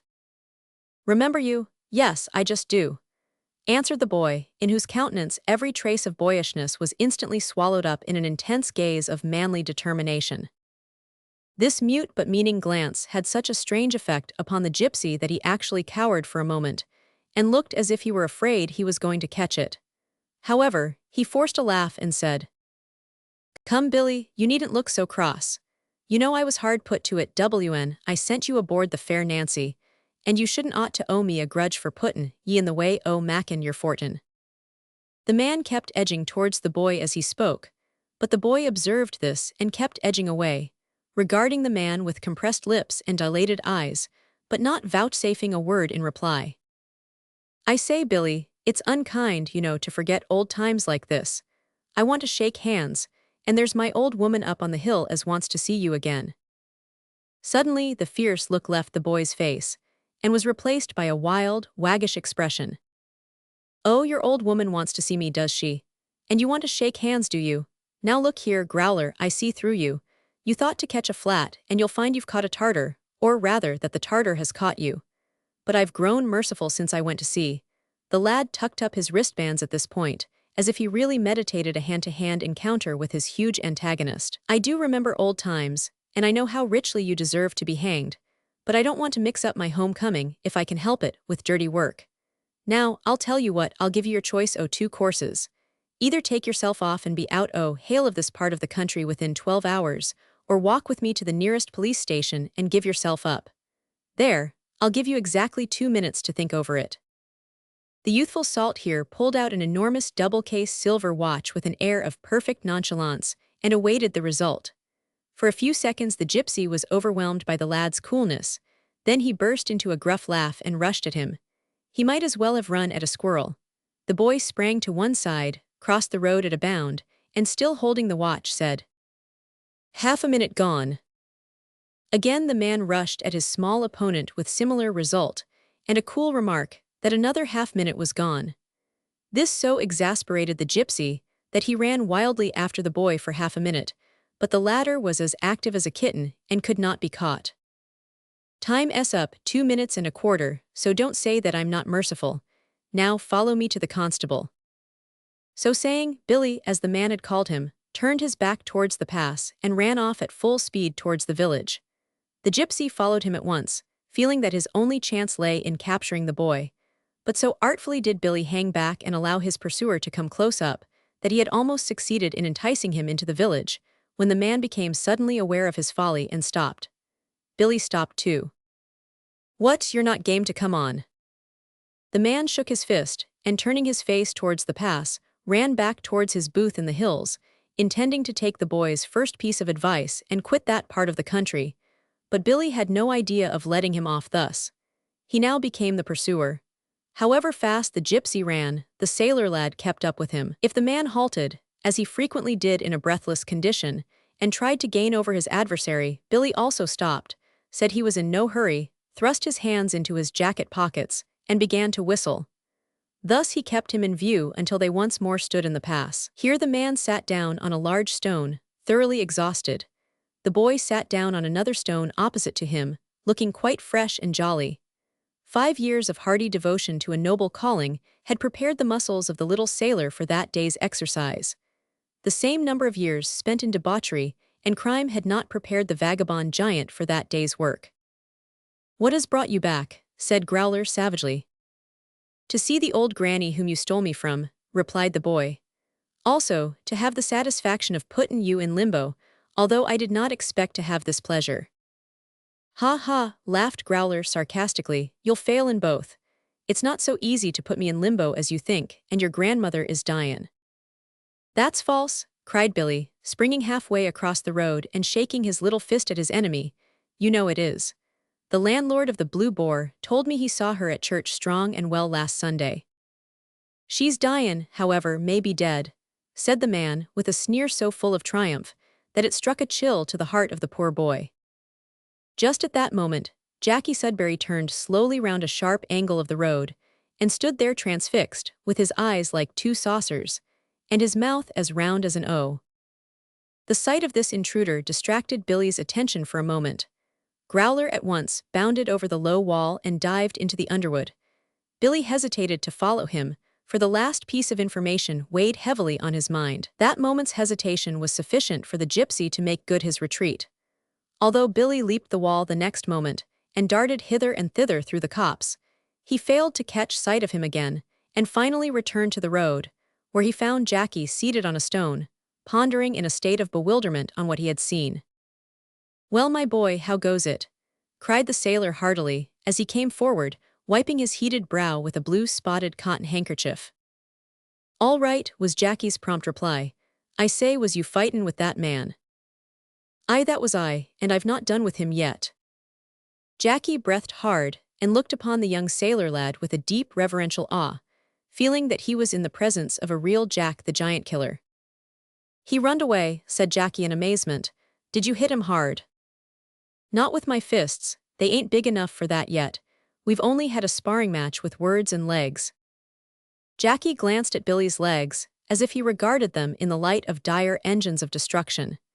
Indeed, his active mind jumped at once to the conclusion that the sailor's must be a kicking mode of warfare, but he was too much amazed to make any rejoinder. "Now, my boy, I'm going this way, so I'll bid you good day," said Billy. Jackie informed him that he was going the same way, having only been taking a stroll, and would willingly go back. Whereupon Billy put his arm round his shoulder, as boys are wont to do, and Jackie grasped Billy round the waist, and thus they wandered home together. "I say, you're a funny chap," observed the young sailor in a comic vein as they went along.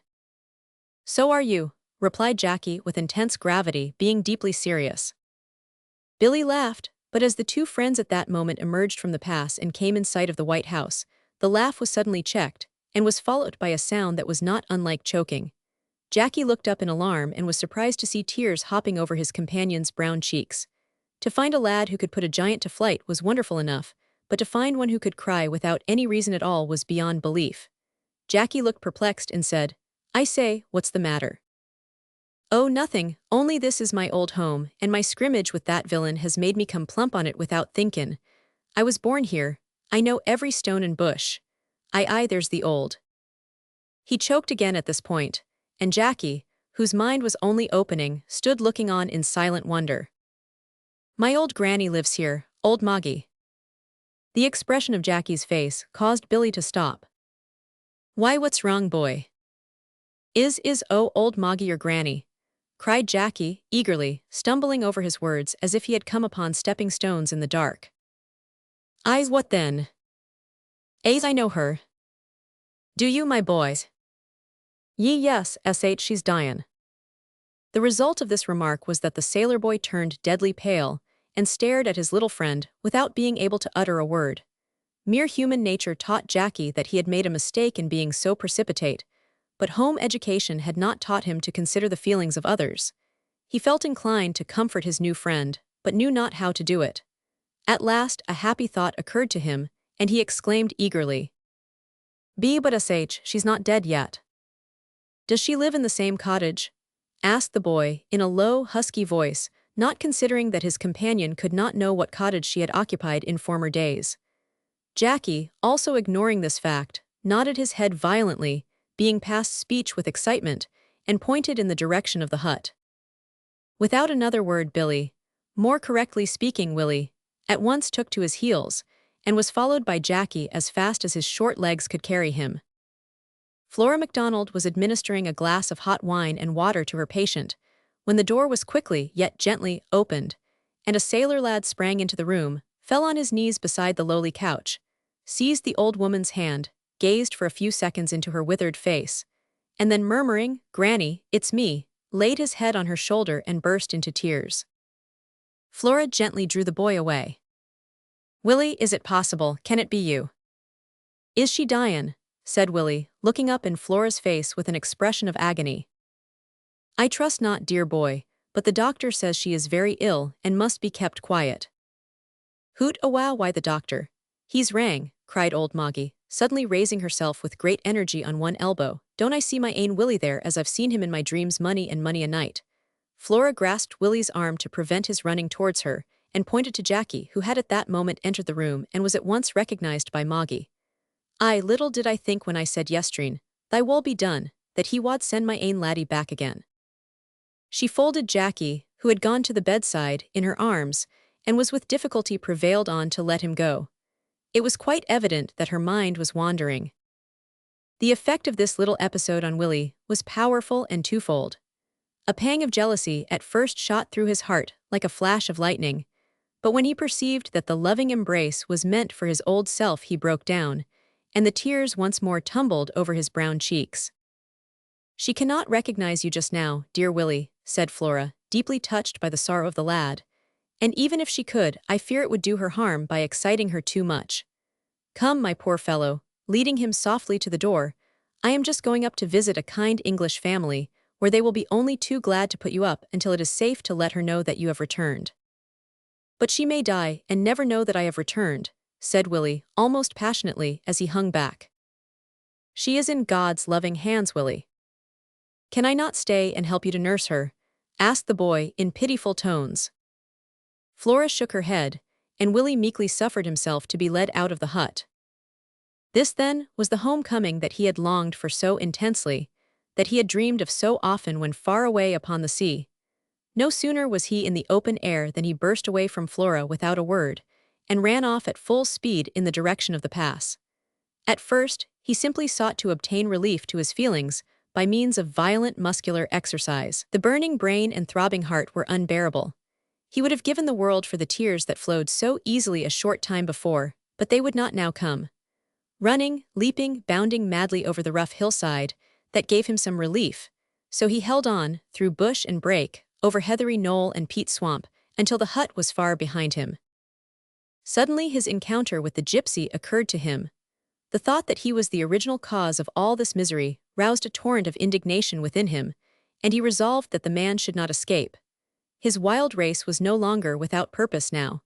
He no longer sprang into the air and bounded from rock to rock like a wild goat, but coursing down the bed of a mountain torrent, came out upon the road, and did not halt until he was in front of the constabulary station.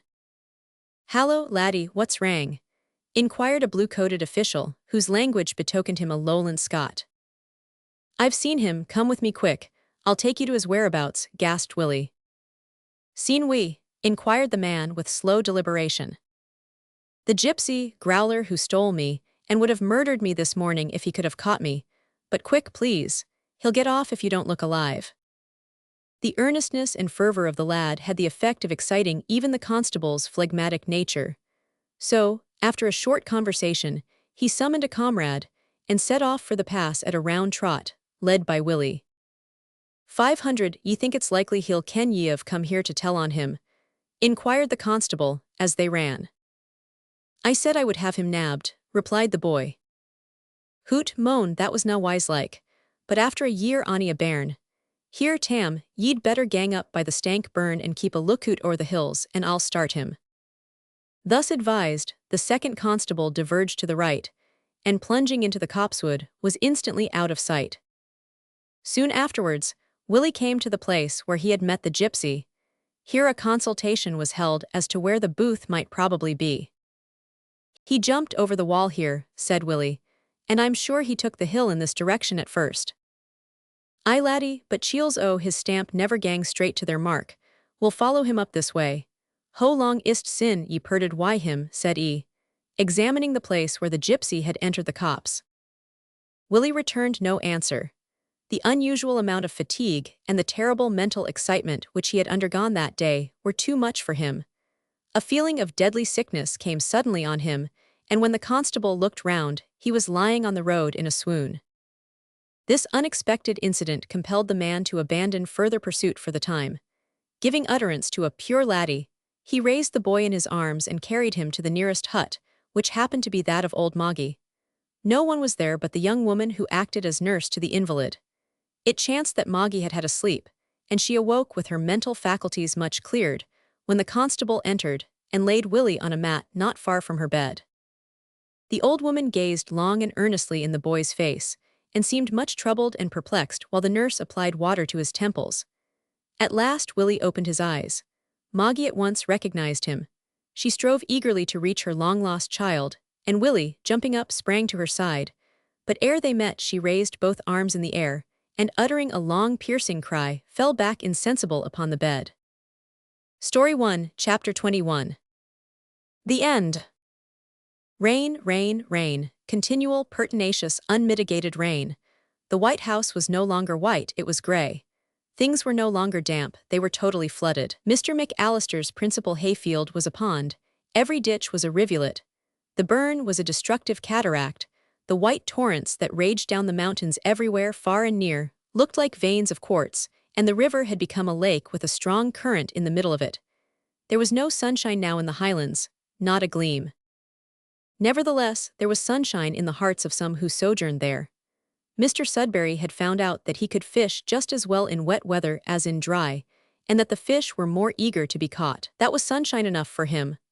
Lucy found a new and engrossing amusement, of a semi-scientific kind, in laying down and pressing her botanical specimens, and writing Latin names under the same, being advised thereto and superintended by Hector MacDonald. That was sunshine enough for her, and for him too apparently, for he came every day to help her, and she declared she could not get on without help, and it was quite wonderful to observe how very slowly the laying down progressed, although both of the semi-philosophers were intensely interested in their work. Flora was so sunny by nature that she lightened up the place around her wherever she went. She was thus in some measure independent of the sun. George was heard to say more than once that her face was as good as a sunbeam any day. Mrs. Sudberry, poor woman, was so rampantly triumphant in the total discomfiture of her husband touching the weather, that she resigned herself to Highland miseries in a species of happy contentment, and thus lived in what may be likened to a species of mild moonshine of her own. Tilly, poor, delicate, unobtrusive Tilly, was at all times satisfied to bask in the moonlight of her mother's countenance. As for Jackie, that archimp discovered that wet weather usually brought his victims within doors, and therefore kept them constantly within reach of his dreadful influence. He was supremely happy, darling child. Fred finished up his sketches. Need we say that that was sunshine to him? The servants too shared in the general felicity. Indeed, they may, in a sense, be said to have been happier than those they served. For having been transported to that region to work, they found the little bits of fun and amusement that fell to their lot all the more pleasant and enjoyable, that they were unexpected, and formed a piquant contrast to the monotonous routine of daily duty. But the brightest blaze of internal sunshine, the most effulgent and dazzling beams of light, were shed forth in the lowly hut of Jackie's particular friend. Old Moggy did not die after all. To the total discomfiture of the parish doctor, and to the reflected discredit of the medical profession generally, that obstinate old creature got well in spite of the emphatic assurances of her medical adviser that recovery was impossible. The doctor happened to be a misanthrope. He was not aware that in the materia medica of nature's laboratory there is a substance called joy, which sometimes effects a cure when all else fails, or, if he did know of this medicine, he probably regarded it as a quack nostrum. At all events, this substance cured old Moggy, as Willie said, in less than no time. She took such deep draughts of it that she quite surprised her old friends. So did Willie himself. In fact, these two absolutely took to tippling together on this medicine. More than that, Jackie joined them, and seemed to imbibe a good deal, chiefly through his eyes, which were always very wide open and watchful when he was in the old hut. He drank to them only with his eyes and ears, and could not be induced to enter into conversation much farther than to the extent of yes and no. Not that he was shy, by no means. The truth was that Jackie was being opened up, mentally.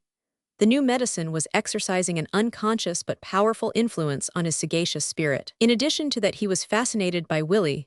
For the matter of that, so was old Moggy, for did not that small sailor boy sing, and laugh, and talk to them for hours about sights and scenes of foreign travel of which neither of them had dreamed before? Of course he did, and caused both of them to stare with eyes and mouths quite motionless for half-hours at a time, and then roused them up with a joke that made Jackie laugh till he cried, and made Moggy, who was always crying more or less, laugh till she couldn't cry. Yes, there was very brilliant sunshine in the hut during that dismal season of rain. There was the sunshine of human love and sympathy, and Flora was the means of introducing and mingling with it sunshine of a still brighter and a holier nature, which, while it intensified the other, rendered it also permanent. At last the end of the Sudberrys' rustication arrived. The last day of their sojourn dawned. It happened to be bright and beautiful, so bright and lovely that it made one feel as if there never had been a bad day since the world began, and never would be another bad one to the end of time. It was the fourth fine day of the 6 dreary weeks. The third, which occurred some days before, was only half and half, and therefore unworthy of special notice. Nevertheless, the Sudberrys felt sad. They were going away. The mental sunshine of the rainy season was beclouded, and the physical sunshine was of no avail to dispel such clouds. "My dear," said Mr. Sudberry at breakfast that morning, in a very sad tone, "have you any further use for me?" "My dear, no," replied his partner sorrowfully. From the nature of these remarks and the tone in which they were uttered, an ignorant spectator might have imagined that Mr. Sudberry, having suspected his wife of growing indifference, and having had his worst fears confirmed from her own lips, meant to go quietly away to the river and drown him in a deep pool with a strong eddy, so that he might run no chance of being prematurely washed upon a shallow. But the good man merely referred to the pecking, in connection with which he had been his wife's right hand during the last 3 or 4 days. "Well then, my love, as the heavy baggage has gone on before, and we are ready to start with the coach, which does not pass until the afternoon, I will go and take a last cast in the river." Mrs. Sudberry made no objection, so Mr. Sudberry, accompanied by George and Fred, went down to the dear old river, as they styled it, for the last time.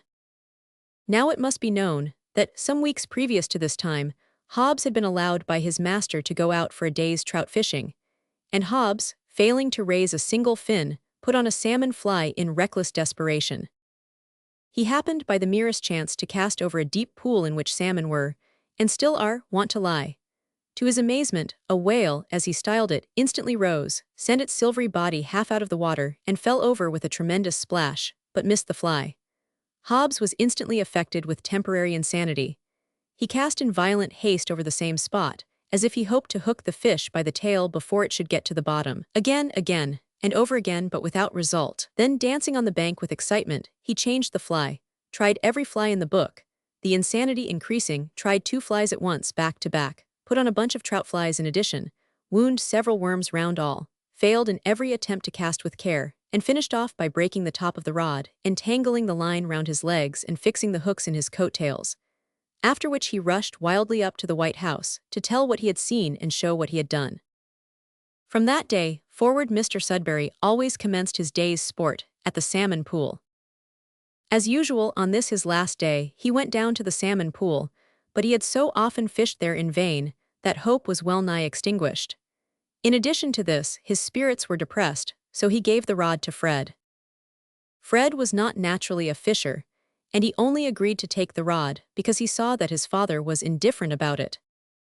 "Fred, my boy, cast a little farther over, just below yon curl in the water near the willow bush. Ah, that's about the place. Hobbs declares that he raised a salmon there, but I can't say I've ever seen one myself, though I have fished here every other morning for many weeks." Mr. Sudberry had not quite finished speaking when Fred's rod was bent into the form of a large hoop. "Hallo, here, father, take it. I don't know what to do."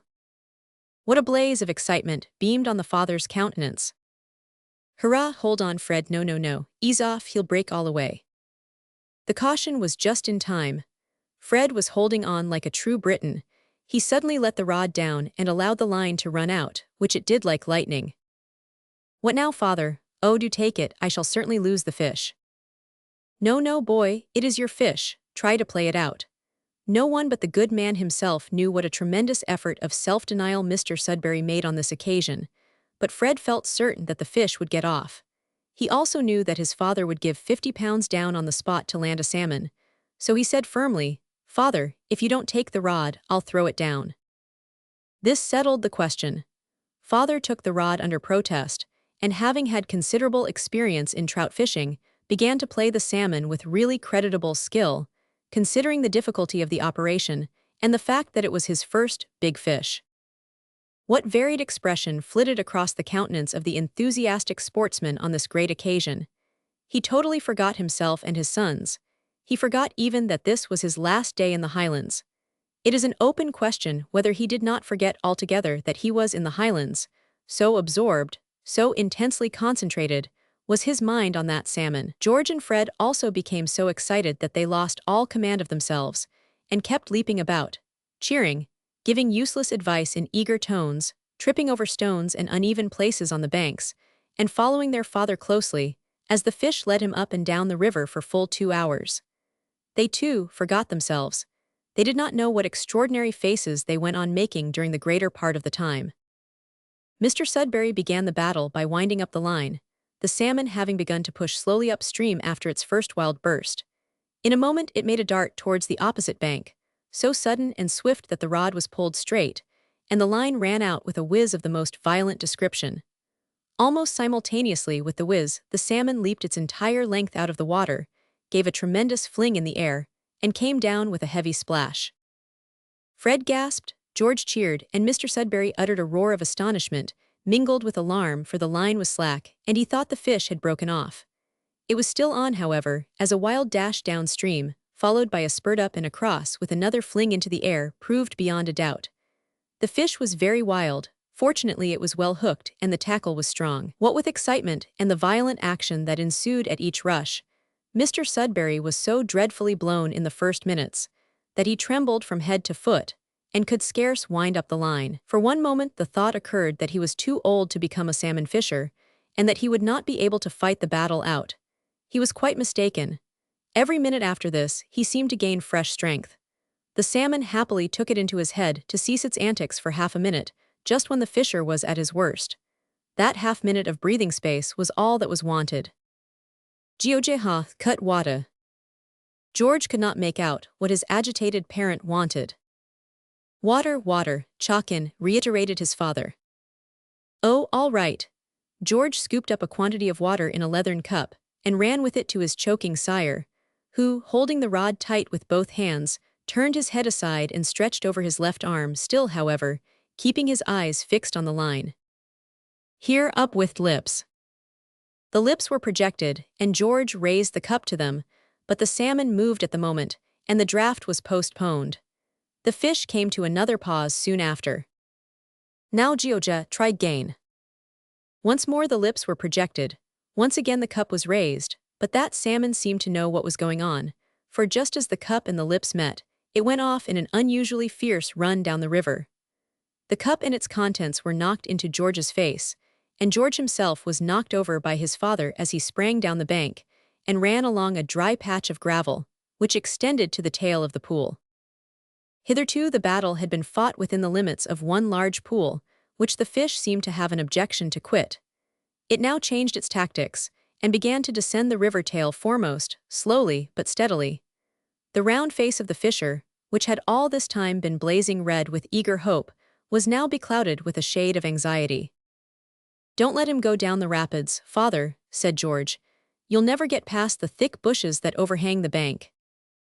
Mr. Sudberry stopped, and held on till the rod bent like a giant hoop and the line became rigid, but the fish was not to be checked. Its retrograde movement was slow, but steady and irresistible. "You'll smash everything," cried Fred. Mr. Sudberry was constrained to follow step by step. The head of the rapid was gained, and he had to increase the pace to a quick walk, still farther down, and the walk became a smart run. The ground here was more rugged, and the fisher's actions became quite acrobatic. George and Fred kept higher up the bank and ran along, gazing in unspeakable amazement at the bounds and leaps which their fat little sire made with the agility of a roe deer. "Hold on the bushes, let it break off." Mr. Sudberry scorned the advice. The part of the bank before him was impassable, not so the river, which rushed past him like a mill race. He tried once more to stop the fish, failed of course, and deliberately walked into the water. It was waist deep, so he was carried down like a cork with his toes touching the ground so lightly that, for the first time in his life, he rejoiced in those sensations, which he had hitherto believed belonged exclusively to harlequins and columbines, namely, swift motion without effort. 50 yards at the rate of 10 miles an hour brought him to an eddy, into which the salmon had dashed just before him. Mr. Sudberry gave vent to another roar as he beheld the fish almost under his nose. The startled creature at once flashed out of his sight, and swept up, down, and across the stream several times, besides throwing 1 or 2 somersaults in the air, before it recovered its equanimity. After this it bolted into a deep, dark pool, and remained there quite motionless. Mr. Sudberry was much puzzled at this point. To let out line when the fish ran up or across stream, to wind in when the fish stopped, and to follow when the fish went downstream. These principles he had been taught by experience in trout fishing, but how to act when a fish would not move, and could not be made to move, was a lesson which he had yet to learn. "What's to be done?" said he, with a look of exasperation, and no wonder. He had experienced an hour and a quarter of very rough treatment, and was getting fagged. "Pull him out of that hole," suggested George. "I can't." "Try." Mr. Sudberry tried and failed. Having failed, he sat down on a stone, still holding the rod very tight, and wiped his heated brow. Then, starting up, he tried for the next 10 minutes to pull the fish out of the hole by main force, of course never venturing to pull so hard as to break the line. He went up the stream and pulled, down the stream and pulled, he even waded across the stream at a shallow part and pulled, but all in vain. The fish was in that condition which fishers term the sulks. At last Fred recollected to have heard Hector MacDonald say that in such cases, a stone thrown into the pool sometimes had the effect of starting the sulky one. Accordingly, a stone was thrown in, and the result was that the fish came out at full speed in a horrible fright, and went downstream, not tail but head foremost. Now, when a salmon does this, he knows by instinct that if he does not go down faster than the stream, the water will force itself into his gills and drown him.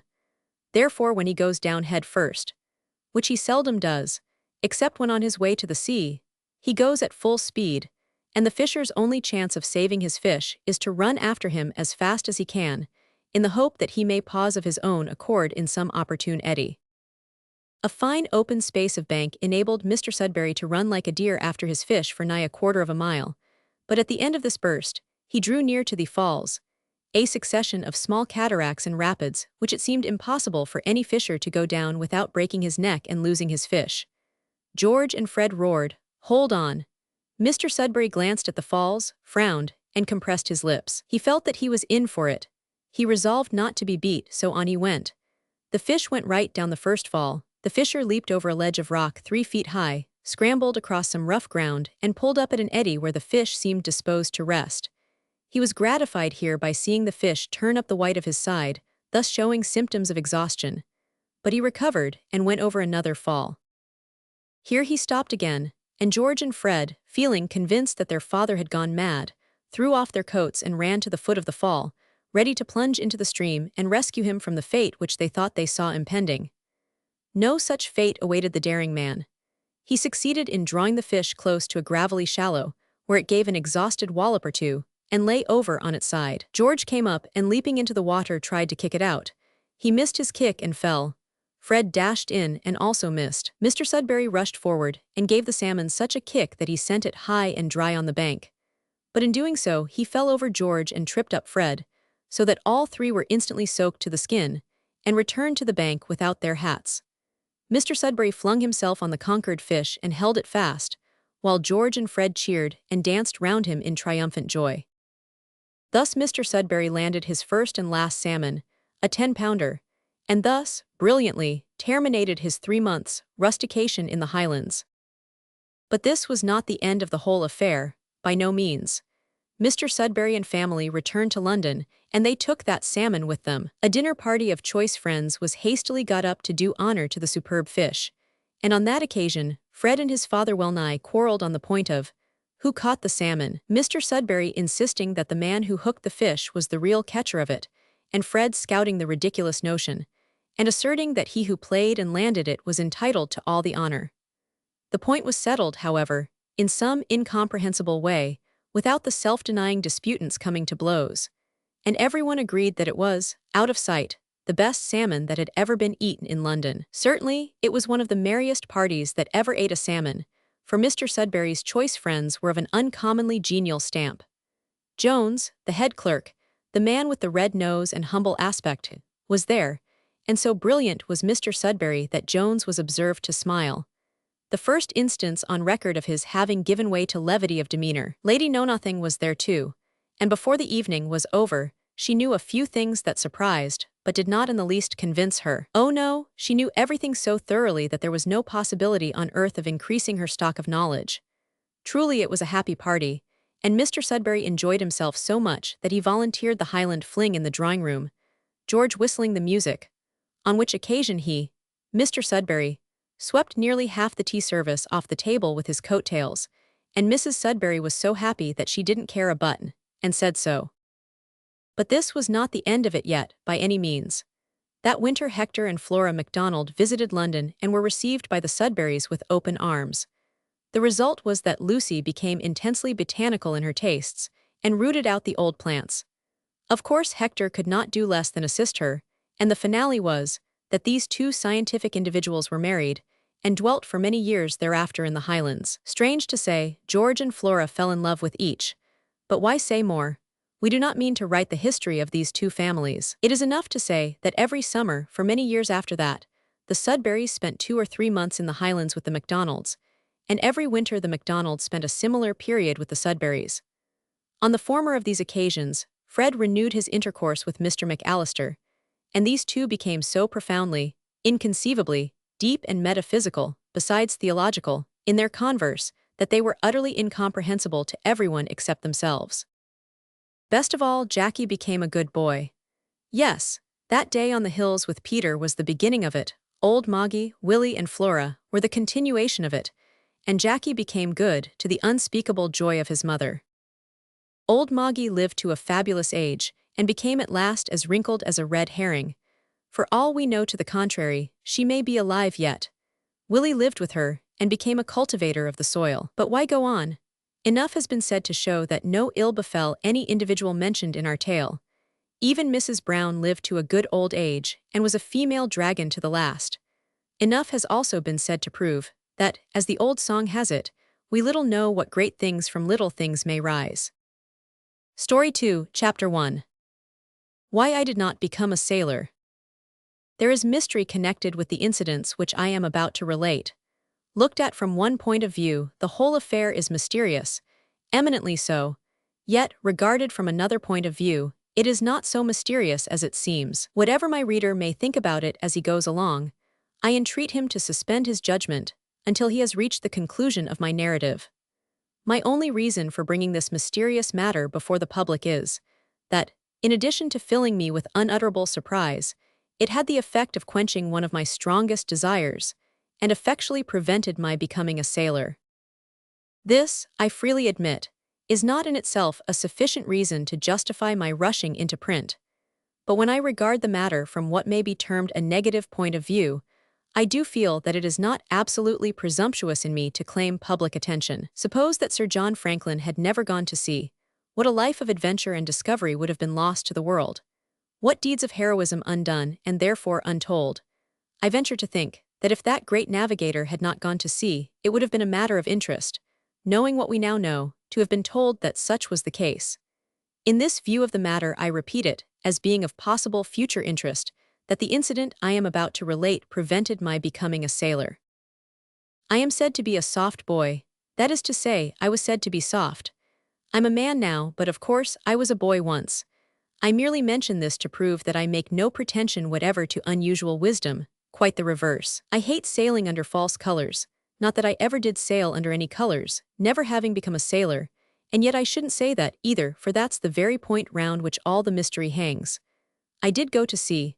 I'm rather apt to wander, I find from my point, and to confuse my own mind. I trust not the reader s. Perhaps the shortest way to let you understand how it was is to tell you all about it.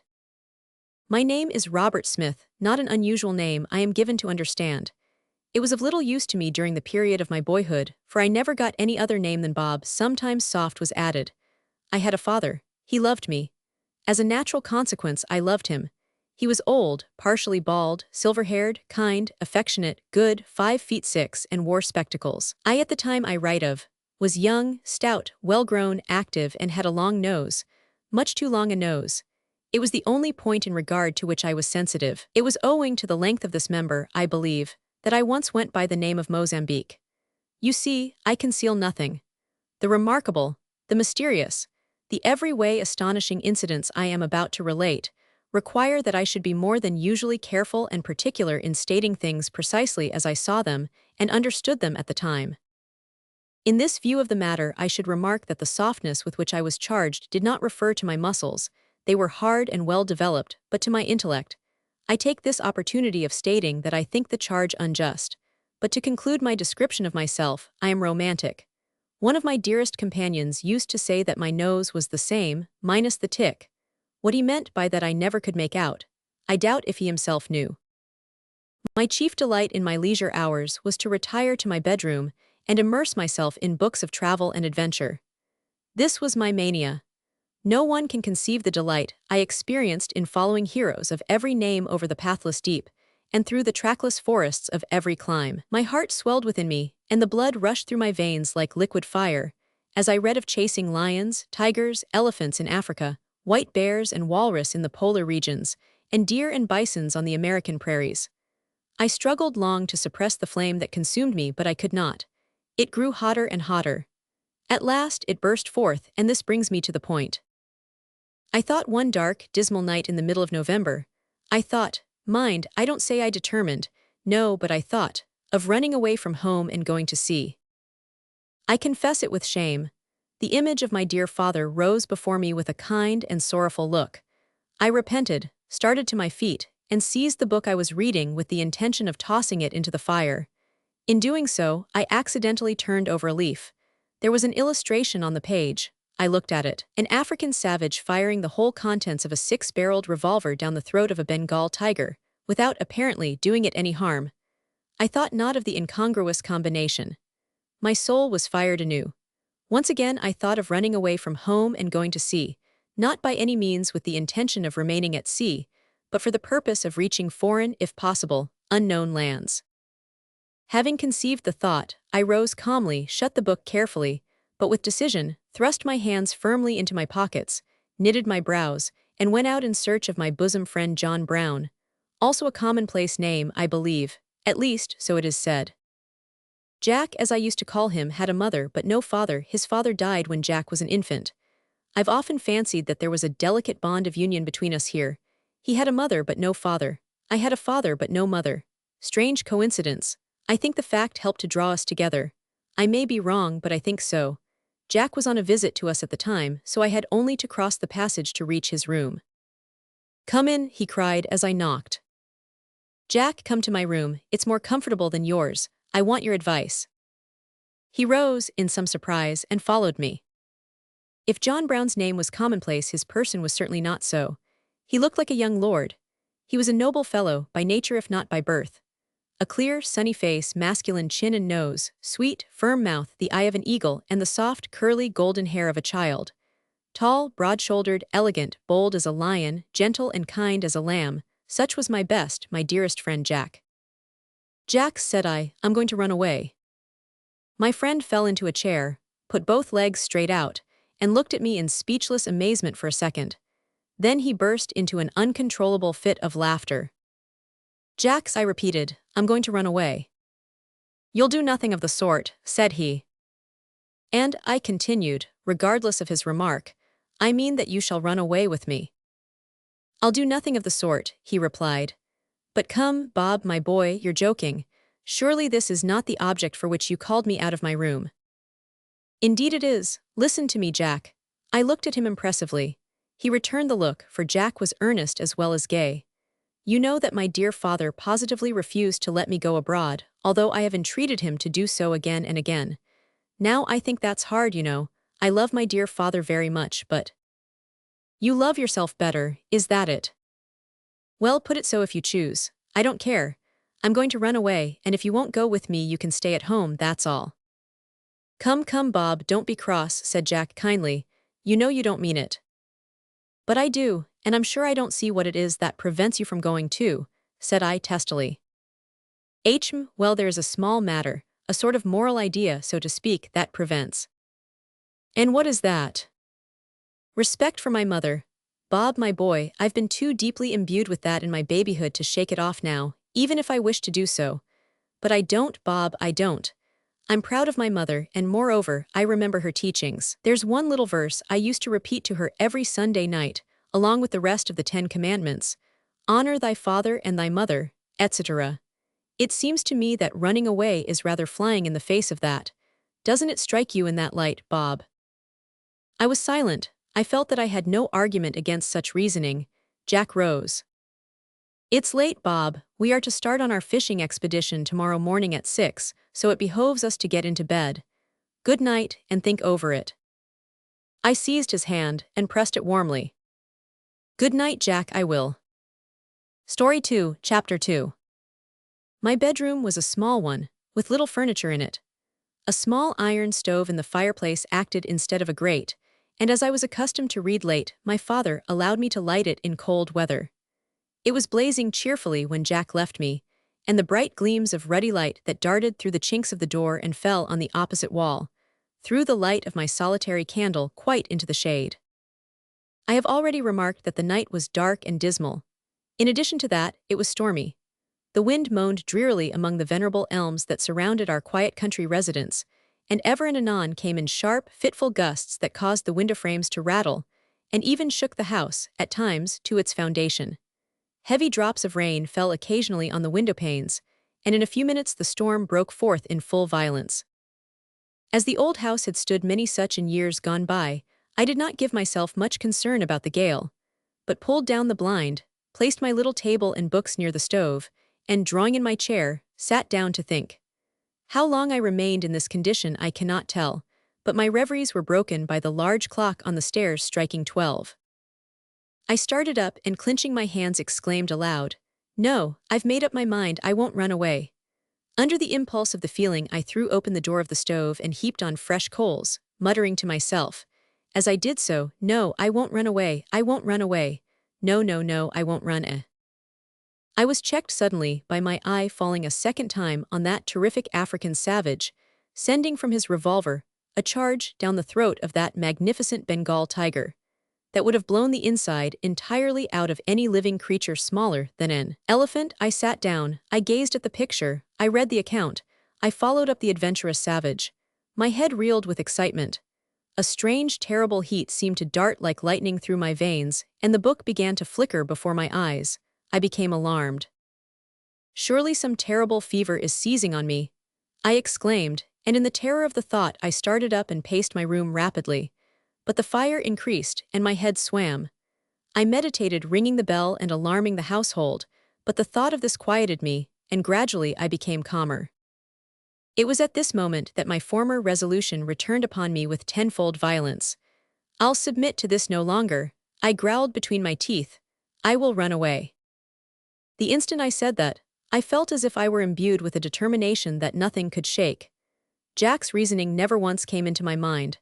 I took down the knapsack that hung on a nail ready packed for the intended fishing expedition of the morrow. I buckled it on, put on my thickest shoes, and seizing a stout cudgel, issued softly from my apartment and tapped gently at Jack's door. "Come in." I entered, and was overwhelmed with surprise at finding my friend standing in the middle of the room, accoutered for the road just like myself. He put his finger to his lips. "Hush, Bob. I was on the point of going to your room to say that I've made up my mind to run away with you." I was staggered. I did not relish this unaccountable change. If I had persuaded him to go, it would have been all right, but to find him thus ready and eager was unnatural. I felt as if I were accountable for this change in his opinions and actions, and immediately, strange to say, experienced a tendency to dissuade him. "But Jack, you forget what you said to me some hours ago." "No, I don't," he answered gloomily. "Perhaps we'd better think over it again." "No, we won't. Come, Bob, don't show the white feather now. Don't waste time. It's about dawn. It's too late to reason. You have tempted me and I have given in." Saying this, he seized me by the collar and pushed me before him. And now the mysterious events which I am about to relate began. The conduct of my friend Jack on this occasion was in itself a mystery. He was by nature the gentlest and most inoffensive of human beings, except when circumstances required him to act vigorously. Then he was a lion, irresistible. Since the commencement of our acquaintance, which was of many years' standing, he had never by word or look given me the slightest cause for anger. And yet here he was grasping me violently by the collar and pushing me forcibly before him. I did not get angry. My conscience smote me. I said to myself, "Ah, this is the result of evil conduct. I have tempted Jack to act against his judgment. He is no longer what he was." Instead of melting under this feeling, I became hardened. I stepped out, and so dragged my friend after me down the back stairs which led to the lower part of the house, where the servants slept. Jack whispered, "All right," and let go his hold. "Now we must be cautious," I said, in a low tone, as we proceeded to traverse the passage, on each side of which were the rooms occupied by the servants. We took off our shoes and advanced on tiptoe. At the far end of the passage, we heard a sound like a trombone. That was the butler. We knew of his snoring propensities and so were not alarmed. His door was open, so was his mouth. I could see that plainly as I passed, by the dim light of a candle which he always burned at night. The butler was excessively fat. I merely mention this because it accounts for the fact of his not awaking when we unlocked the street door. Fat people are not easily wakened. The lock of the door was an old-fashioned large one. It grated slightly as Jack turned the key, then at a certain point the key lost control over it, and it shot back with a report like a pistol shot. My heart flew to my mouth and almost choked me. The butler gave a double snort and turned in his bed as Jack, and I darted round an angle of the wall and hid in a dark corner. The butler soon gave unquestionable evidence that he had not been thoroughly aroused, and we were about to issue from our place of concealment, when the door of our manservant's room opened and he peeped out. Edwards, that was his name, was a stout young fellow, and we felt certain that he would not rest satisfied until he had found out the cause of the noise. We were right. He stepped cautiously into the passage with a poker in his hand. My heart sank within me. Just at that moment, a cat darted across the passage with its back and tail up, and its eyes glaring. Edwards flung the poker at it, missed the cat, and knocked over an old tin umbrella stand, with which the poker made a hideous clatter on the stone floor of the passage. "Ha, you brute, what? It's you as is mackin' all that row, is it?" "Oh dear, Edwards, what s happened?" cried a shrill voice from the other end of the passage. It was Cook. "Oh, nothin', only the cat," replied the man as he sauntered into the butler's room. The butler seemed at that moment to have been smitten with a fit of apoplexy. We could see him from our dark corner. He grew purple in the face, gasped once or twice, choked awfully, and then sat up in bed staring like a maniac. "Oh, Jack," I whispered in horror. "Don't be alarmed, it's only his usual way of waking up. I've seen him do it often." "What noise is that? What's going on down there?" cried a deep bass voice in the distance. It was my father. No one replied. Presently my father's bedroom bell rang with extreme violence. Edwards rushed out of the butler's room. The butler fell back, opened his mouth, and pretended to be asleep, snoring moderately. This of itself would have undeceived anyone, for when the old hypocrite was really asleep he never snored moderately. The cook and housemaid uttered two little shrieks and slammed their respective doors, while the bell rang violently a second time. "Now for it," whispered Jack. He opened the back door softly and we darted out. A streak of pale light on the horizon indicated the approach of day. We tried to close the door behind us, but we heard the butler choke, gasp, and shout at the top of his voice, "Hi, hallo!" At the same instant the old dinner gong sent a peal of horrible sound through the house, and we took to flight filled with unutterable terror. Oh, how we did run! We had scarcely cleared the offices, and got fairly into the avenue when we heard Edward's shout as he started in pursuit. We were both good runners, but Jack soon took the lead and kept it by about 5 yards. Our feet scarcely touched the ground. I felt as if I had wings, so great was my terror. We reached the end of the avenue. The gate was full 5 feet high. To my inexpressible amazement, Jack went clear over it with one bound. I have never been able to analyze my feelings and impulses on that occasion. I am and always was rather a poor jumper. Yet, without hesitation, without even a doubt as to my ability to clear it, I went at that gate like an Irish hunter at a stone wall and leaped fairly over it. The leap did not even check my pace for an instant. I remember, in the whirl and confusion of the moment, that I attributed my almost superhuman powers to terror. But the feeling that we were pursued again absorbed all my faculties. We dashed on at a killing pace, and strange to say, without feeling the slightest fatigue. Having cleared the avenue, we mounted the high ground in the neighborhood, passed the church, entered the village, and went through it like a railway train, came out upon the road beyond, and reached a wooded part of the country where several roads and bypaths diverged from the highway. All this time Edwards kept close on our heels. He did not gain on us, but we felt that we did not distance him. "Down here," cried Jack, doubling suddenly into a lane. We passed a small bridge that crossed a mill lake. Beyond there was a farmyard. The pathway was high, and we could look down on the tops of the stacks. One of these, a haystack, stood about 10 feet from the low wall that skirted the road. It had been half pulled down, and the hay was loose. Without a word or warning, Jack sprang completely across this space, turned right over, and plunged head first into the hay. I followed instantly and disappeared. We lay for a few seconds perfectly still, and heard Edwards pass at full speed. Then we struggled out and watched him out of sight. Sliding down, we regained the lane, returned to the high road, and continued our flight. We saw no more of Edwards. About 8 miles from my father's house, there was a small seaport town. We made for this, and reached it just as the sun rose in all his golden glory on the distant edge of the sleeping sea. Story 2, Chapter 3. On entering the village, we found it in a state of unusual bustle.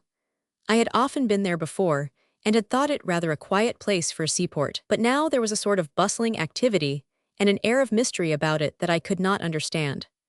I mentioned my feelings to Jack, but he did not answer me, which was a piece of rudeness so unusual that I could only suppose that his mind was so deeply affected with the circumstances in which we had placed ourselves, as to render him somewhat absent. On arriving at the chief, indeed the only, inn of the place, we discovered the reason of all the bustle. A strange ship had arrived the night before, a large ship, fitted out for an expedition to some distant part of the world. She had come to complete her supply of provisions and to engage a few extra hands. Here then was a fortunate opportunity. We asked at once where we could find the captain. He was in the bar room of the inn. We entered it and found him there, standing with his back to the fire and a coat tail under each arm. He was a big fat man, with a savage expression of countenance, and ragged head and beard, and a red nose. "Sir," said Jack, "we wish to ship with you." The captain stared, took a pencil case out of his pocket, picked his teeth therewith, and surveyed us from head to foot. "Oh, you do you? You wish to ship with me?" "Yes." "Suppose I don't want you?" "Then we shall have to try elsewhere." The captain smiled grimly, shut up the pencil case and said, "What can ye do?" "We can read, and write, and count," said I, taking the words out of Jack's mouth, for I felt that his brusque manner of replying was not calculated to commend us to the captain. "Oh, you can read, and write, and count, can ye?" repeated the captain with deep sarcasm. If he had said ye could feed and fight and shout, it would have been more to the purpose.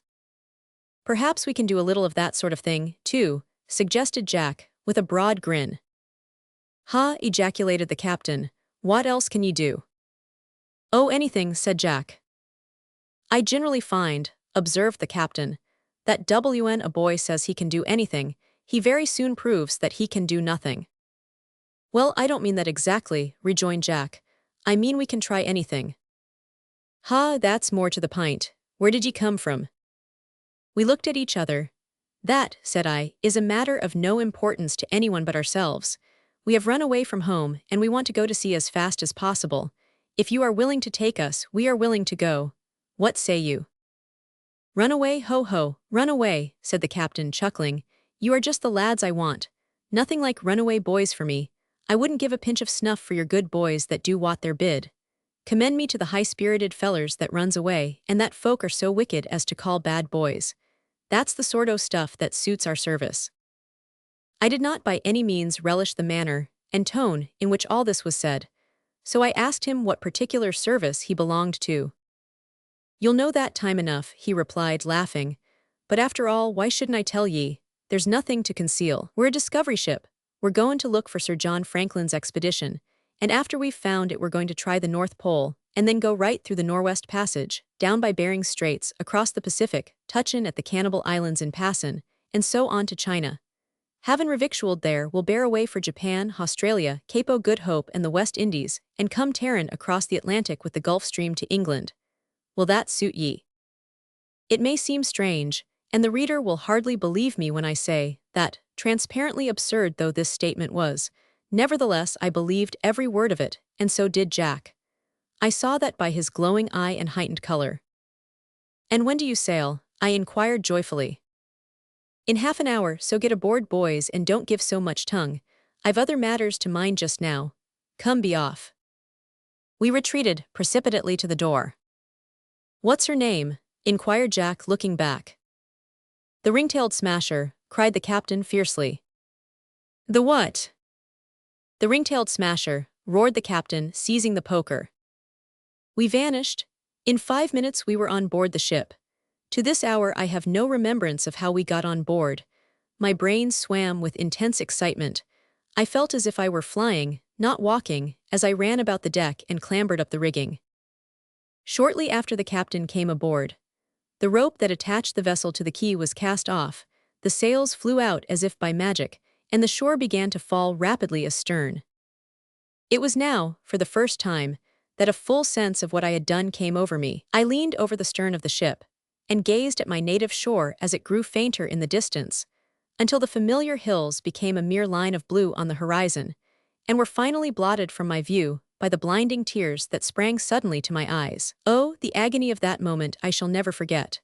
The words that Jack had quoted to me the night before, "Honor thy father and thy mother," seemed to be stamped in letters of fire within my brain. I felt keenly that, in a moment of passionate self-will, I had done that which would cause me the deepest sorrow all my life. In that dark hour, I forgot all my romantic notions of travel in foreign lands. I cared not a straw for hunting, or fighting, or wild adventures. I would have cheerfully given worlds, had I possessed them, to be permitted to undo the past, to hasten to my dear father's feet, and implore forgiveness of the evil that I had done. But regret was now unavailing. The land soon sank below the horizon, and ere many hours had passed, our ship was scudding before a stiff breeze and leaping wildly over the waves of the Atlantic Ocean. Story 2, Chapter 4. Ho, tumble up there, tumble up. All hands ahoy, tumble up. Look alive, lads, there's work to do, my hearties. Such were the words, uttered in the most terrifically violent bass tones, that awoke me on the first morning after I went to sea. Instantly, all the men around me leaped out of their hammocks. They were all half-dressed, and I noticed that the greater part of them completed their toilet in the short interval between quitting their hammocks and gaining the deck. Jack and I had lain down in our clothes, so we were on deck almost as soon as the others. Here the most unexpected sights assailed us. It seemed to me as if a miraculous change had taken place on everybody and everything during the night. The ship, when she had set sail, was as untidy and lumbered about the decks as a merchantman usually is on quitting port. Now everything was clean, in its place, snugly fastened, and in order.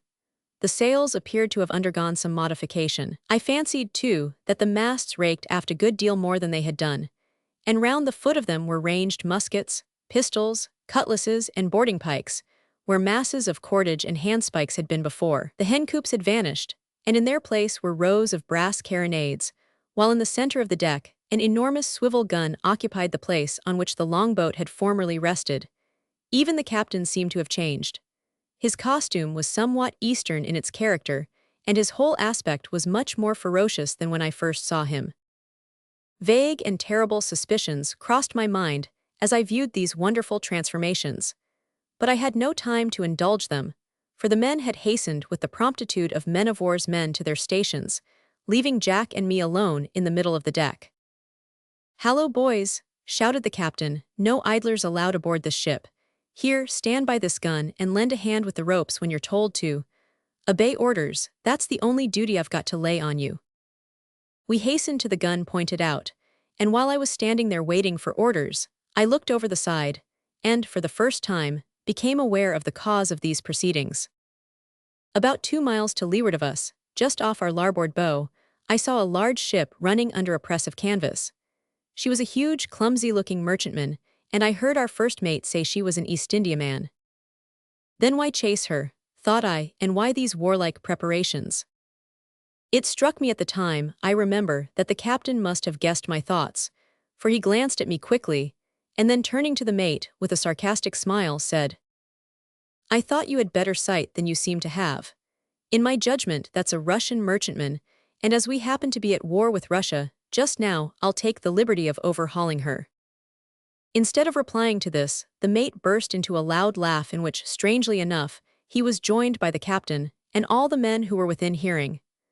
I felt uneasy at this, and expressed my feelings in a whisper to Jack, who shook his head and looked at me mysteriously but said nothing. I felt that, even though we were at war with Russia, we, as a discovery ship, had no right whatever to interfere in the capacity of a warship, and I was about to remonstrate with the captain at all hazards, when my thoughts were suddenly changed by the order being given to fire a shot across the stranger's bows. The gun at which I was stationed was run out. "Stand by," cried the captain. "Fire!" In the excitement of the moment, and without knowing what I had to do, though deeply impressed with the feeling that something ought to be done when an order was given, I pulled violently at the rope which I had in my hand, the effect of which was to move the gun very slightly when it exploded. The result was that the ball, instead of passing well ahead of the strange vessel, passed close to its bow and carried away half of the bowsprit. The captain turned on me a face absolutely blazing with wrath. He seized a handspike, and I thought he was about to dash out my brains on the spot.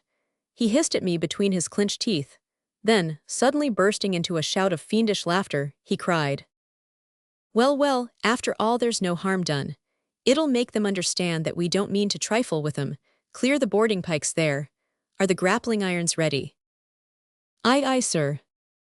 By this time, the stranger had hove to, and we were bearing down on her so rapidly that a few minutes more would bring us alongside. Our men stood ready for action.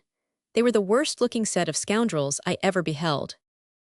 "Ship ahoy!" shouted our captain as we drew near. "What ship is that?" A smart young officer leaped on the bulwarks and cried, "Come alongside and I'll tell you. Show your colors." At the word our colors went up, as colors are usually hoisted, rolled up like a ball. I watched with intense interest, for I felt that now at last I should know our true character. The ball of what seemed to be dark blue bunting reached the masthead and hung for one instant, then its folds fell heavily and were swept out by the breeze. The flag was black, and in the center were a white skull and crossbones. I almost fainted at the sight. I looked at Jack, who stood beside me. He was as white as a sheet, but his lips were firmly compressed and his brows knitted. "Do we deserve what we have got?" he muttered in a deep, sad voice. I did not reply, but my conscience answered, "We do, at least I do."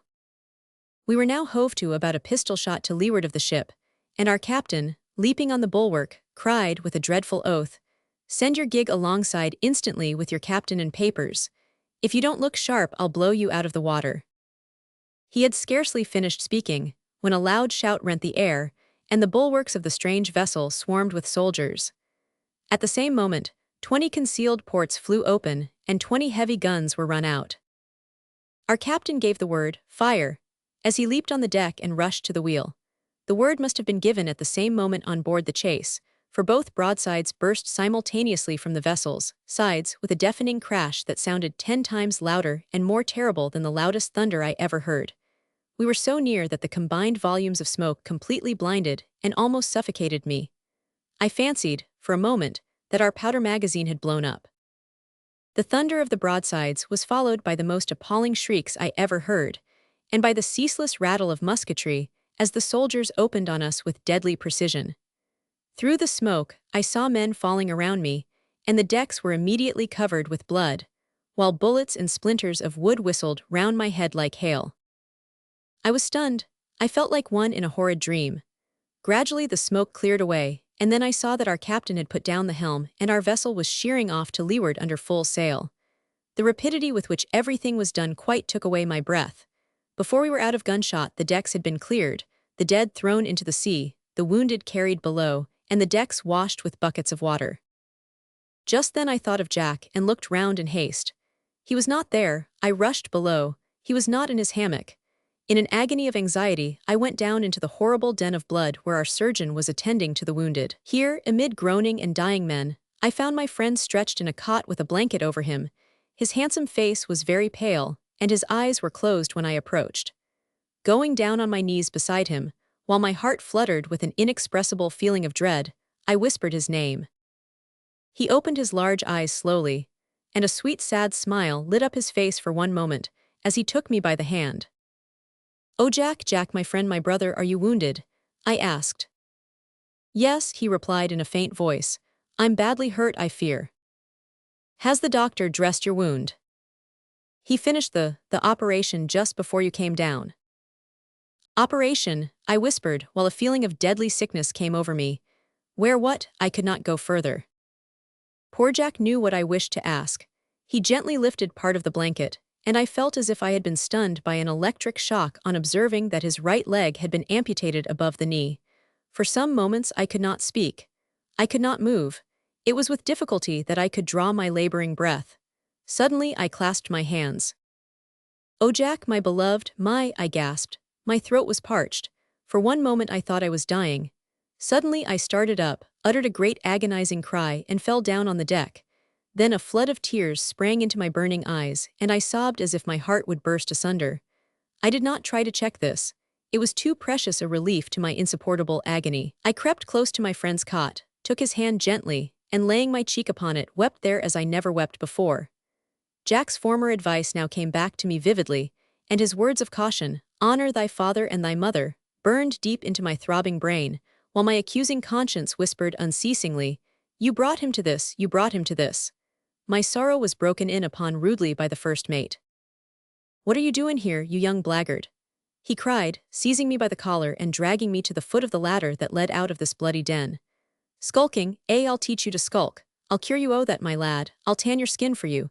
And at each emphatic word he gave a blow with a rope's end that raised a bar of livid flesh across my back. "There," he cried, giving me a final cut, and hurling me up the first few steps of the ladder, "on deck with you." I did not hesitate to comply. I gained the deck with unusual rapidity, smarting with pain and burning with indignation. But what I saw going on there made me almost forget my pain. The great swivel gun amidships was being cleared for action, and our captain was giving orders beside it as coolly and quietly as if nothing unusual had occurred that day. I was deeply impressed for a few minutes with this cool, calm indifference, which characterized the men as well as the captain. But when I had considered a little, I came to understand that they were used to battle and bloodshed, and that therefore it was quite natural. After that I ceased to wonder at anything. Indeed, the power to be astonished seemed to leave my breast altogether, and from that moment I regarded everything that happened on the pirate vessel as being quite what might be expected, mere matter of course. I now observed that we had not yet done with the supposed Russian. We had merely run astern out of range of her guns, but not beyond the range of our large swivel. In a few minutes it was ready. The captain sighted the gun and gave the word, "Fire." The ship quivered with the shock, and so large was the ball that I could distinctly trace its flight. It fell short a few yards. So, muttered the captain. "The next will do its work." He was right. The next ball struck the rails that ran round the poop, carried away the binnacle, and raked the upper deck from stern to stem. I could see it quite plainly with the glass. "Hurrah!" shouted some of the crew. "Silence, you babies," growled the captain. "Time enough to crow when our work's done." The men who had cheered fell back abashed. I noticed that they were chiefly the younger men of the crew, whose countenances were not yet utterly unhumanized by crime. "Load! Ready! Fire!" Again the huge iron mass sprang from the cannon's mouth and rushed along its deadly track. It struck the top of a wave, and bounding up passed through the sails and cordage of the Russian, cutting one or two of the lighter spars, and also the main topsail halyards, which caused the yard to come rattling down, and rendered the sail useless. Seeing this, the pirate captain ordered sail to be reduced in order to keep at a sufficient distance astern to render the guns of the chase useless. Every shot from our gun now told with terrible effect. We could see the splinters fly as every ball entered the ship's stern, or swept her deck, or crashed through her rigging. Presently she turned her broadside to us. "She don't mean to waste her ammunition, surely," remarked the captain with a sneer. She did not mean to do so. She evidently meant to turn the tables by bearing suddenly down on us, and if possible, give us a broadside before we could get out of range. The captain saw the intention instantly and thwarted it. "Up your helm, square the yards, look alive there." We fell off and were soon running before the wind, with the swivel gun thundering over our stern as it had formerly thundered over our bows. The Russian fired a broadside and lay to. Every ball fell short of us. We also lay to, and now the fire was kept up steadily. The ship's fate was sealed. Those on board evidently thought so, for the colors which had hitherto been flying from the mast were presently lowered. Upon this we ceased firing and ranged up alongside. "Oh, you've had enough, have you?" cried our captain. "Perhaps you'll condescend to let your captain and papers come aboard now." The Russian did not reply, but a boat was lowered. It was evident they meant to obey. "Here, you boy," cried our captain as he paced the deck awaiting their arrival. "Here's a letter for you." "A letter, sir?" I exclaimed, stepping forward and touching my cap. "Aye, your father gave it to me just afore we set sail. He told me not to give it to you until you'd seen a little rough work. You've seen some now, I think." He accompanied this remark with a horrible leer. "So there's the letter. Go below and read it. I'll want you in half an hour for some still rougher work." There seemed to me something very unaccountable and mysterious in this. I knew that the captain did not know my father. I had not even told him that I had a father. It seemed to me impossible that in the course of the short half-hour that intervened between the time of my engaging to serve in the ring-tailed smasher and the time of my setting sail, my father could have found out where I had run to, have met and conversed with the captain, and have written a letter to me. Yet it seemed that such was the case. I recognized the handwriting. "Whom did you get the letter from? Did you see my father?" "Come, youngster, don't you go for to question me. Go below directly and stop there till y'are wanted." The captain seized the end of a rope as he spoke, so I retreated at once to the bedside of my poor friend Jack, only too glad to escape from the presence of the men whom I now abhorred with all my heart. "Jack," said I eagerly, "here's a letter from my father." He evinced no surprise, but looking up solemnly said in a faint voice, "Read it." Breaking the seal, I read as follows. "My beloved son, I forgive you. You have sinned deeply in thus leaving me, but I know that you have repented. I know that your own conscience has rebuked you more sternly than any earthly parent could do. You cannot now recall the past, you cannot undo what you have done. You must now continue your voyage, and in order to relieve your oppressed heart, I give you my blessing. I commend you, my dear boy, to him who is the Savior of sinners. Beware of the captain. Obey him in all that is right, but do not serve him. Again I say, beware of him. There are secrets concerning him that I cannot unfold. I have just been to see Jack's mother. She sends her forgiveness and blessing to her son. God bless you, boy, your loving father. John Smith." My father understood human nature. No reproaches that he could have heaped upon me would have cut half so deeply into my heart as did this kind, forgiving letter. My heart was full, yet I felt a deep undercurrent of joy at knowing that my father loved me still. I looked at Jack. He seemed to be asleep, but he was not. A single tear coursed over his pale cheek as he looked up and whispered, "We don't deserve this, Bob." Before I could reply, the ship was shaken by a tremendous explosion, and immediately after I heard the most appalling shrieks and yells on deck, accompanied by the clashing of swords and the scuffling of men in deadly conflict. I looked at Jack. He lay motionless with his eyes closed. For a moment I feared that he was dead. "Bob Smith, hallo, tumble up there, you skulker!" shouted a voice down the hatchway.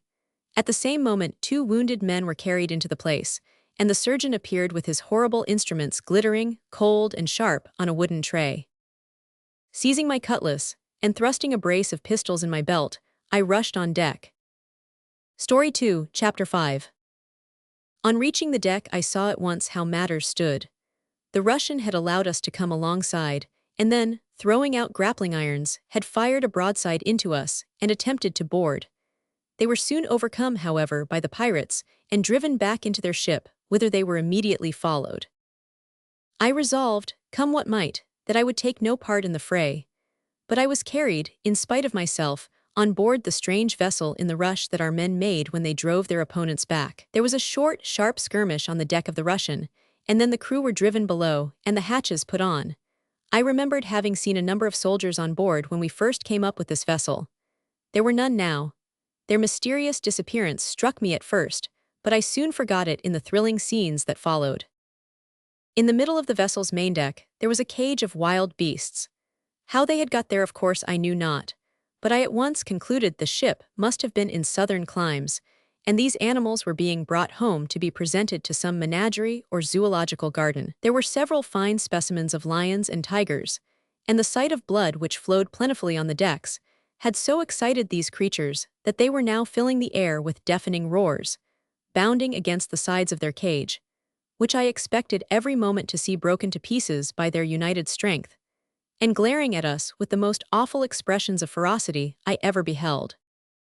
Our captain, who looked almost as fierce as the wild brutes, could not make his voice heard for their roaring. In savage fury, he rushed at the cage and made a desperate cut with his sword at the lion nearest the bars. The blood flowed from the wound freely, and the savage animal, being unable to wreak its vengeance on its cowardly assailant, attacked one of its comrades. This, and the blood now flowing in the cage, quite maddened them all. An indiscriminate fight ensued. The wooden partition that separated the tigers from the lions was smashed in, and the strong cage shook as if it were made of cardboard. "Turn a gun and board," yelled the captain, who seemed to have actually gone mad with passion. The order was instantly obeyed. "Load to the muzzle grape canister chain shot, in with it." He assisted in the operation, rammed home the extraordinary charge, pointed the gun at the cage, and applied the match. Instantly the gun leaped backwards as if it had been a living thing, broke down the bulwarks of the ship, and plunged overboard. The effect of the shot was terrific. The cage was blown to atoms, and the mangled remains of the wild beasts were strewn about the deck. One animal, however, a magnificent Bengal tiger, had apparently escaped unhurt. It sprang at the captain with a hideous roar. He pointed a pistol at its open throat. At that moment the woodcut in my book of travels flashed vividly before me, but I had not time to think. The pistol exploded, sending its contents down the creature's throat.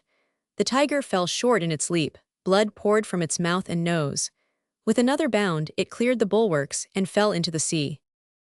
The calm that succeeded this thrilling incident was like a sudden lull in the midst of a furious storm. Even the pirates seemed to be solemnized by what had passed. "Now to work," cried the captain, wiping his sword and laying it with a brace of loaded pistols on the capstan. "What are you staring at, you fools? Have you lost your senses? Open the afterhatch and bring them up one at a time. Get the plank ready." The first who was led bound before the captain was the steward of the ship. He was deadly pale and trembled very much. "Now, my man," said the captain, "answer my questions. The truth mind else." He touched the butt of a pistol significantly. "Where did you last sail from?" To my amazement, the man gave the name of the port from which we ourselves had sailed. I felt certain that this was a falsehood, and that the poor man's life would be forfeited. Judge, then, my surprise when the captain said, "I know that as well as you. I saw you sneak out just the day before we did. But you didn't escape me, ha, ha, you are too good to live, my man. Stand aside here till I call someone who's not quite so frightened. Here, hold him, one of you, bring another." I started. My heart almost ceased to beat when the next man was led forward. He was my father's manservant, Edwards. In the confusion and horror of that hour I could not reason, but a vague sense of some mysterious impossibility having actually taken place oppressed me in a way that I cannot explain. The ship had sailed the day before ours did. I left Edwards behind me in the race from home. How then did I see him before me, then the cage of wild beasts? How was it possible that a vessel leaving an English port could have such creatures on board? Then, my father's letter. It seemed more than ever mysterious how that letter could reach me, and through such a channel, and without a word of reference to Edwards. He did not observe me as he passed. I tried to utter his name, but my tongue was tied. I could not speak. I could not move. "Where did you last sail from?" began the captain. "You'll get nothing out of me," replied Edwards stoutly. "Do your most. Torture me if you like. I defy you to your teeth." "Do you, my fine fellow?" said the captain with a bitter sneer. "Then I'll just send you overboard at once. I've no time to torture you, and as I shall find plenty of your comrades willing enough to tell me all they know, I'll not trouble you any further. Ho, run out the plank there." I knew what that meant, and a cold shiver passed through my frame as the men obeyed, and blindfolded Edwards, preparatory to making him walk the plank. I could restrain myself no longer. Darting up to the captain, I shouted in a voice of indignation. "Do you mean to murder an innocent man, you dastardly villain?" He looked at me for a moment in surprise, then, snatching a pistol, felled me with it to the deck. I was not rendered quite insensible. I heard the shriek of agony uttered by poor Edwards as he fell off the end of the plank into the sea, then I fainted. How long I lay, I know not, probably not long, for I was restored to a state of consciousness by being plunged into the sea. I had no doubt that the captain had ordered me to be thrown overboard, just after I fell under his brutal blow. Being a good swimmer, I struck out at once and made for the side of the pirate vessel, where I caught the end of a rope, and soon clambered on board. I was much exhausted, and sat down on the breech of a carronade to rest and recover my stunned and scattered faculties. The crew of the pirate were so busily engaged with the captured ship that I found myself quite alone on the deck. Not a man remained in the ship. An idea suddenly occurred to me just then. I glanced up at the sails. They were all flapping in the wind except the foretopsail. That sail had slewed round, and was drawing so that the vessel strained the ropes and grappling irons that held her to the captured ship. I sprang up burning with eager excitement. I heard the shrieks of the ill-fated victims, as one by one they walked the plank, which, fortunately for the success of my design, was thrust out on the other side of the ship. A crowbar enabled me to wrench off the grappling irons. 2 cuts of a large axe severed the cable that had been fastened to the bow, and the vessel's head fell slowly off.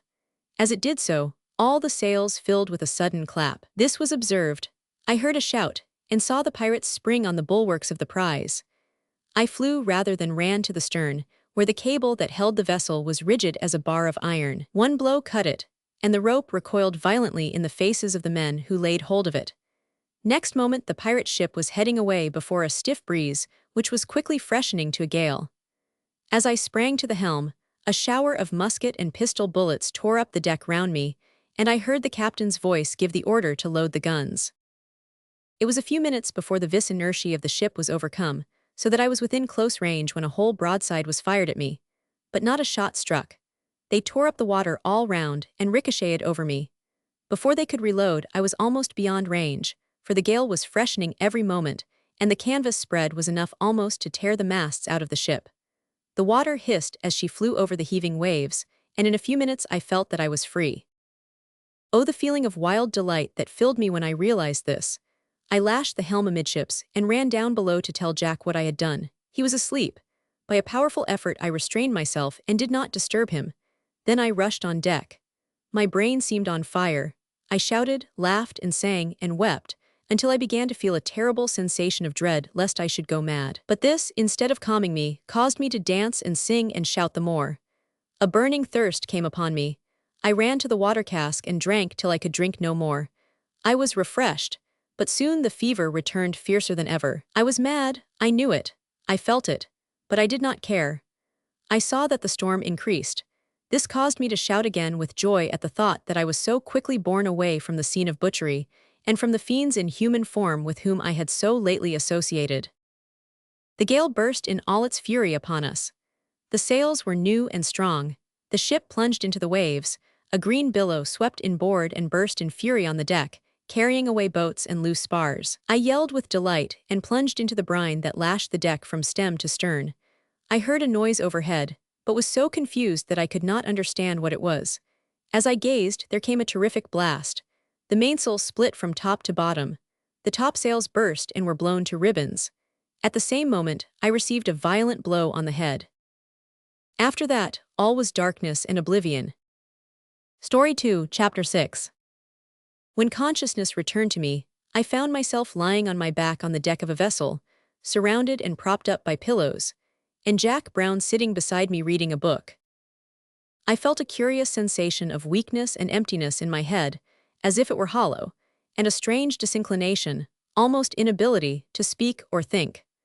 Suddenly this passed away, and the events which I have related in the previous chapters rushed back upon my memory with vivid power.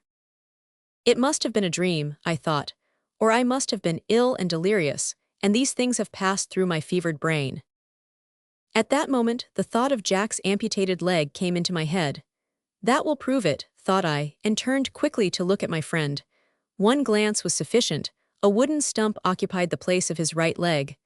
I groaned aloud and burst into tears. "Come, Bob," said Jack in a soft, kind tone, laying down his book and bending over me. "Come, my poor fellow, keep quiet. It's about time you had your dinner. Lie still and I'll fetch it to you." I laid my hand on his arm and detained him. "Then it's all true," said I in a tone of the deepest despondency. "Is what all true?" This horrible, your leg." Jack suddenly stooped and gazed earnestly into my face. "Do you know me, Bob?" He trembled as he spoke. "Know you, Jack? Why should I not know you? When did I ever forget you?" "Thank God," he exclaimed fervently, taking my hand and pressing it to his breast. "You're all right again. Oh, how I have longed and prayed for this." "All right, Jack, have I been wrong then?" "That you have just," said Jack, smiling sadly. "You've just been as mad as a March hare, that's all." I fell flat down and gazed at him. In a minute more I raised myself on one elbow and looking at him earnestly said, "How long, Jack?" "Just 3 weeks today." I fell flat down again, in which position Jack left me to go and fetch me some dinner. He returned quickly with a plate of soup. Before commencing to eat it, I pressed my hand on my forehead and said, "Jack, I am surrounded by mysteries. How got you so soon well? Where got you that wooden leg? How are we here alone? Where are we going? Clear up my faculties, Jack, while I eat this soup, do, like a good fellow." "I can easily do that, Bob. First, I got well because you took care of me." "What, I?" "Yes, you. At the commencement of your madness you tended me, and cared for me as if you had been my mother. When you got to lose all method in your madness, I was well enough to take care of myself and you too. Secondly, I found this wooden leg in the carpenter's berth, and gladly availed myself of its services, though it is 3 inches too short, and causes me to hobble in a most undignified manner. Thirdly, we are here alone because there is no one else with us. You took good care of that by cutting the ropes before any of our crew could get aboard, so you told me just before you went mad." "Oh, I remember now. I recollect it all. Go on." "Fourthly, as to where we are going, I don't know. Our compass was smashed to pieces in the fight, and I've been running for the last 3 weeks right before the wind. So now you know all, and as you've finished your soup, I'll go and get you a lump of boiled junk." "Don't," said I, rising and shaking myself. "I've dined, I feel quite strong. I don't feel a bit as if I had been ill. Hallo, what land is that?" Jack started and gazed at it with surprise. He had evidently not known that we were in the neighborhood of land. A dense fogbank had concealed it from us. Now that it cleared away, it revealed to our gaze a stretch of yellow sand, backed by the lofty blue hills of the interior, and from the palm trees that I could make out distinctly I judged that we must have been making for the tropical regions during the last 3 weeks. Yet here again, mystery surrounded me. How was it possible that we should have reached the tropics in so short a time? While I was puzzling over this question, the greatest mystery of all occurred to us. If I were not conscientiously relating events exactly as they occurred, I should expect my readers to doubt my veracity here. As we were sailing smoothly along, our ship, without any apparent cause, began to sink. She went down gradually, but quickly, inch by inch, until the water was on a level with the decks. We struck no rock. We did not cease to advance towards the shore. I fancied that we must certainly have sprung a leak, but there had been no sound of a plank starting, and there was no noise of water rushing into the hold. I could not imagine what had occurred, but I had not much time for thought. We could do nothing to avert the catastrophe. It occurred so suddenly that we were both rendered mute and helpless. We stood gazing at the water as it crept over the deck without making the slightest effort to save ourselves. At length the water reached the hatchway and poured in a roaring cataract into the hold. The vessel filled, gave a heavy lurch to port. A species of tremor passed through her frame as if she was a living thing and knew that her hour had come. Then she went down in a whirlpool, leaving Jack and me struggling in the sea. We were both good swimmers, so that we did not experience much alarm, especially when we felt that the sea was comparatively warm. We struck out for the shore, and being the better swimmer of the two, I took the lead. But now, to our horror, we found that we were followed by sharks. No sooner did we observe this than we struck out with all the energy of terror.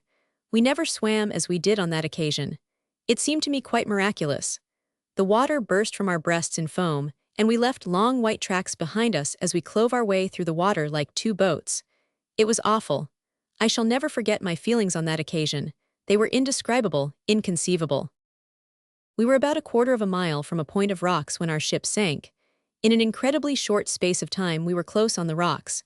Being several yards ahead of Jack, I was the first to clamber up, my heart fluttering with fear, yet filled with deep gratitude for my deliverance. I turned to help Jack. He was yet 6 yards from shore when a dreadful shark made a rush at him. "Oh, quick, quick," I screamed. He was panting and straining like a lion. Another moment and his hand would have been in mine, but at that moment, I beheld the double rows of horrid teeth close upon him. He uttered a piercing shriek, and there was an indescribably horrible scrunch as he went down. In a moment after, he reappeared, and making a last frightful effort to gain the rocks, caught my hand. I dragged him out of danger instantly, and then I found, to my unutterable joy, that the shark had only bitten off the half of his wooden leg. Embracing each other fervently, we sat down in the rocks to rest and collect our thoughts. Story 2, Chapter 7. I have often found, from experience, that the more one tries to collect one's thoughts, the more one's thoughts pertinaciously scatter themselves abroad, almost beyond the possibility of discovery. Such was the case with me, after escaping from the sea and the sharks, as related circumstantially in the last chapter. Perhaps the truth of this may best be illustrated by laying before my readers the dialogue that ensued between me and Jack on the momentous occasion referred to as follows. "Jack, I say, Bob, where in all the world have we got to?" "Bob's, upon my word, I don't know." "Jack, it's very mysterious." "Bob, what's very mysterious?" "Jack, where we've got to, can't you guess?" "Bob, certainly, suppose I say Lapland." Jack, shaking his head, "Won't do." "Bob, why?" "Jack, 'cause there are no palm trees in Lapland." "Bob, dear me, that's true. How confused my head is. I'll tell you what it is, Jack, I can't think. That's it, that's the cause of the mystery that seems to beset me, I can't tell how, and then I've been ill, that's it too." "Jack, how can there be two causes for one effect, Bob? You're talking stuff, man. If I couldn't talk better sense than that, I'd not talk at all." "Bob, then why don't you hold your tongue? I tell you what it is, Jack, we're bewitched. You said I was mad some time ago. You were right, so I am, so are you. There are too many mysteries here for any two sane men." Here Jack murmured we weren't men but boys. "There's the running away and not being caught, the ship ready to sail the moment we arrive. There's your joining me after all your good advice. There's that horrible fight, and the lions, and Edwards, and the sinking of our ship, and in short, I feel that I'm mad still. I'm not recovered yet. Here, Jack, take care of me." Instead of replying to this, Jack busied himself in fitting a piece of wood he had picked up to his wooden leg, and lashing it firmly to the old stump. When he had accomplished his task, he turned gravely to me and said, "Bob, your faculties are wandering pretty wildly today, but you've not yet hit upon the cause of all our misfortunes. The true cause is that you have disobeyed your father, and I my mother." I hung my head. I had now no longer difficulty in collecting my thoughts. They circled round that point, until I thought that remorse would have killed me. Then suddenly I turned with a look of gladness to my friend. "But you forget the letter, we are forgiven." "True," cried Jack with a cheerful expression. "We can face our fate with that assurance. Come, let us strike into the country and discover where we are. I'll manage to hop along pretty well with my wooden leg. We'll get home as soon as we can, by land if not by water, and then we'll remain at home, won't we, Bob? Remain at home, I cried. Aye, that will we. I've had more than enough of foreign experiences already. Oh, Jack, Jack, it's little I care for the sufferings I have endured, but your leg, Jack. Willingly, most willingly, my dear friend, would I part with my own, if by so doing I could replace yours. Jack took my hand and squeezed it. It's gone now, Bob, he said sadly.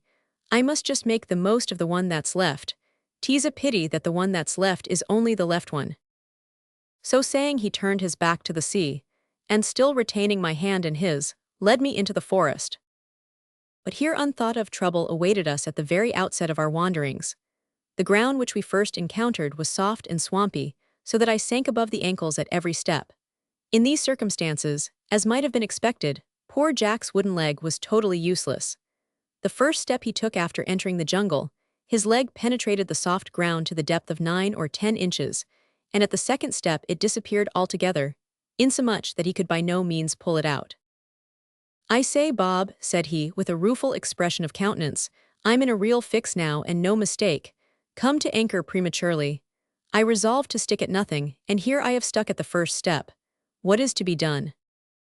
Jack's right leg being deep down in the ground, it followed, as a physical consequence, that his left leg was bent as if he were in a sitting posture. Observing this fact just as he made the above remark, he placed both his hands on his left knee, rested his chin on his hands, and gazed meditatively at the ground. The action tickled me so much that I gave a short laugh. Jack looked up and laughed too, whereupon we both burst incontinently into an uproarious fit of laughter, which might have continued ever so long had not Jack, in the fullness of his mirth, given his fixed leg a twist that caused it to crack. Hallo, Bob, he cried, becoming suddenly very grave. I say, this won't do, you know. If I break it short off you'll have to carry me, my boy, so it behoves me to be careful. What is to be done? Come, I'll help you to pull it out. Oh, that's not what troubles me, but after we get it out what's to be done? Jack, said I seriously, one thing at a time. When we get you out, then it will be time enough to inquire what to do next. That's sound philosophy, Bob. Where did you pick it up? I suspect you must have been studying Shakespeare of late, on the sly. But come, get behind me and put your hands under my arms and heave. I'll shove with my sound limb. Now let us act together. Stay, Bob, we've been long enough aboard ship to know the value of a song in producing unity of action. Take the tune from me. Suiting the action to the word, Jack gave forth, at the top of his voice, one or two of those peculiarly nautical howls wherewith seamen are wont to constrain windlasses and capstans to creak, and anchors to let go their hold. Now then, heave away, my hearties, yo heave ahoy. At the last word we both strained with all our might. I heard Jack's braces burst with the effort. We both became purple in the face, but the leg remained immovable. With a loud simultaneous sigh we relaxed, and looking at each other groaned slightly. Come, come, Bob, never say die, one trial more, it was the braces that spoiled it that time. Now then, cheerily ho, my hearties, heave yo he oh hoy. The united force applied this time was so great that we tore asunder all the fastenings of the leg at one wrench, and Jack and I suddenly shot straight up, as if we had been discharged from a hole in the ground. Losing our balance, we fell over each other on our backs, the wooden leg remaining hard and fast in the ground. Ah, Jack, said I sorrowfully, as I rubbed the mud off my garments, if we had remained at home this would not have happened. If we had remained at home, returned Jack, rather gruffly, as he hopped towards his leg, nothing would have happened. Come, Bob, lay hold of it. Out it shall come, if the inside of the world should come along with it. There now heave. This time we gave vent to no shout, but we hove with such a will, that Jack split his jacket from the waist to the neck, and the leg came out with a crack that resembled the drawing of the largest possible cork out of the biggest conceivable bottle. Having accomplished this feat we congratulated each other, and then sat down to repair damages. This was not an easy matter. It cost us no little thought to invent some contrivance that would prevent the leg from sinking, but at last we thought of a plan. We cut a square piece of bark off a tree, the outer rind of which was peculiarly tough and thick. In the center of this, we scooped a hole and inserted therein the end of the leg, fastening it thereto with pieces of twine that we chanced to have in our pockets. Thus we made, as it were, an artificial foot, which when Jack tried it served its purpose admirably. Indeed, it acted too well. For being a broad base, it did not permit the wooden leg to sink at all, while the natural leg did sink more or less, and, as the wooden limb had no knee, it was stiff from hip to heel, and could not bend, so that I had to walk behind my poor comrade. And when I observed him get somewhat into the position of the Leaning Tower of Pisa, I sprang forward and supported him. Thus we proceeded slowly through the forest, stumbling frequently, tumbling occasionally, and staggering oft. But strange to say, without either of us having any very definite idea of where we were going, or what we expected to find, or why we went in one direction more than another. In fact, we proceeded on that eminently simple principle which is couched in the well-known and time-honored phrase, "Follow your nose." True, once I ventured to ask my companion where he thought we were going, to which he replied, much to my surprise, that he didn't know and didn't care, that it was quite certain if we did not go forward we could not expect to get on, and that in the ordinary course of things if we proceeded we should undoubtedly come to something. To this I replied in a meditative tone that there was much truth in the observation, and that, at any rate, if we did not come to something, something would certainly come to us. But we did not pursue the subject. In fact, we were too much taken up with the interesting and amusing sights that met our gaze in that singular forest, insomuch that on several occasions I neglected my peculiar duty of watching Jack, and was only made aware of my carelessness by hearing him shout, "Hallo, Bob, look alive. I'm over," when I would suddenly drop my eyes from the contemplation of the plumage of a parrot or the antics of a monkey, to behold my friend leaning over at an angle of 45. To leap forward and catch him in my arms was the work of an instant. On each of these occasions, after setting him upright, I used to give him a tender hug, to indicate my regret at having been so inattentive, and my sympathy with him in his calamitous circumstances. Poor Jack was very gentle and uncomplaining. He even made light of his misfortune, and laughed a good deal at himself. But I could see, nevertheless, that his spirits were at times deeply affected, in spite of his brave efforts to bear up and appear gay and cheerful. Story 2, Chapter 8. It was evening when we were cast ashore in this new country, so that we had not advanced far into the forest before night closed in and compelled us to halt. For, had we continued our journey in the dark, we should certainly have been drowned in one of the many deep morasses which abounded there, and which we had found it difficult to steer clear of, even in daylight. As the moon arose and the stars began to glimmer in the sky, I observed, to my dismay, that all kinds of noxious creatures and creeping things began to move about, and strange hissing sounds and low dismal hootings and wails were heard at times indistinctly, as if the place were the abode of evil spirits, who were about to wake up to indulge in their midnight orgies. "Oh, Jack," said I, shuddering violently, as I stopped and seized my companion by the arm, "I can't tell what it is that fills me with an unaccountable sensation of dread. I feel as if we should never more get out of this horrible swamp, or see again the blessed light of day. See, what horrid creature is that?" "Pooh, man," interrupted Jack with a degree of levity in his tone which surprised me much. "It's only a serpent. All these kind-o' things are regular cowards. Only let them alone and they're sure to let you alone. I should like above all things to tickle up one o' these brutes and let him have a bite at my wooden toe. It would be rare fun, wouldn't it, Bob? Come, let us push on, and see that you keep me straight, old fellow." I made no reply for some time. I was horrified at my comrade's levity in such circumstances. Then, as I heard him continue to chuckle and remark in an undertone on the surprise the serpent would get on discovering the exceeding toughness of his toe, it for the first time flashed across my mind that his sufferings had deranged my dear companion's intellect. The bare probability of such a dreadful calamity was sufficient to put to flight all my previous terrors. I now cared nothing whatever for the loathsome reptiles that wallowed in the swamps around me, and the quiet glidings and swelterings of whose hideous forms were distinctly audible in the stillness of approaching night. My whole anxiety was centered on Jack.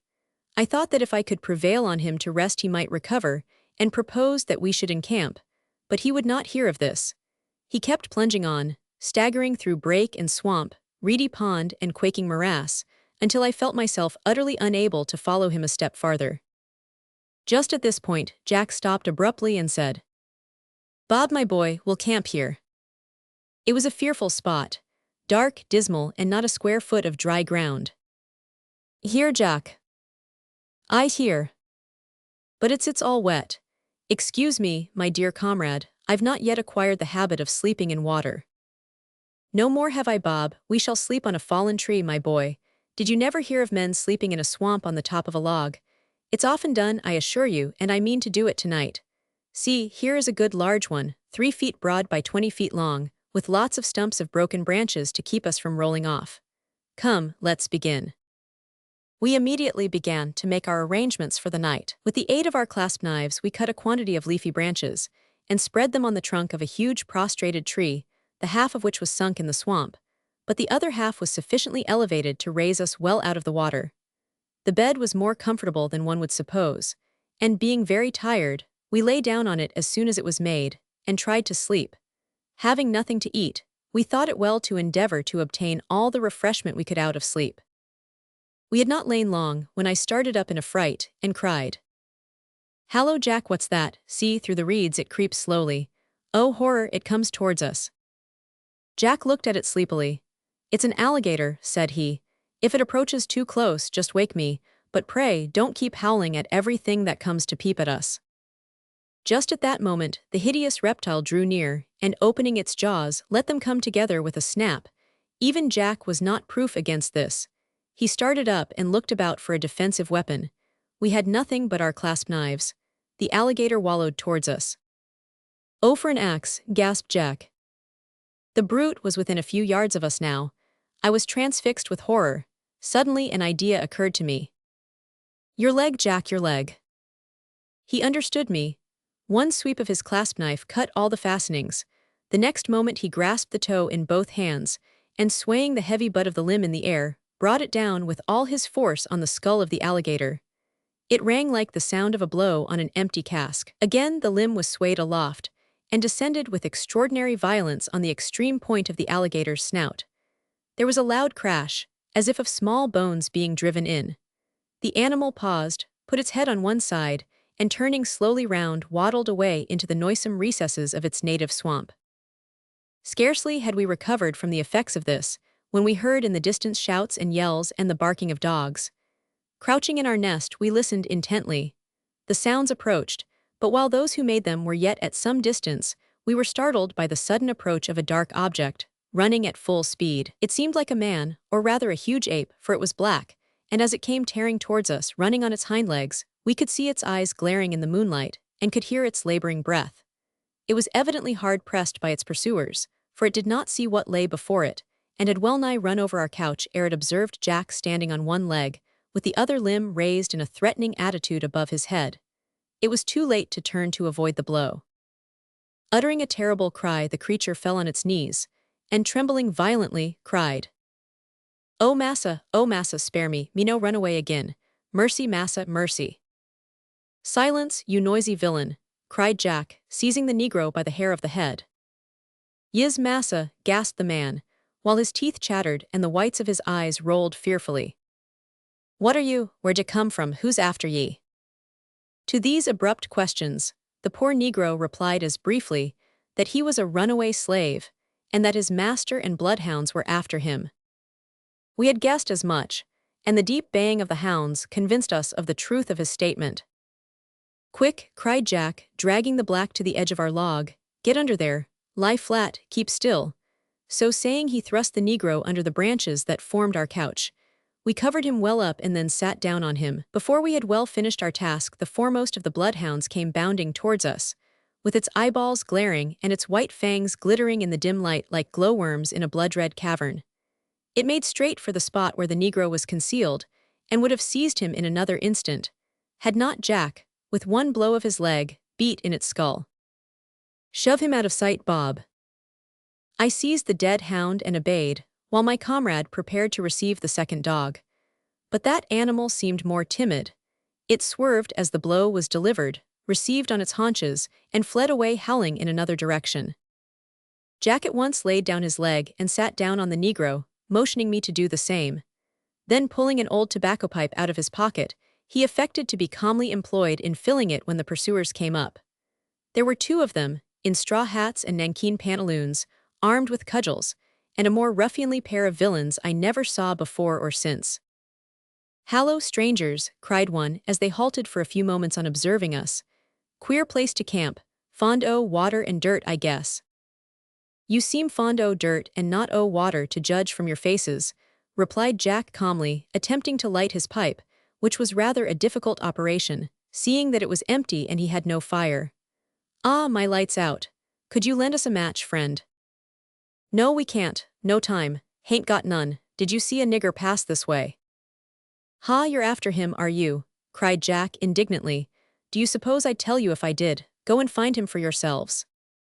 The two men frowned fiercely at this and appeared about to attack us, but they changed their minds and said, Mayhap you'll tell us if ye saw two hounds then. Yes, I did. Which way did they pass? They haven't passed yet, replied Jack with deep sarcasm, at the same time quietly lifting his leg and swaying it gently to and fro. Whether they'll pass without a licking remains to be seen. Look, lads, we'll pay you for this, shouted the men as they turned away. We've not time to waste now, but we'll come back. I remonstrated with my friend. You're too rash, Jack. Why, we don't need to fear two men. Aye, but there may be more in the woods. My surmise was correct. Half an hour after, the hound was heard returning. It came straight at us, followed by at least a dozen men. Jack killed the dog with one blow and felled the first man that came up, but we were overwhelmed by numbers, and in a much shorter time than it takes to tell it, both of us were knocked into the mud and rendered insensible. Story 2, Chapter 9. On recovering from the stunning effects of the blow that had felled me, I found myself lying on a hard earthen floor, surrounded by deep, impenetrable darkness. Are you there, Jack? I sighed faintly. Aye, Bob, I'm here, at least, all o' me that's left. I confess to you that I do feel a queer sensation, as if the one half of my head were absent and the other half a-wanting, while the brain lies exposed to the atmosphere. But I suppose that's impossible. Where are we, Jack? We're in an outhouse in the hands of planters, so I made out by what I heard them say when I got my senses back, but I've no notion of what part o' the world we're in. Moreover, I don't care.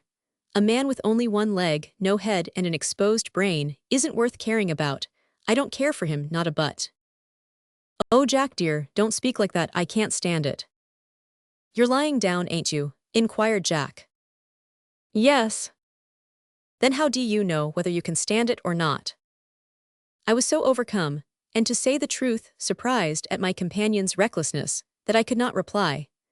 I lay motionless on the hard ground, meditating on our forlorn situation, when my thoughts were interrupted by the grating sound of a key turning in a lock.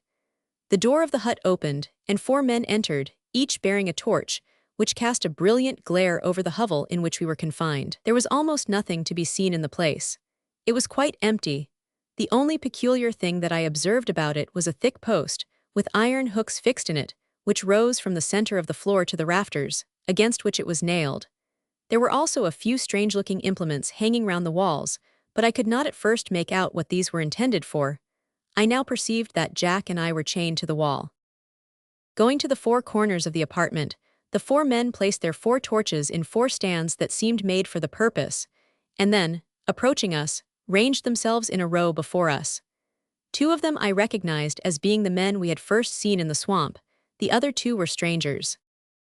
So, my bucks, began one of the former, a hideous-looking man whose personal appearance was by no means improved by a closed eye, a flattened nose, and a swelled cheek, the result of Jack's first flourish of his wooden leg. So, we've got you, have we? The hounds have got you, eh? So it appears, replied Jack, in a tone of quiet contempt, as he sat on the ground with his back leaning against the wall, his hands clasped above his solitary knee, and his thumbs revolving round each other slowly. I say, continued Jack, an expression of concern crossed his handsome countenance, I'm afraid you're damaged, rather, about your headpiece. Your eye seems a little out of order, and pardon me, but your nose is a little too flat, just a little. My poor fellow, I'm quite sorry for you, I really am, though you are a dog. The man opened his solitary eye and stared with amazement at Jack, who smiled, and putting his head a little to the other side, returned the stare with interest. You're a bold fellow, said the man, on recovering a little from his surprise. I'm sorry, retorted Jack, that I cannot return you the compliment. I was horrified.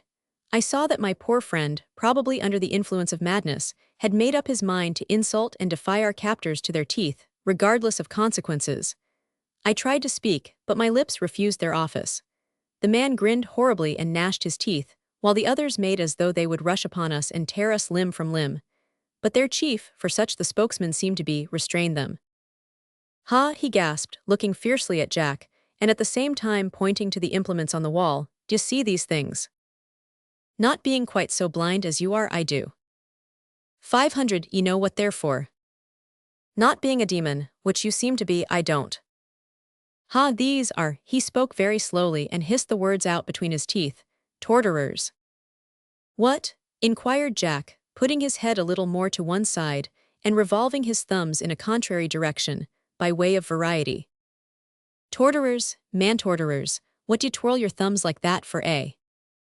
"Because it reminds me how easily, if I were unchained and had on my wooden leg, I could twirl you round your own neck, and cram your heels into your own mouth, and ram you down your own throat, until there was nothing of you left but the extreme ends of your shirt collar sticking out of your eyes." The mention of this peculiarly complicated operation seemed to be too much for the men. Setting up a loud yell, they rushed upon Jack and seized him. "Quick the screws," cried the man with the flattened nose. A small iron instrument was brought, Jack's thumbs inserted therein, and the handle turned. I heard a harsh, grating sound, and observed my poor companion's face grow deadly pale and his lips turn blue. But he uttered no cry, and to my surprise, he did not even struggle. "Stop," I shouted in a voice of thunder. The men looked round in surprise. At that moment a great idea seemed to fill my soul. I cannot explain what it was. To this day I do not know what it was. It was a mystery, an indescribable mystery. I felt as one might be supposed to feel whose spirit were capable of eating material food, and had eaten too much. It was awful. Under the impulse of this sensation, I again shouted. "Stop." "Why?" "I cannot tell you why, until you unscrew that machine. Quick, it is of the deepest, the most vital importance to yourselves." The extreme earnestness of my voice and manner induced the men to comply almost, I might say, in spite of themselves. "Now, lad, what is it? Mind your turn is coming, so don't trifle with us." "Trifle with you," I said, in a voice so deep and slow and solemn, with a look so preternaturally awful, that the four men were visibly impressed. "Listen, I have a secret to tell you, a secret that intimately concerns yourselves. It is a fearful one. You would give all you possess, your wealth, your very lives, rather than not know it. I can tell it to you, but not now. All the tortures of the Inquisition could not drag it out of me. Nay, you need not smile. If you did torture me before I told you this secret, that would have the effect of rendering my information useless to you. Nothing could then save you. I must be left alone with my friend for an hour. Go, you may leave us chained, you may lock and bar your door, you may watch and guard the house, but go, leave us. Much too much valuable time has been already lost. Come back in 1 hour. Here I pulled out my watch. In 1 hour and 3 minutes and 5 seconds exactly, not sooner. Go, quick, as you value your lives, your families, your property. And hark in your ear." Here I glared at them like a maniac and sank my voice to a deep hoarse whisper. "As you value the very existence of your slaves, go, leave us instantly, and return at the hour named." The men were evidently overawed by the vehemence of my manner and the mysterious nature of my remarks. Without uttering a word they withdrew, and locked the door behind them. Happily they left the torches. As soon as they were gone I threw my arms round my comrade's neck, and, resting my head on his shoulder, bemoaned our sad lot. "Dear, dear Jack, have they hurt you?" "Oh, nothing to speak of. But I say, Bob, my boy, what on earth can this monstrous secret be? It must be something very tremendous." "My poor Jack," said I, regardless of his question, "your thumbs are bruised and bleeding. Oh, that I should have lived to bring you to this." "Come, come, Bob, enough of that. They are a little sorish, but nothing to what they would have been had you not stopped them. But I say, what is the secret? I'm dying to know. My dear boy, you've no idea how you looked when you were spouting like that. You made my flesh creep, I assure you. Come, out with it, what's the secret?" I felt, and no doubt looked, somewhat confused. "Do you know, Jack," said I solemnly, "I have no secret whatever." Jack gasped and stared. "No secret, Bob?" "Not the most distant shadow of one." Jack pulled out his watch, and said in a low voice, "Bob, my boy, we have just got about 3/4 of an hour to live. When these villains come back and find that you've been humbugging them, They'll brain us on the spot. As sure as my name is John Brown and yours is Robert Smith. Romantic names, both of 'em, especially when associated with the little romance in which we are now involved. Ha ha ha. I shrank back from my friend with the terrible dread, which had more than once crossed my mind, that he was going mad. Oh, Jack, don't laugh, pray. Could we not invent some secret to tell them? Not a bad idea, returned my friend gravely. Well, let us think, what could we say? Aye, that's the rub. Suppose we tell them seriously that my wooden leg is a ghost, and that it haunts those who ill-treat its master, giving them perpetual bangs on the nose, and otherwise rendering their lives miserable. I shook my head. Well then, suppose we say we've been sent by the Queen of England to treat with them about the liberation of the niggers at £1,000 a head, 100 paid down in gold, the rest in American shinplasters. That would be a lie, you know, Jack. Come, that's good. You're wonderfully particular about truth, for a man that has just told such tremendous falsehoods about a secret that doesn't exist. True, Jack, I replied seriously. I confess that I have lied, but I did not mean to. I assure you I had no notion of what I was saying. I think I was bewitched. All your nonsense rolled out as it were without my will. Indeed, I did not mean to tell lies, yet I confess to my shame that I did. There is some mystery here which I can by no means fathom. Fathom or not fathom, rejoined my friend, looking at his watch again. You got me into this scrape, so I request you to get me out of it. We have exactly 25 minutes and a half before us now.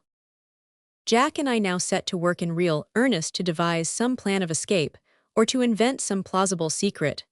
But we utterly failed. Minute after minute passed, and as the end of our time drew near, we felt less and less able to think of any scheme, until our brains became confused with the terror of approaching and inevitable death, aggravated by previous torture. I trembled violently, and Jack became again uproarious and sarcastic.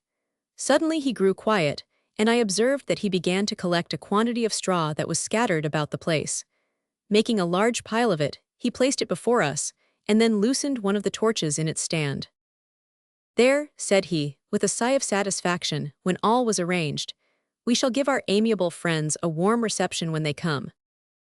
But they will escape by the door, said I in much anxiety, and we only shall perish. Never mind that, Bob, we can only die once.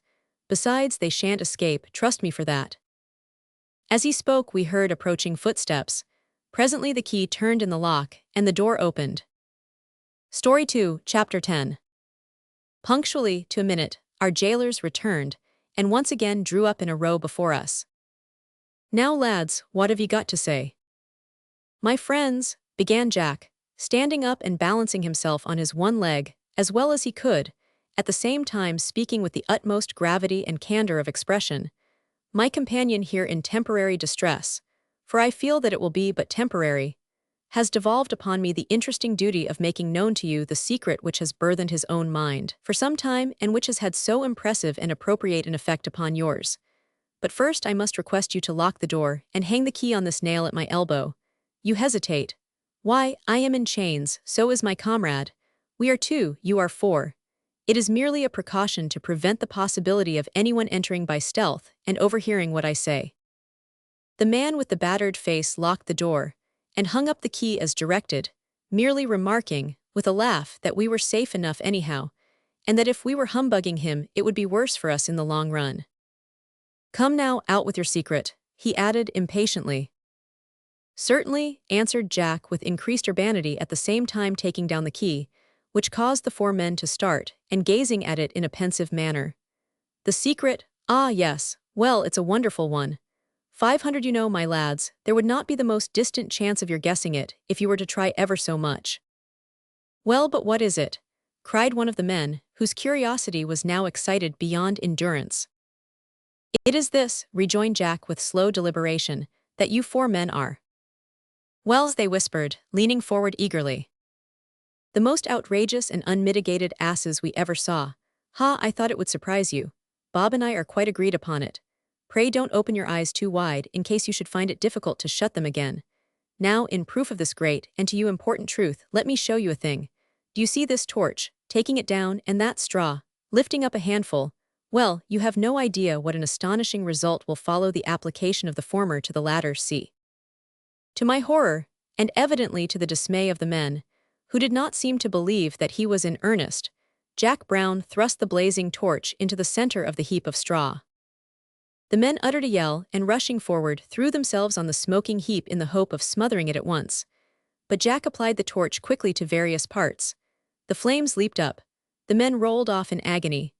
Jack, who somehow had managed to break his chain, hopped after them, showering the blazing straw on their heads and yelling as never mortal yelled before. In 2 seconds the whole place was in a blaze, and I beheld Jack actually throwing somersets with his one leg over the fire and through the smoke, punching the heads of the 4 men most unmercifully, catching up blazing handfuls of straw, and thrusting them into their eyes and mouths in a way that quite overpowered me. I could restrain myself no longer. I began to roar in abject terror. In the midst of this dreadful scene, the roof fell in with a hideous crash, and Jack, bounding through the smoking debris, cleared the walls and vanished. At the same moment, I received a dreadful blow on the side, and awoke to find myself lying on the floor of my bedroom, and our manservant Edwards furiously beating the bed curtains, which I had set on fire by upsetting the candle in my fall. "Why, Master Robert," gasped Edwards, sitting down and panting vehemently after having extinguished the flames, "what have you been a-doing of?" I was standing speechless in the midst of my upset chair, table, and books, glaring wildly, when the man said this. "Edwards," I replied with deep solemnity, "the mystery's cleared up at last. It has been all a dream." "What been all a dream? You hain't been abed all night, for the closey is never touched and it's broad daylight. What has been up?" I might have replied that, according to his own statement, I had been up, but I did not. I began gradually to believe that the dreadful scenes I had witnessed were not reality, and an overpowering sense of joy kept filling my heart as I continued to glare at the man until I thought my chest would rend asunder. Suddenly, and without moving hand, foot, or eye, I gave vent to a loud, sharp hurrah. Edwards started. Hurrah, hurrah, it's a dream." "Hallo, I say, come, this won't." "Hurrah." "Bless my art, Master Rowe." Again I interrupted him by seizing my cap, swinging it round my head in an ecstasy of delight, and uttering cheer upon cheer with such outrageous vehemence, that Edwards, who thought me raving mad, crept towards the door, intending to bolt. He was prevented from carrying out his intention, and violently overturned by the entrance of my father in dishabille. I sprang forward, plucked the spectacles off his nose, threw my arms round his neck, and kissed him on both eyes. "I won't run away now, father, no, it's all a dream, a horrid dream. Ha ha ha. Bob, my dear boy." At this moment Jack, also in dishabille, rushed in. "Hallo, Bob, what's all the row?" I experienced a different but equally powerful gush of feeling on seeing my friend. Leaving my father, I rushed towards him, and falling on his neck, burst into tears.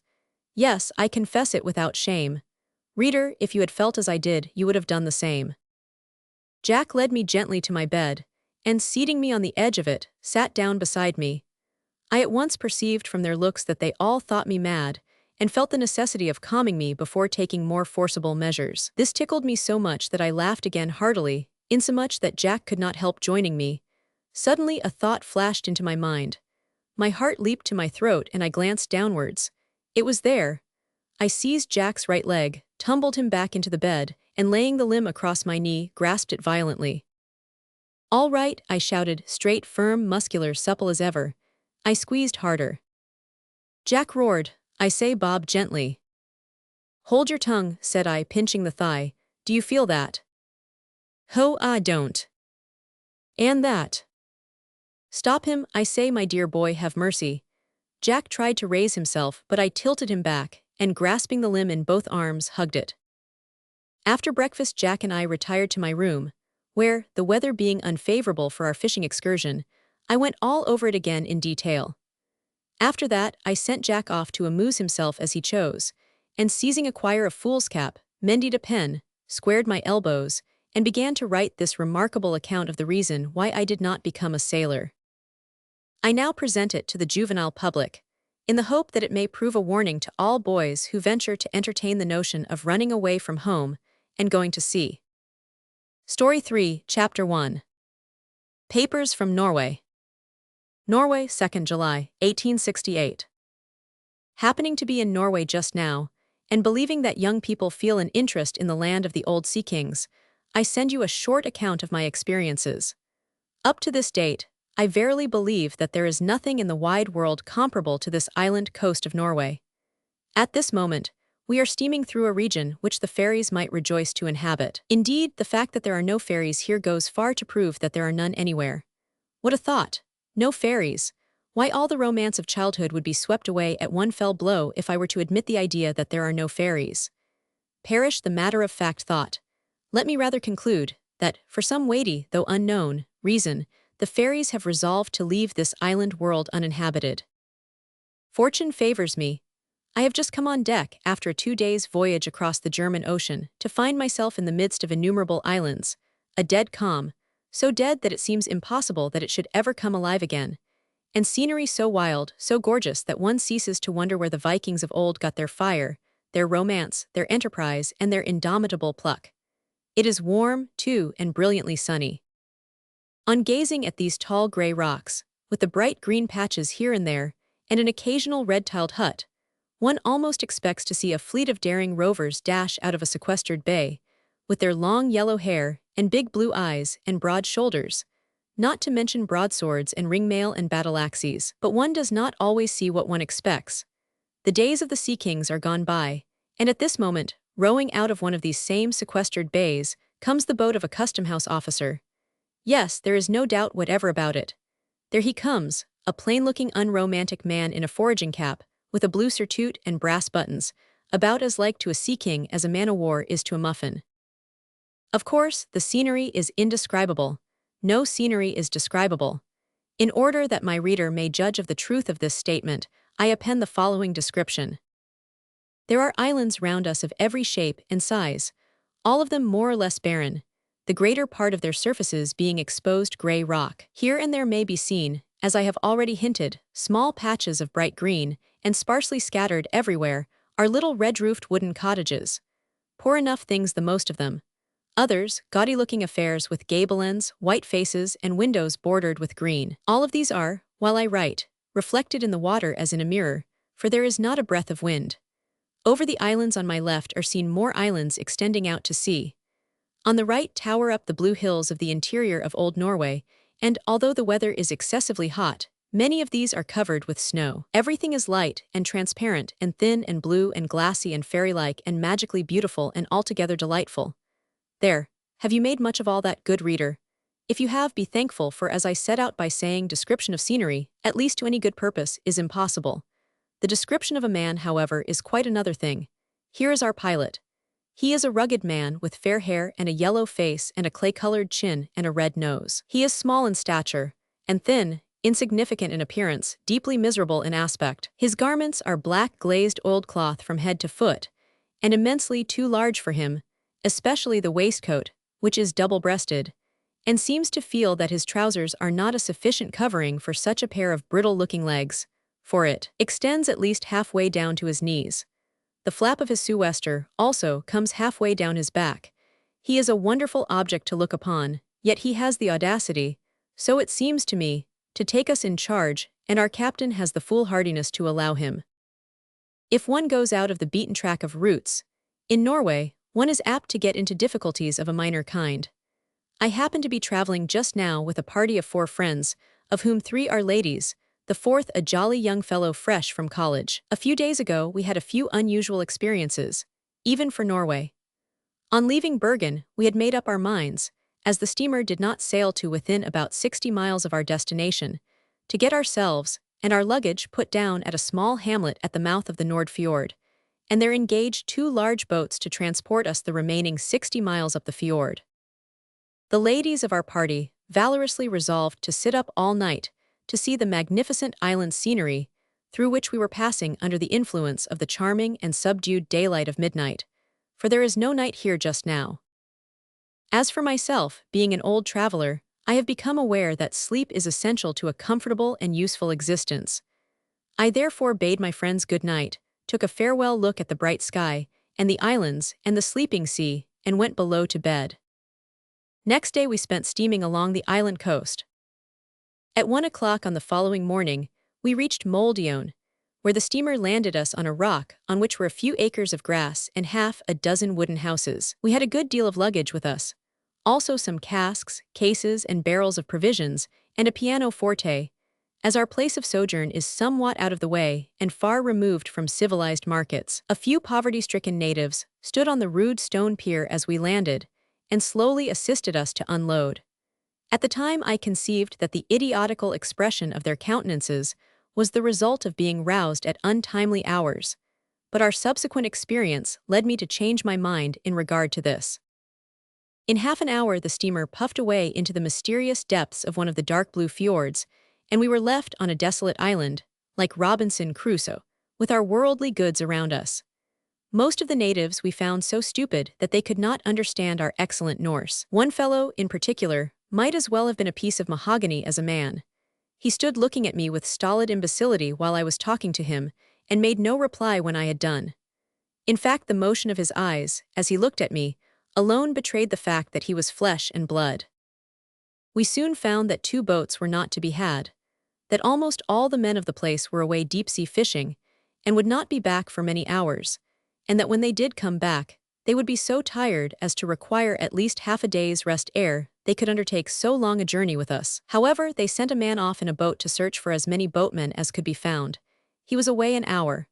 During this period, the few inhabitants who had turned out to see the steamer disappeared, and we were left alone on the beach. There was no inn here, no one cared for us. Every place seemed dirty with the exception of one house, which had a very lonely and deserted aspect, so we did not venture to disturb it. In the course of time the messenger returned. No men were to be found except 3. This was not a sufficient crew for even one large boat. We required 2. A feeling that we were homeless wanderers came over us now, and each, seating himself or herself on a box or a portmanteau, began to meditate. Seeing this, the 3 men coolly lay down to rest in the bow of their boat, and, drawing a sail over them, were quickly sound asleep. The act suggested the idea that we could not do better, so we placed 2 portmanteaus end to end, and thus made a couch about 6 feet long. A box, somewhat higher, placed at one end, served for a pillow, and on this one of the ladies lay down, flat on her back of course, that being the only possible position under the circumstances. A shawl was thrown over her, and she went to sleep like an effigy on a tombstone. Another of the ladies tried a similar couch, but as boxes of equal height could not be found, her position was not enviable. The third lady preferred an uneasy posture among the ribs and cordage of the boat, and I lay down on the paving stones of the quay, having found from experience that, in the matter of beds, flatness is the most indispensable of qualities, while hardness is not so awful as one might suppose. Where my comrade the collegian went to I know not. Presently one of the ladies got up and said that this would never do, that the next day was Sunday, and that we were in duty bound to do our best to reach the end of our journey on Saturday night. Thus admonished, my comrade and I started up and resolved to become men, that is, to act as boatmen. No sooner said than done. We roused the 3 sleepers, embarked the most important half of our luggage, left the other half in charge of the native with the idiotic countenance, with directions to take care of it and have it forwarded as soon as possible, and, at a little after 2 in the morning, pulled vigorously away from the inhospitable shores of Moldione. We started on our 60 miles journey hopefully, and went on our way for an hour or so with spirit. But when 2 hours had elapsed, my companion and I began to feel the effects of rowing with unaccustomed muscles rather severely, and gazed with envy at the 3 ladies who lay coiled up in an indescribable heap of shawls and crinolines in the stern of the boat, sound asleep.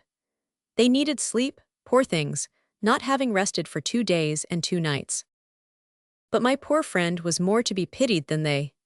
Having scorned to follow my example, and take rest when he could get the chance, he now found himself unexpectedly called on to do the work of a man when he could not keep his eyes open. When our 3rd hour began, I saw that he was fast asleep at the oar, lifting it indeed and dipping it in proper time, but without pulling the weight of an ounce upon it. I therefore took it from him, and told him to take half an hour's nap, when I would wake him up, and expect him to take the oars and give me a rest. On being relieved, he dropped his head on a sugar cask, and was sound asleep in 2 minutes. I now felt drearily dismal. I began to realize the fact that we had actually pledged ourselves to work without intermission for the next 18 or 20 hours, of which 2 only had run, and I felt sensations akin to what must have been those of the galley slaves of old. In the midst of many deep thoughts and cogitations, during that silent morning hour, when all were asleep around me save the 3 mechanical-looking boatmen, and when the only sounds that met my ears were the dip of the oars and the deep breathing, to give it no other name, of the slumberers, in the midst of many deep thoughts, I came to the conclusion that in my present circumstances the worst thing I could do was to think. I remembered the fable of the pendulum that became so horrified at the thought of the number of ticks it had to perform in a lengthened period of time that it stopped in despair, and I determined to shut down my intellect. Soon after, my shoulders began to ache, and in process of time I felt a sensation about the small of my back that induced the alarming belief that the spinal marrow was boiling.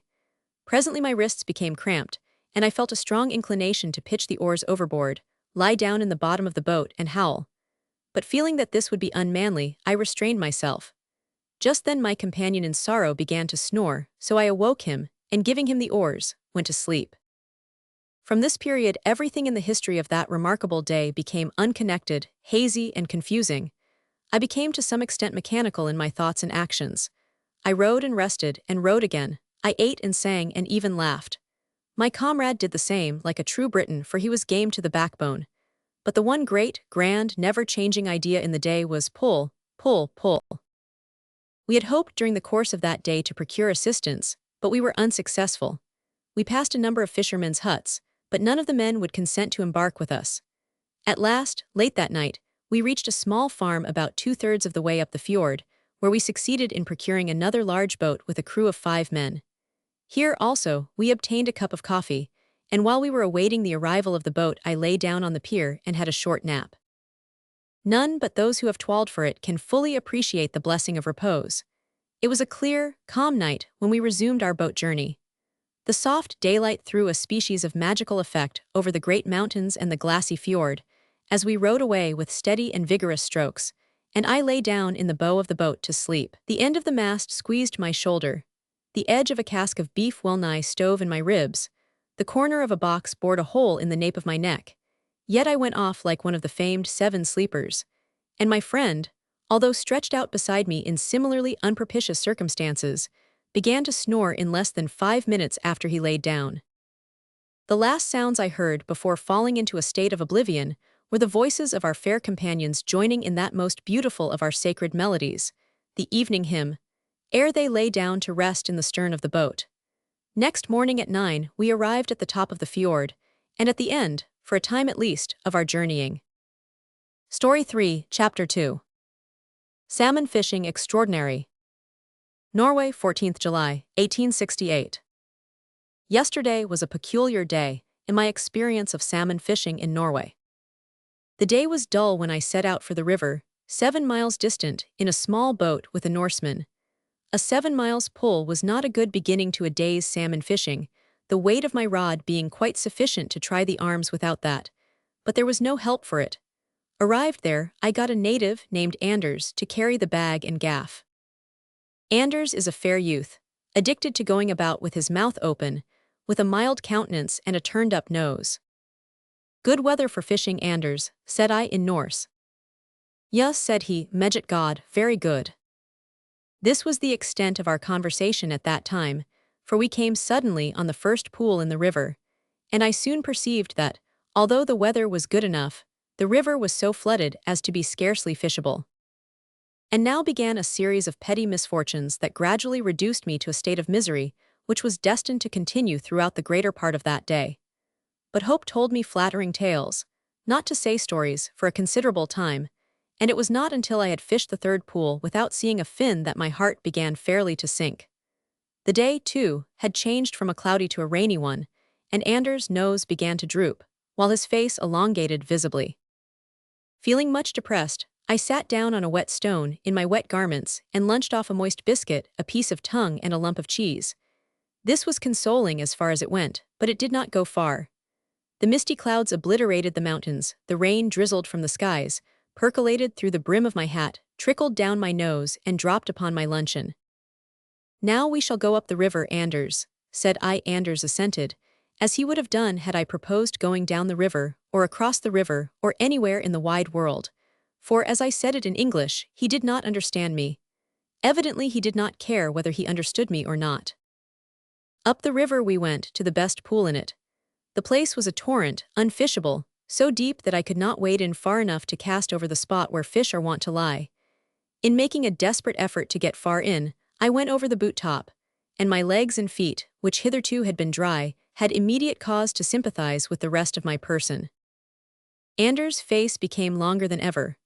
All the best pools in the river were tried, but without success, and at last, towards evening, we turned to retrace our steps down the valley. On the way I took another cast into the best pool, going deeper than the waist into the water in order to cast over the right spot. The effort was rewarded. I hooked a fish and made for the bank as fast as possible. My legs were like solid pillars, or enormous sausages, by reason of the long boots being full to bursting with water. To walk was difficult. To run, in the event of the fish requiring me to do so, impossible. I therefore lay down on the bank and tossed both legs in the air to let the water run out, holding on to the fish the while. The water did run out. It did more.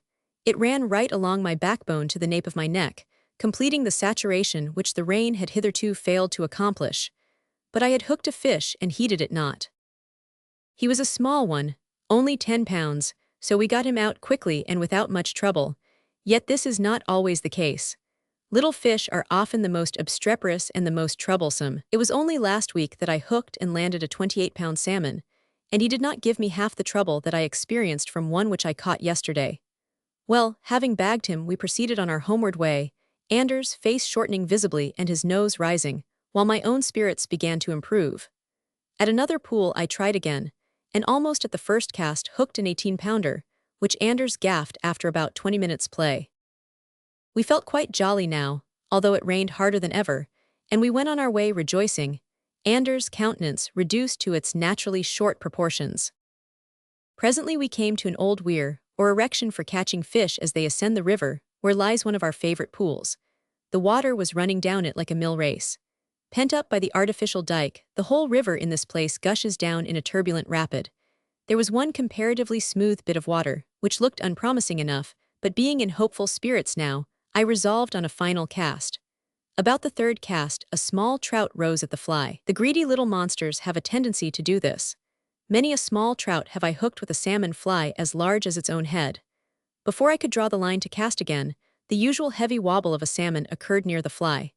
It was followed by the whir of the reel as the line flew out like lightning, sawing right through the skin of my fingers, which by the way are now so seamed and scarred that writing is neither so easy nor so pleasant as it used to be.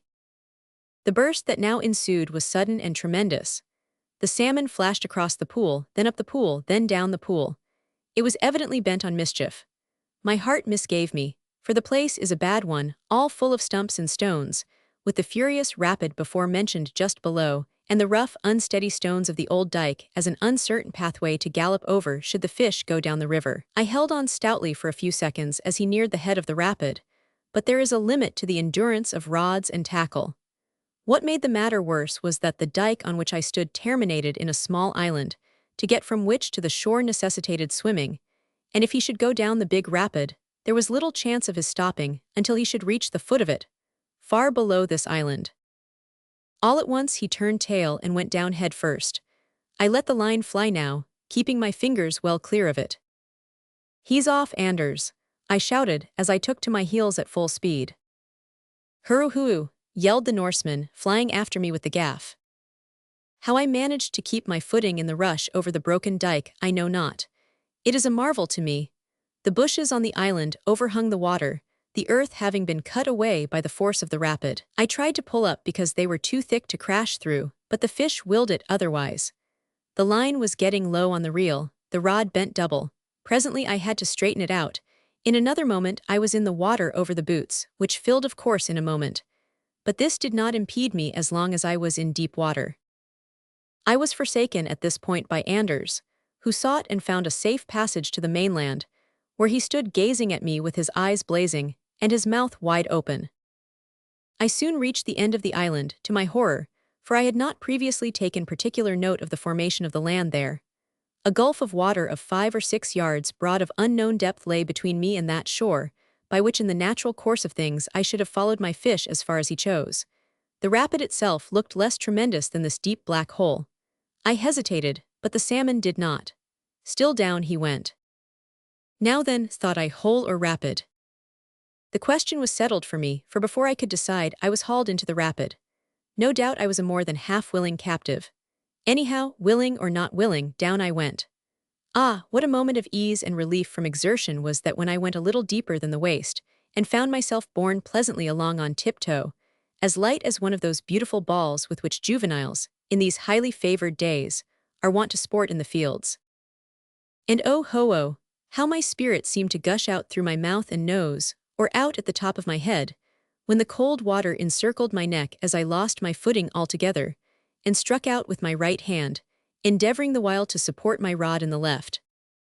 I heard Anders gasp at this point, but I saw him not. In another second my knees came into violent contact with a rock.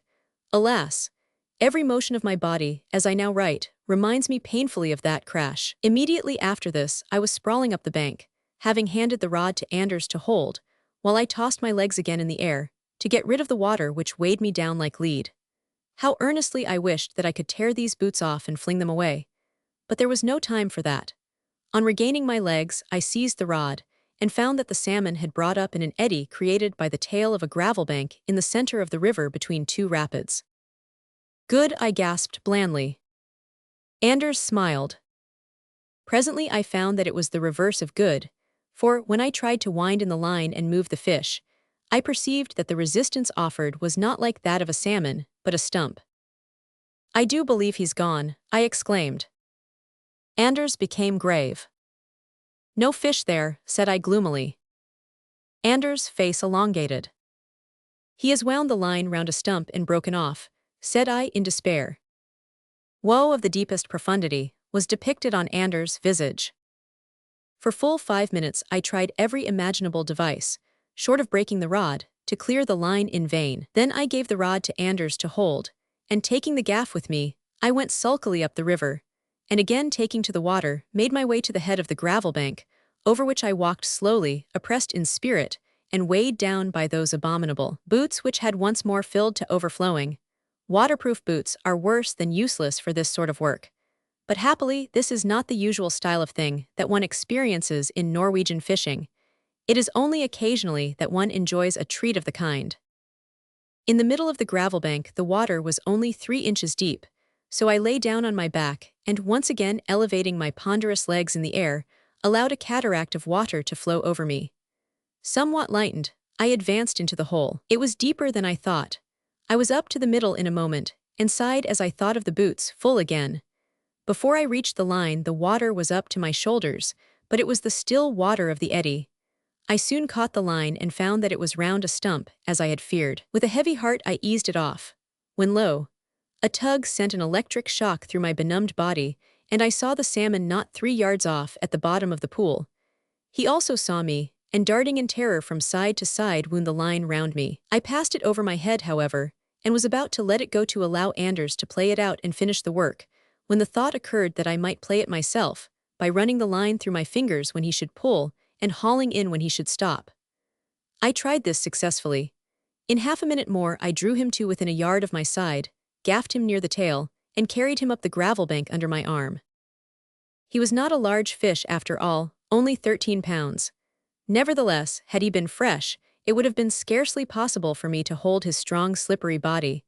Even when exhausted, he gave me some trouble. Gaining the shallowest part of the bank I fell on my knees, crammed the fingers of my left hand into his mouth and gills, and held him down while I terminated his career with a stone.